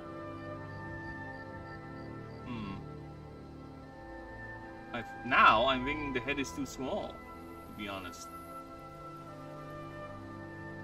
I think the head is a bit too small. Give me a moment here. Or we just do this.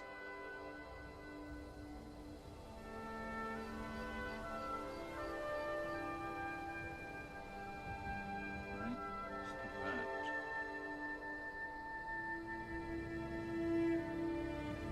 Yeah, I am convinced the head is too small.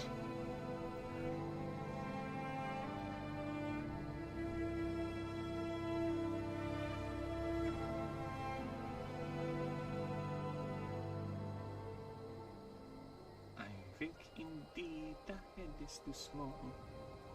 I think indeed the head is too small.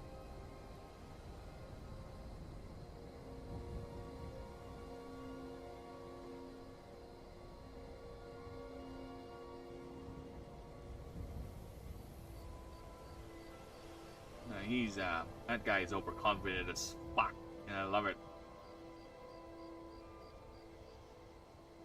I think the anime smirk is selling it.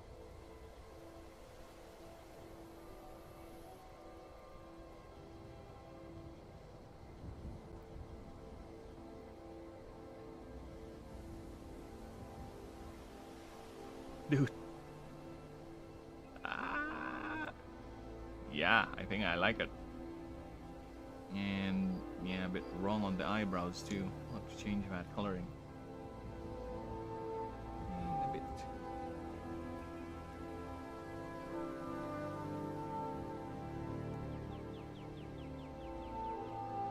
There you go. Now I have to make sure the fill tool doesn't overpower it, like this. Because the fill tool is a bitch.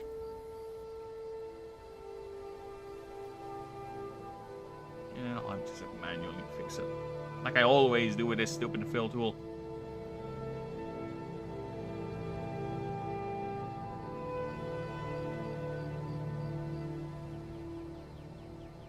Did I keep the smirk?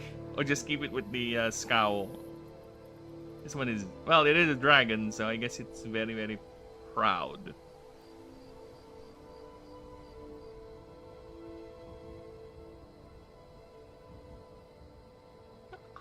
It's so proud of its skill.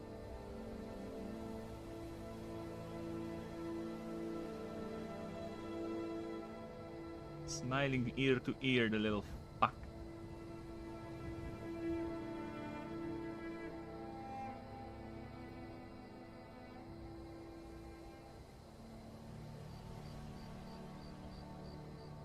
Hey, what color is it?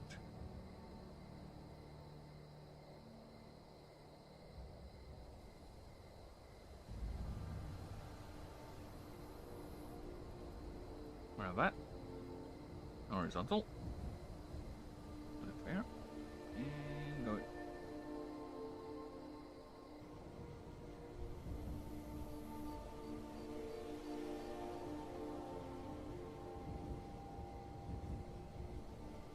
Now, I'll worry about its armor later.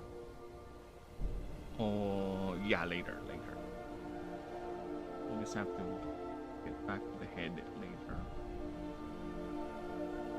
Okay, now time for the rest of its body.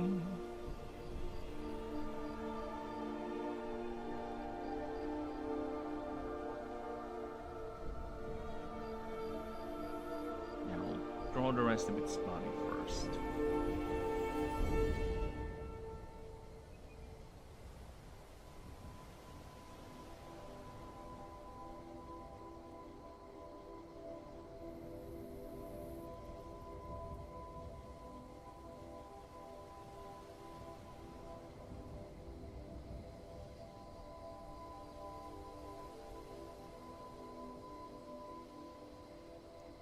I don't know, should I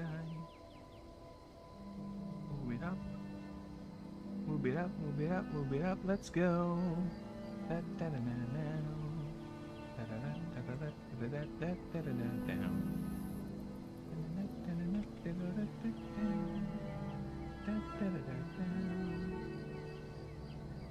Yay.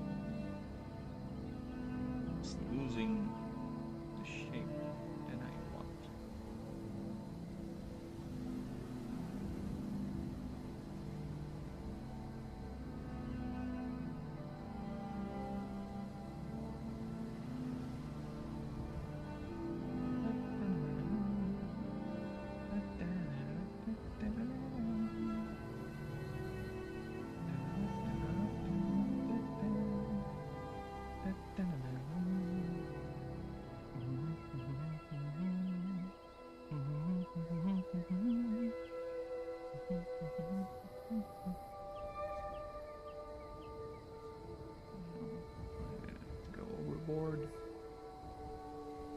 is fat. Yep, that's it. Very nice.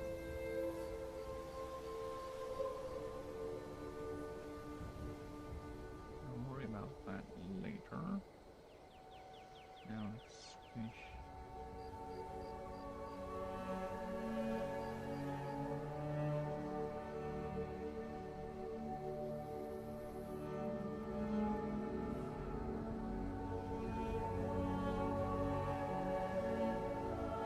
Ah! Getting hungers. The hungering lab. Huh? No, I'll be right back. I'm gonna do a little bit of breakfast. Give me a moment, people. In the meantime, enjoy the song. Chill out. Relax.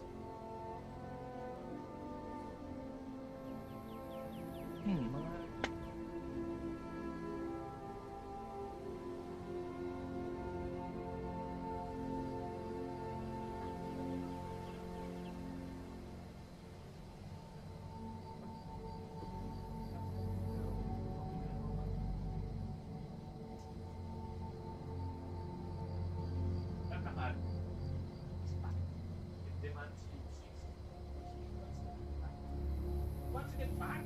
You fat. Why do you always desire the fatness? You know what happens to you when you're not really, really fat? You can't even run. You immediately run out of breath. I've seen you pant. It's like heavily pant like mad to the point I can hear your breath. You want to return to that state? That fatness?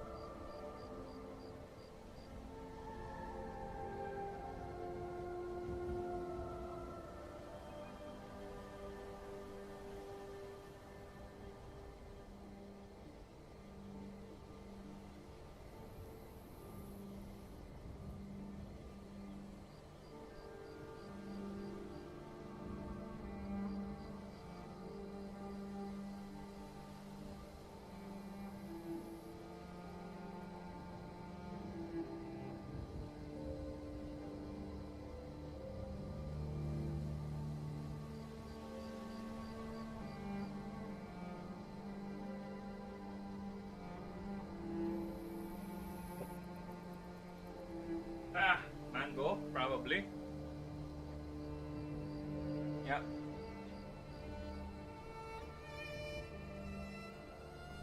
Giddy up, giddy up, giddy up, let's go! Da da da da da. Alright, too early for Christmas, but you know what? Christmas is always there. It can never be too early for Christmas.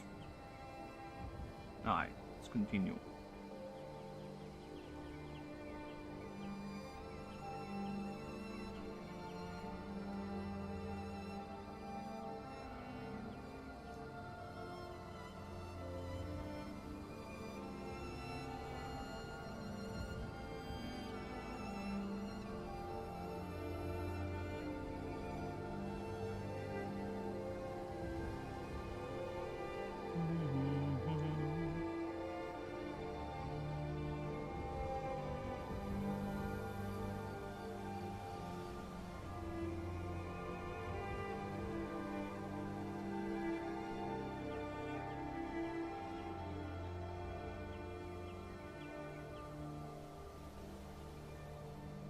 Okay.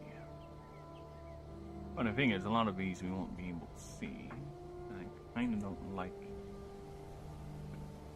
scales. A bit too uneven. Unorganized, if you will.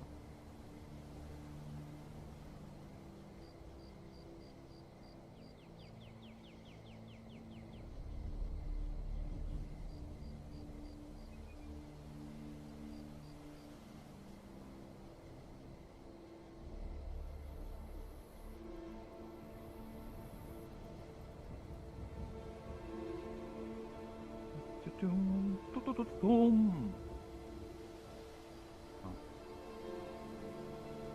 Okay, now let's see here. Oh my god. Detail! The detail! Fine. Most of the detail is actually in the tail. So let's see, what are we talking about here? Okay.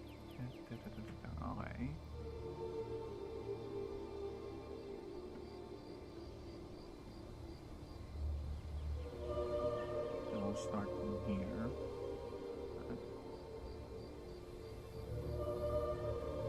And go here.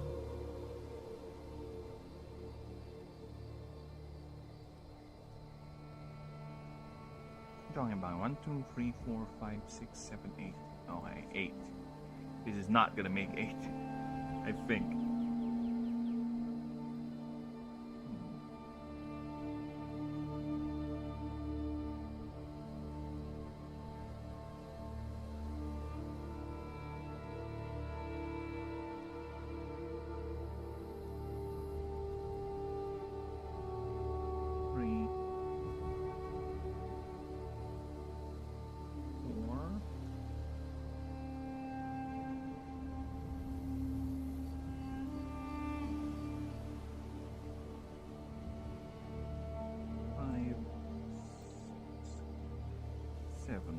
Only 7.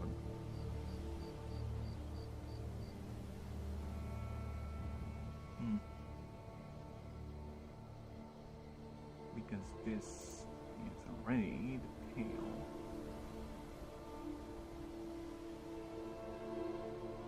Right, see? Tail is actually a lot shorter. This Dracoyusha has experienced some weird growths. It is stifled this growth for some reason. I hate that. I hate that. I hate that. Gonna move it up.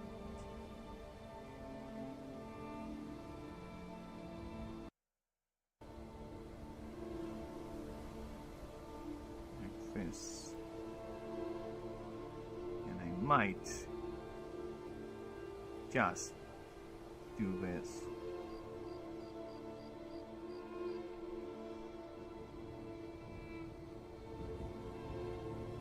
Well, I guess the head wants to be a part of the action too, I suppose. I suppose so.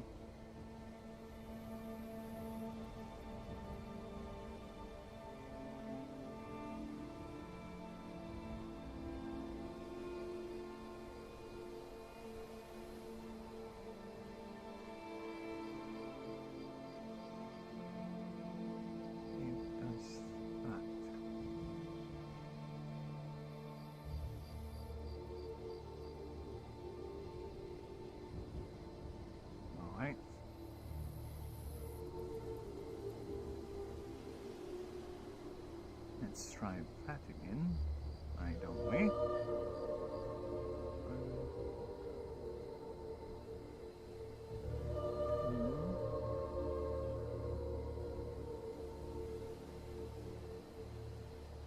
3.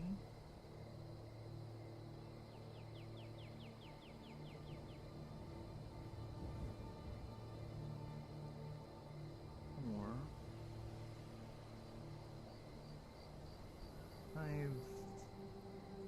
6, 7, 8. Cutting it a bit closer, but I think this is better. Alright, now let's grab this. And repeat like. No, I don't like that.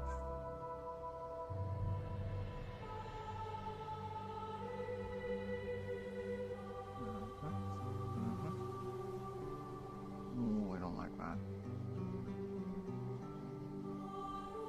Oh, I don't like that.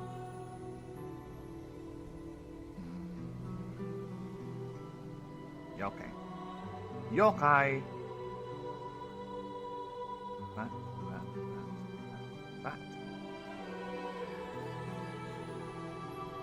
That is white. Very good. Like over there and go. Oh, I saw that. I'm about to make the same mistake I did with Umifin. I was about to make the same mistake. There is a thing here at the tip.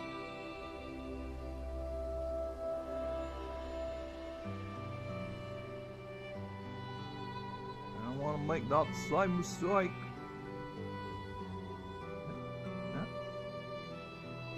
Now we can do it. There you go. Go below.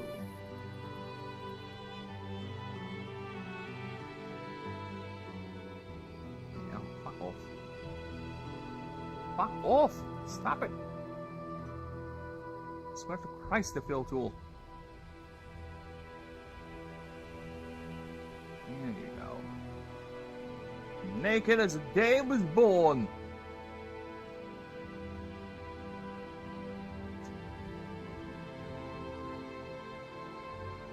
Actually, no, not yet.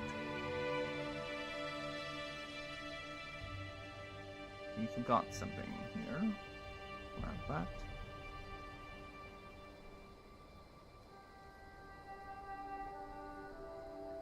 Someone's munching loudly. Someone noticed I said someone's munching loudly.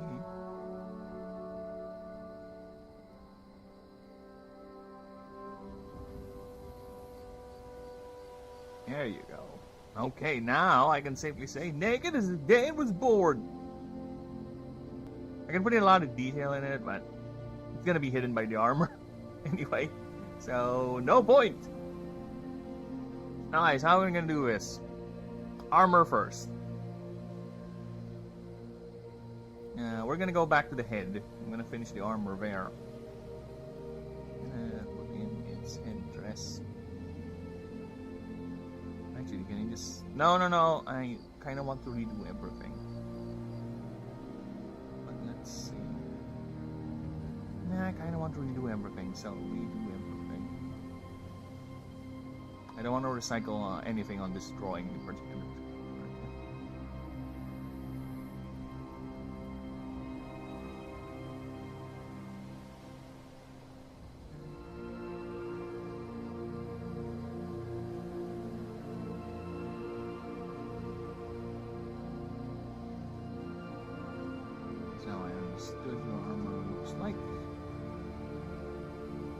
Is this correct?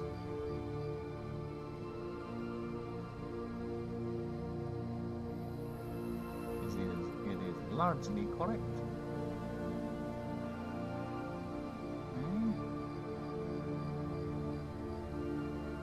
There's things over here. Right, and back to the pick. For that.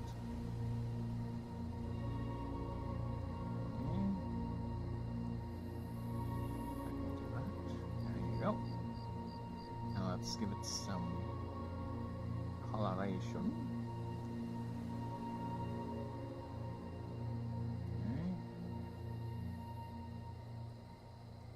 Oh, fuck off.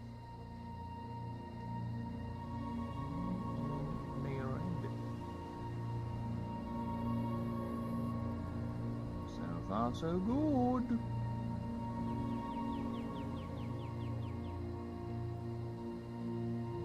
Yes, balcony wing tips. I think more like horns, to be honest.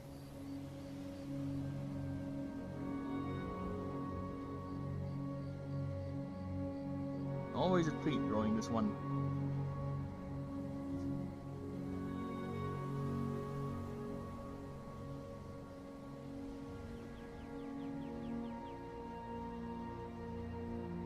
Oh, those things are sharp, baby. There you go. Sharp as sharp can get.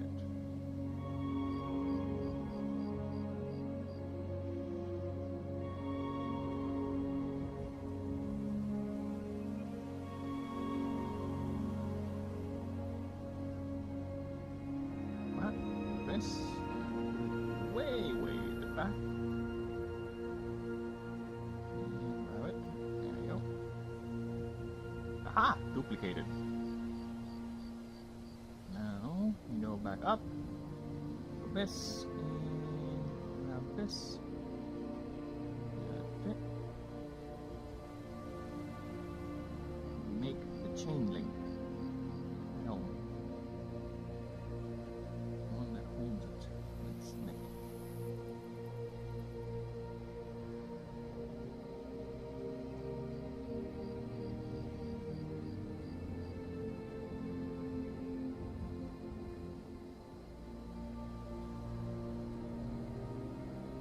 Okay.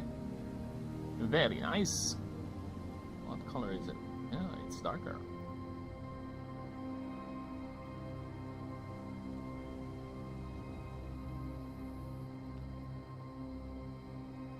Nice. Okay. Oh, we're not yet done. We still have one more thing to do.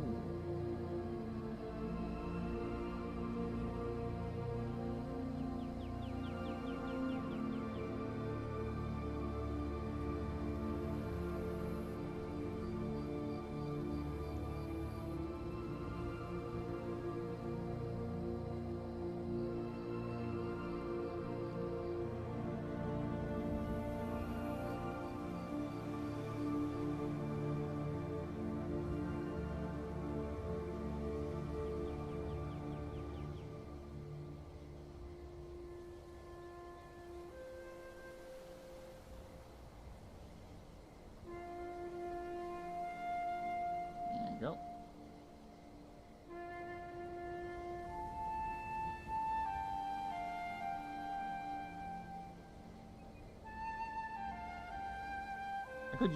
I could draw it using the hairbrush, but I don't know. It will stand out. That's my main problem with it if I do it like that.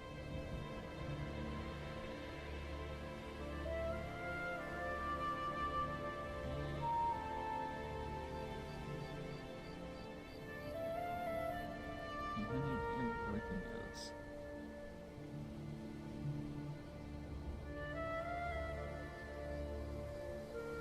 Okay, so that's the head. Now, time for lay armor.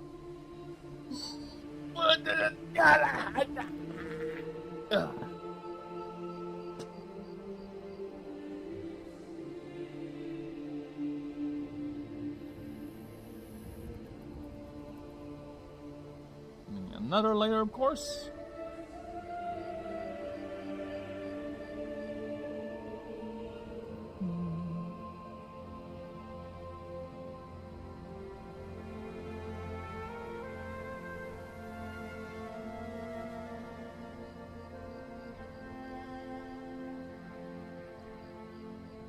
The expression is killing me, I'm sorry.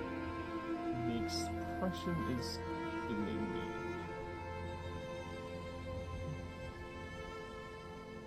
God damn it.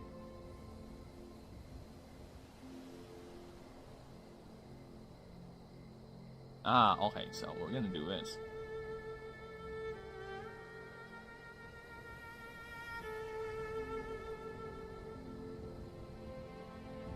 Okay.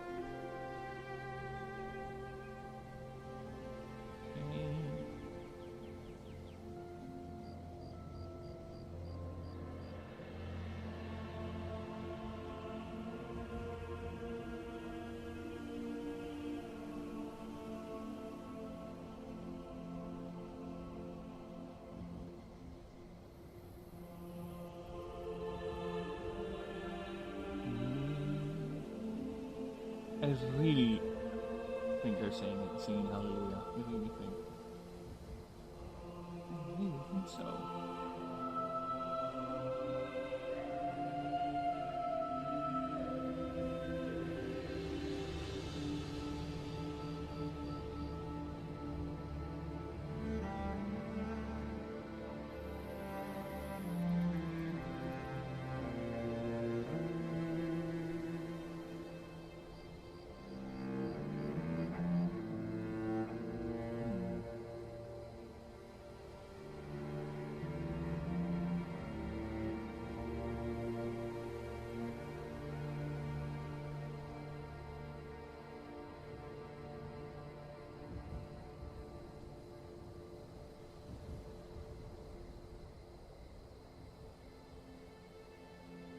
Alright, let's see how this looks like.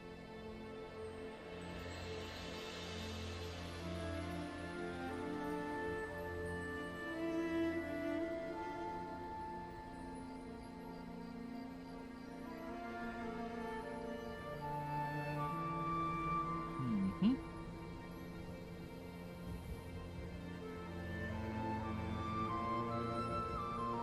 Okay. One more thing.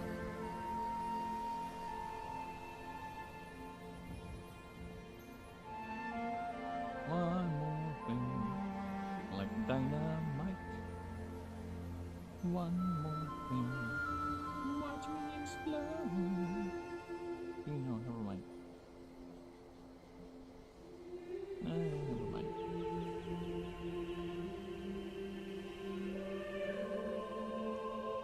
This is it.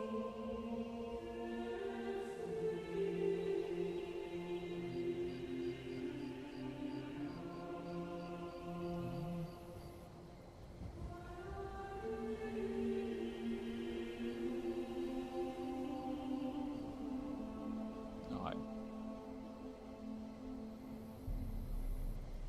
That. That. Lower bit. Here, and here. This is that. This. And the lower bits over here. And that is this.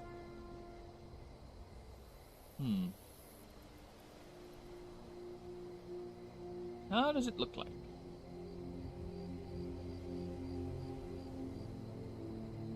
I think it looks fine.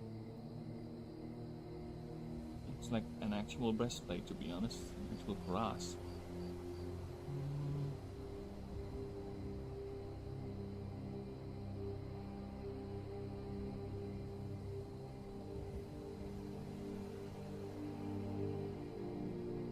Yeah, because look at this side, see? So, this is my reference here. So that's why I need to redraw it, because this does not match this side.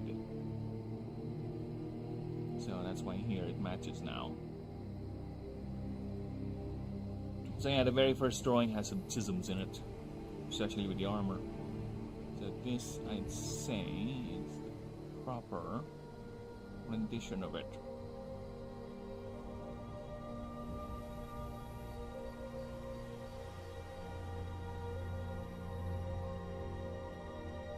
Okay.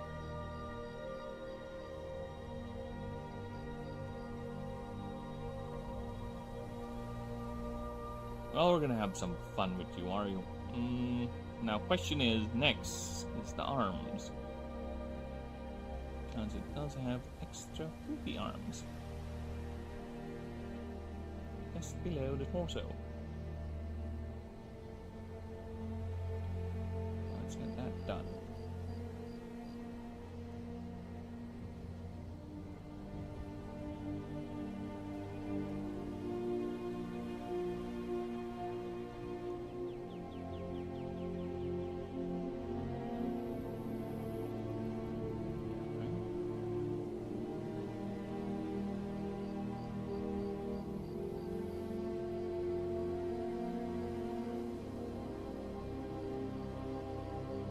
Big arms. Cannot discount them for their bigness.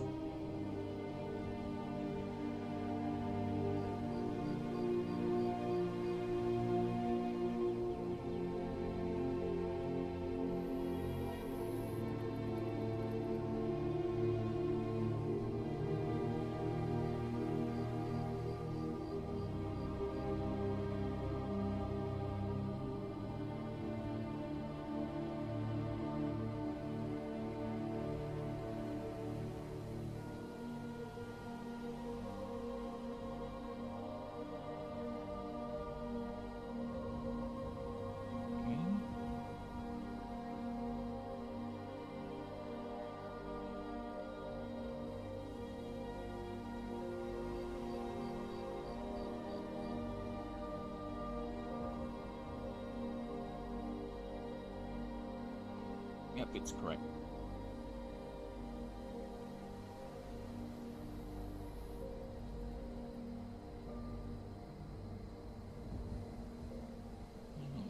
Oh, why is it raising? No raising!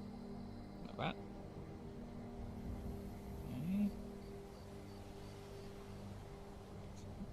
Reduce that.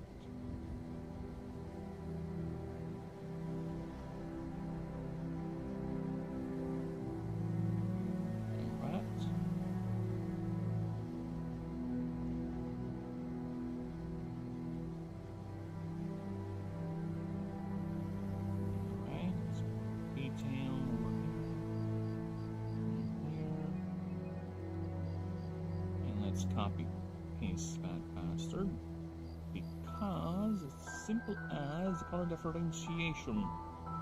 You'll see what I mean in a bit. Oh, fuck off.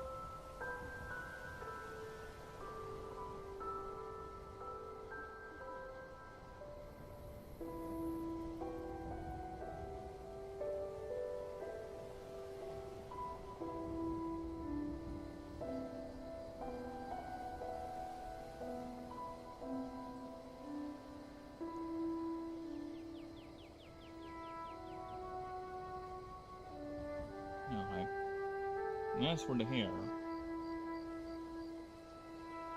this thing is going places.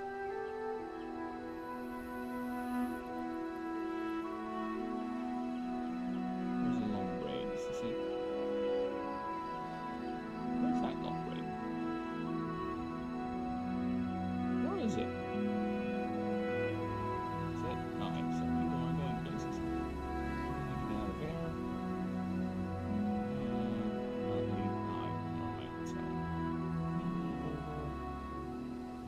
Back of everything else. Aye.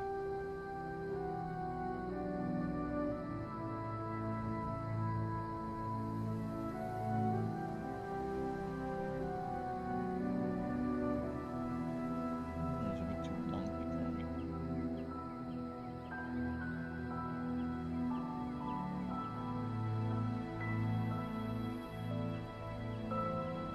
Okay.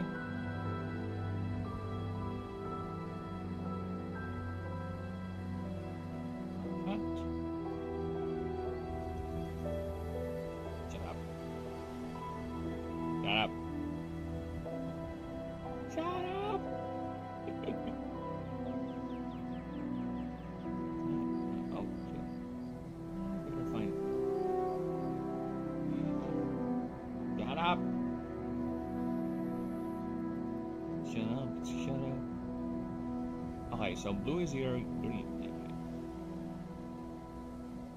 Blue for you. Earth for you.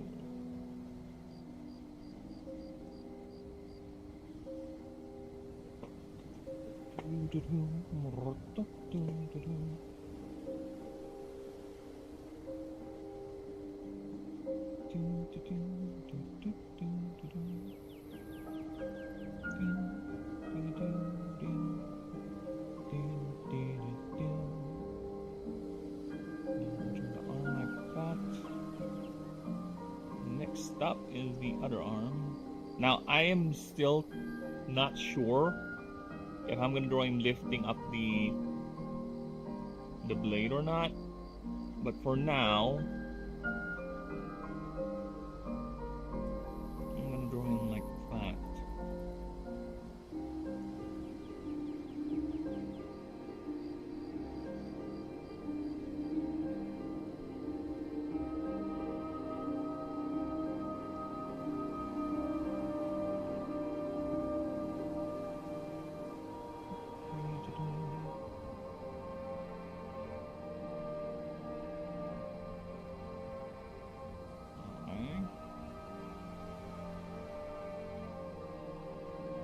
Oops. Wrong color.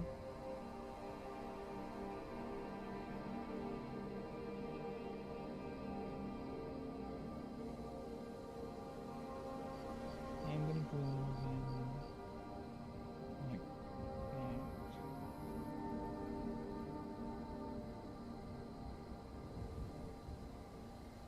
Right, so we're gonna do it.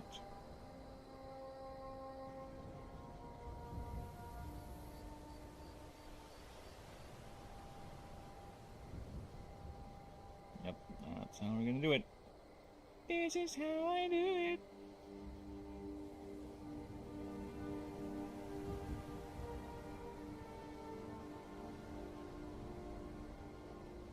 This is how we do it. This is Earth arm.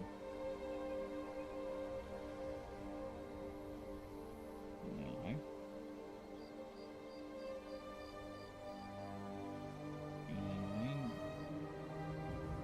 Is it a bit too fat? I think the arm itself is a bit too fat. There you go. Okay. Now I'm gonna do the other side first. Alright, so we're gonna do that.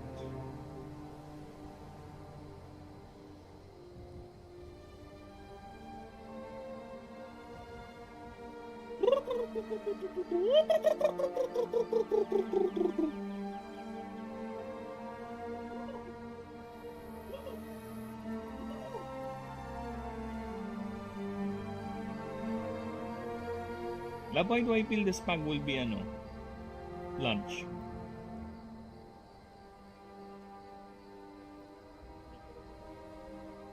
Oh, so it's almost done now.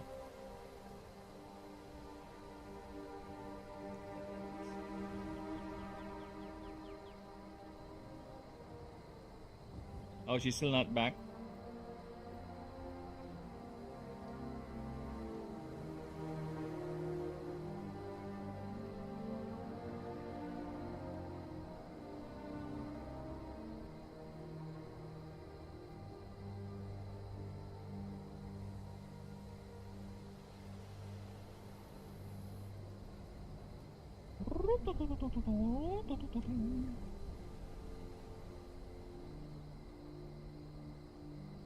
This is lay water arm. There you go. He does have tattoo. He does have these. So we'll show them. We'll shout the world. Now, how do they look like again? So they're like this. There you go. Easy peasy. Lemon squeezy.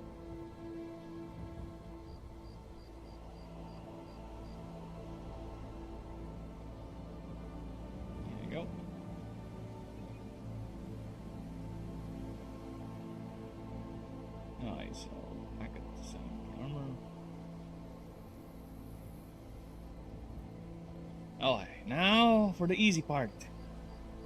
Hands! Hands.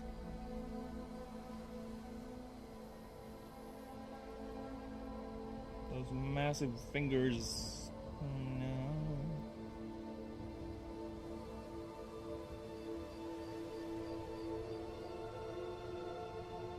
4 and a thumb.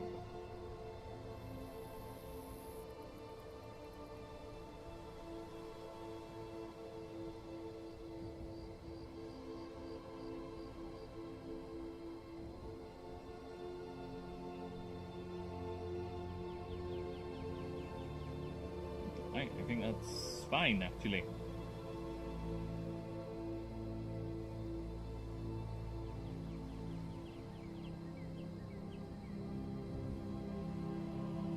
There you go. That under.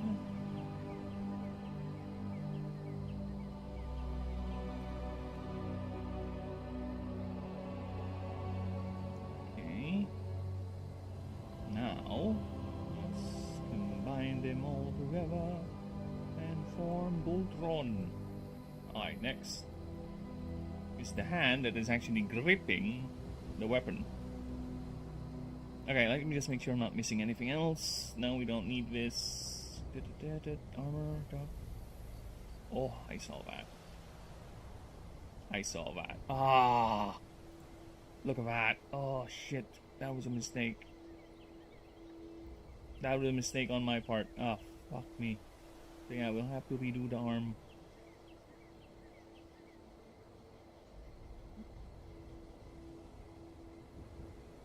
Yeah, we'll have to redo the arm here. Fuck! It's fine, it's fine, it's fine, it's fine! It is part of the process. We make mistakes, we have discrepancies, we are here to correct. So, where's the other arm? Is that like a... yeah, it's a proper line. Alright. Yeah, alright. So, never mind.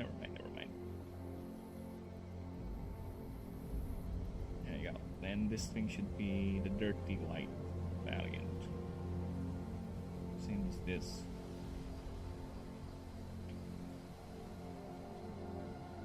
Yeah, this. Reduce it. And there you go. Done. Alright, now we can go ahead and do the hand. The actual hand gripping the weapon.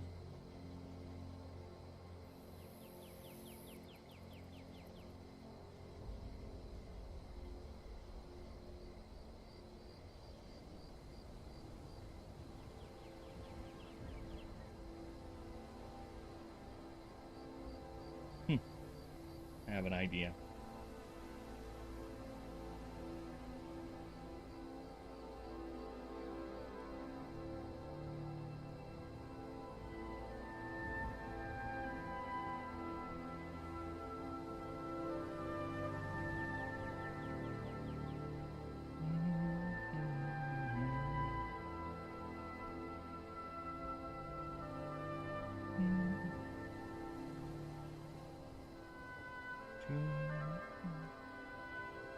No idea how many times I've heard this song, this particular soundtrack, when I'm just walking around in Skyrim.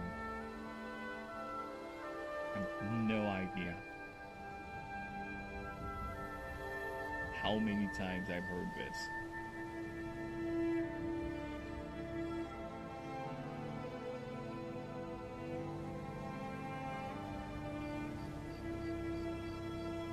Well, we're fine.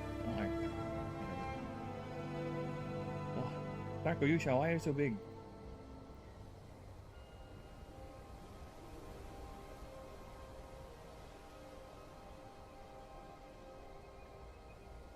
No!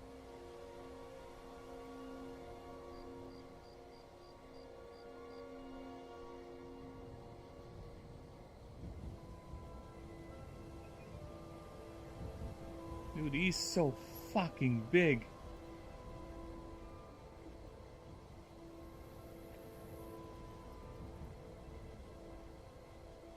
The weapon and the wingspan alone. Yeah, I'm gonna draw the Mirage down here, knocked out.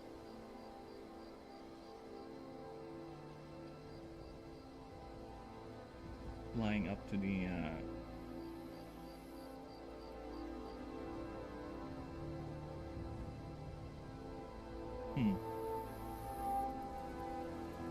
yeah. Then I can have the Animancer in the garage running towards it. A little snippet of the arena down here.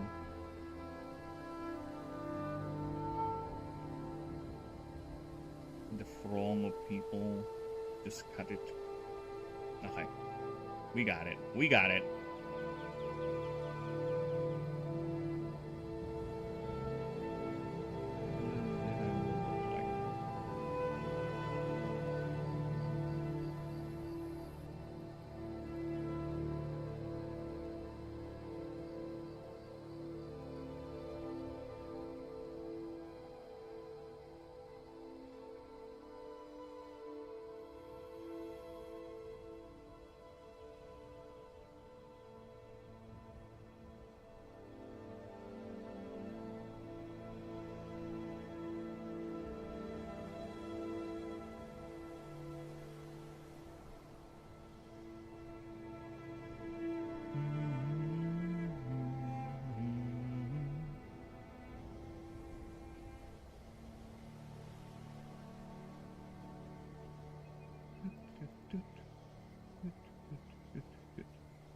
Now put it behind. There you go. See, now it's wielding it. Ah! Nice. So let's continue. Why you gotta be so massive?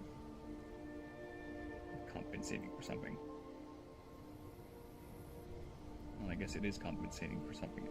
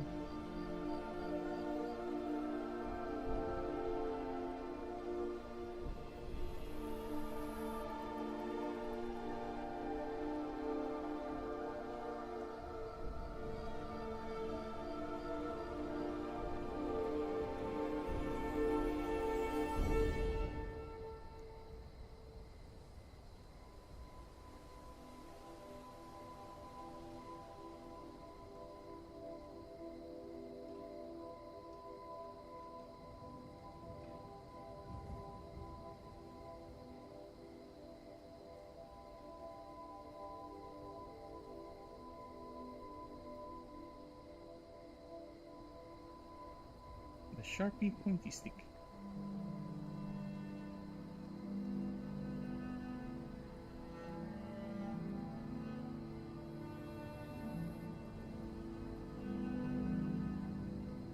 Next up.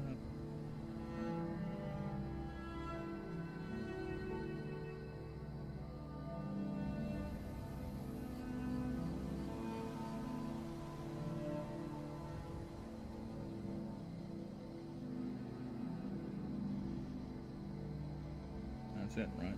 That's it. It's running in parallel. There you go. Grab that. Put it there, put it there.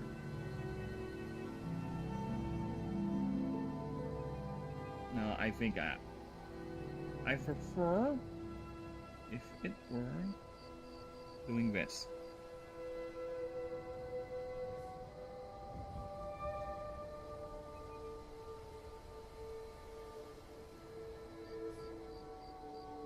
You'll see what I've seen.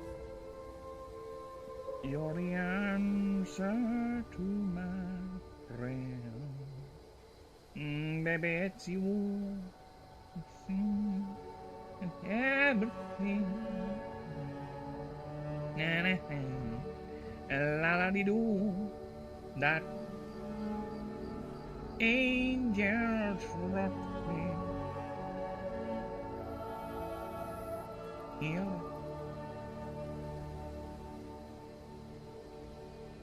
Ah, look at that! Look at that. Nice. He's celebrating. He won. He won the fight. Alright, now time for the wings.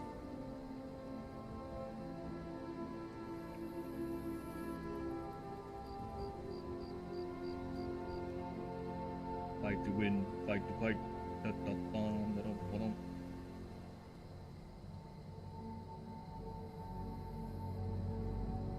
I told you his wings are fucking massive. What did I say about his wings are fucking massive?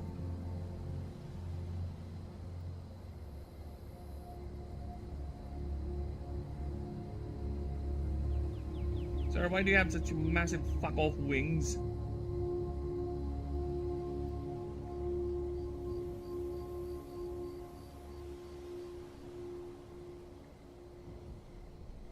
You really are a show off, aren't you?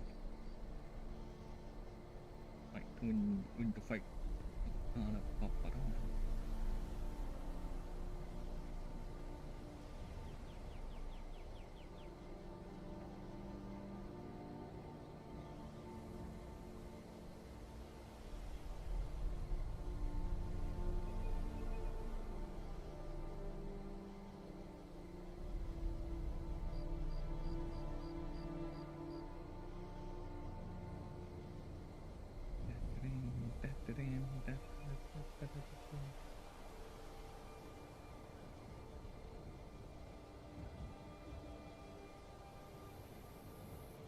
Fuck off.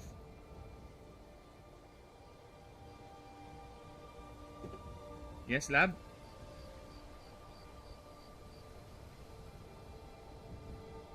Dapon itpel. Dapon?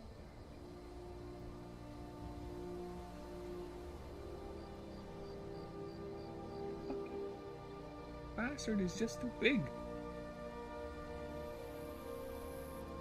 We cannot contain him, sir.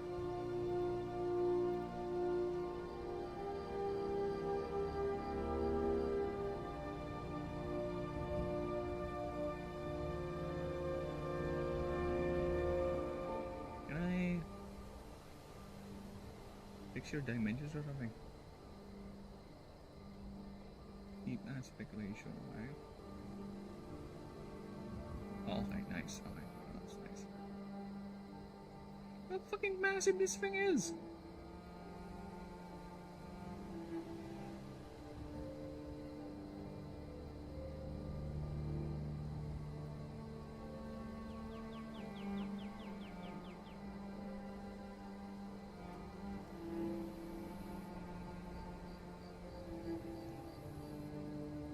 It's so proud of its victory.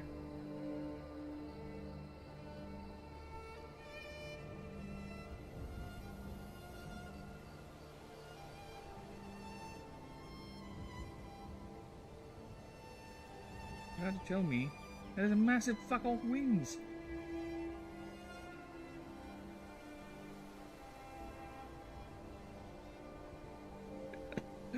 It's so fucking big.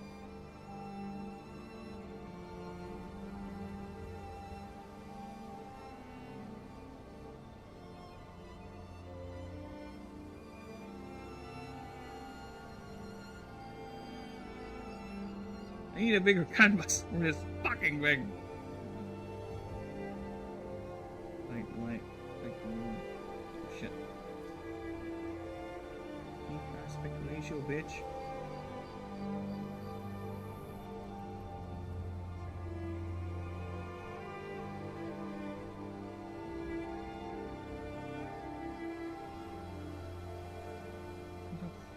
Fucking big. Sir. Why are you so fucking big?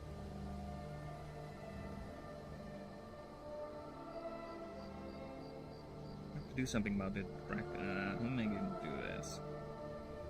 Yeah, I need a bigger. When I say bigger, I mean, I think this is the time where I should have just gone for a bigger. Yeah, a bigger canvas for the fucking thing. Look at him. He's so happy he just made his wings emanate to massive proportions. You bastard. You annoying little frick.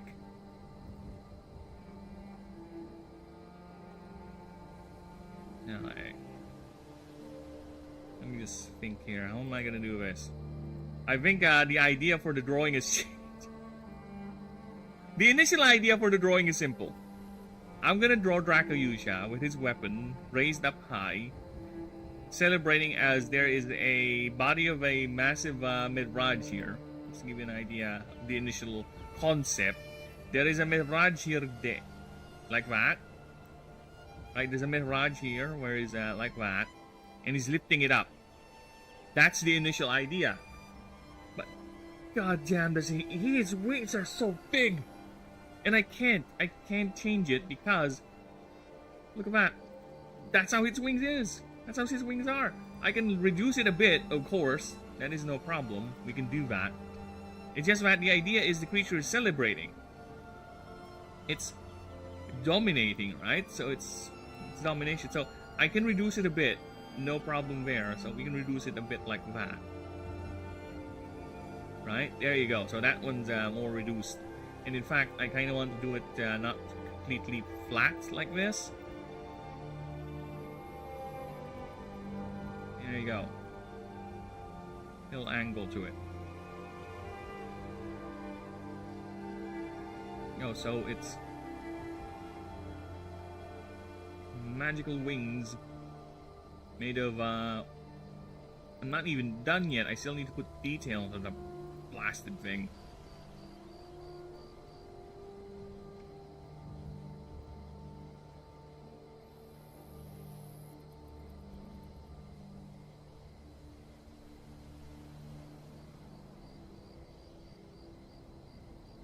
Hey, I made him. I'm not complaining. I made him. Look, I made him this way, alright? Here's how he is. He enjoys, he revels in the fight. He is still a dragon, alright? And dragons exist to dominate. And he is dominated. So, as I was saying, the initial idea is for that to be down here, right? Now, I'm thinking, maybe I just change this to an arena setting where the Mihraj is actually over here. Like below, right? Like below him. He's knocked out here. And he's flying up. He's flying up celebrating. That's why. Why he's like that. So the Mihraj is here, knocked out, or dead. Doesn't matter. So he's down here. Yeah, there you go. I'm Mihraj, I'm dead. Yeah, there you go. He's thinking dead. Then there's a little shot here, like a circle. Right, I can put like a light there, so it's like an arena setting, like he's in an arena. Right, I can do that, and I can just draw a little camera drone here, then here. So yeah, that is now the idea. It turned from him lifting up the Mihraj into an actual combat arena, and that's the concept we're going for.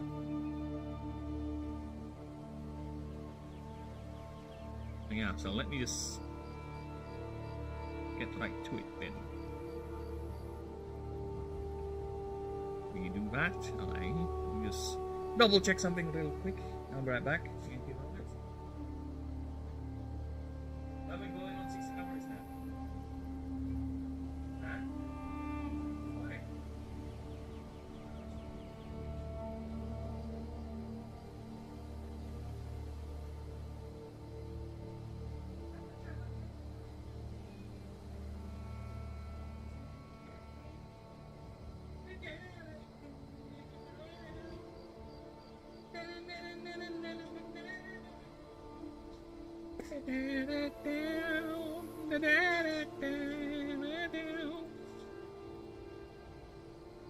Yeah, that is what we're doing. That is the idea of our illustration here.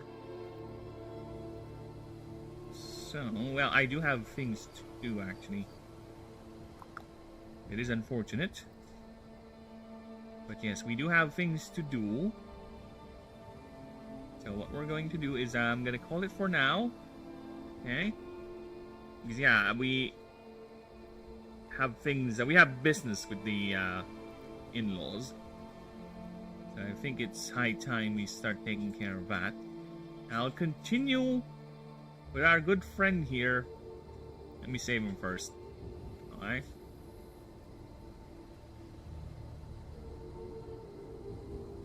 huge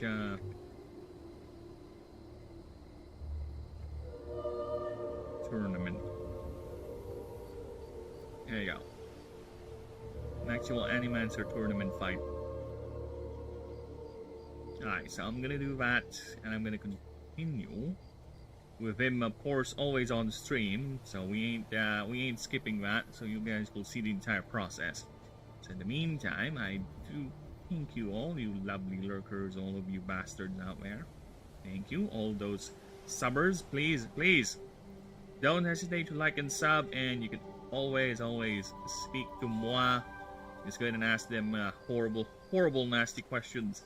Always here, and like and sub, so you'll never miss a beat. Alright, I'll see you guys later.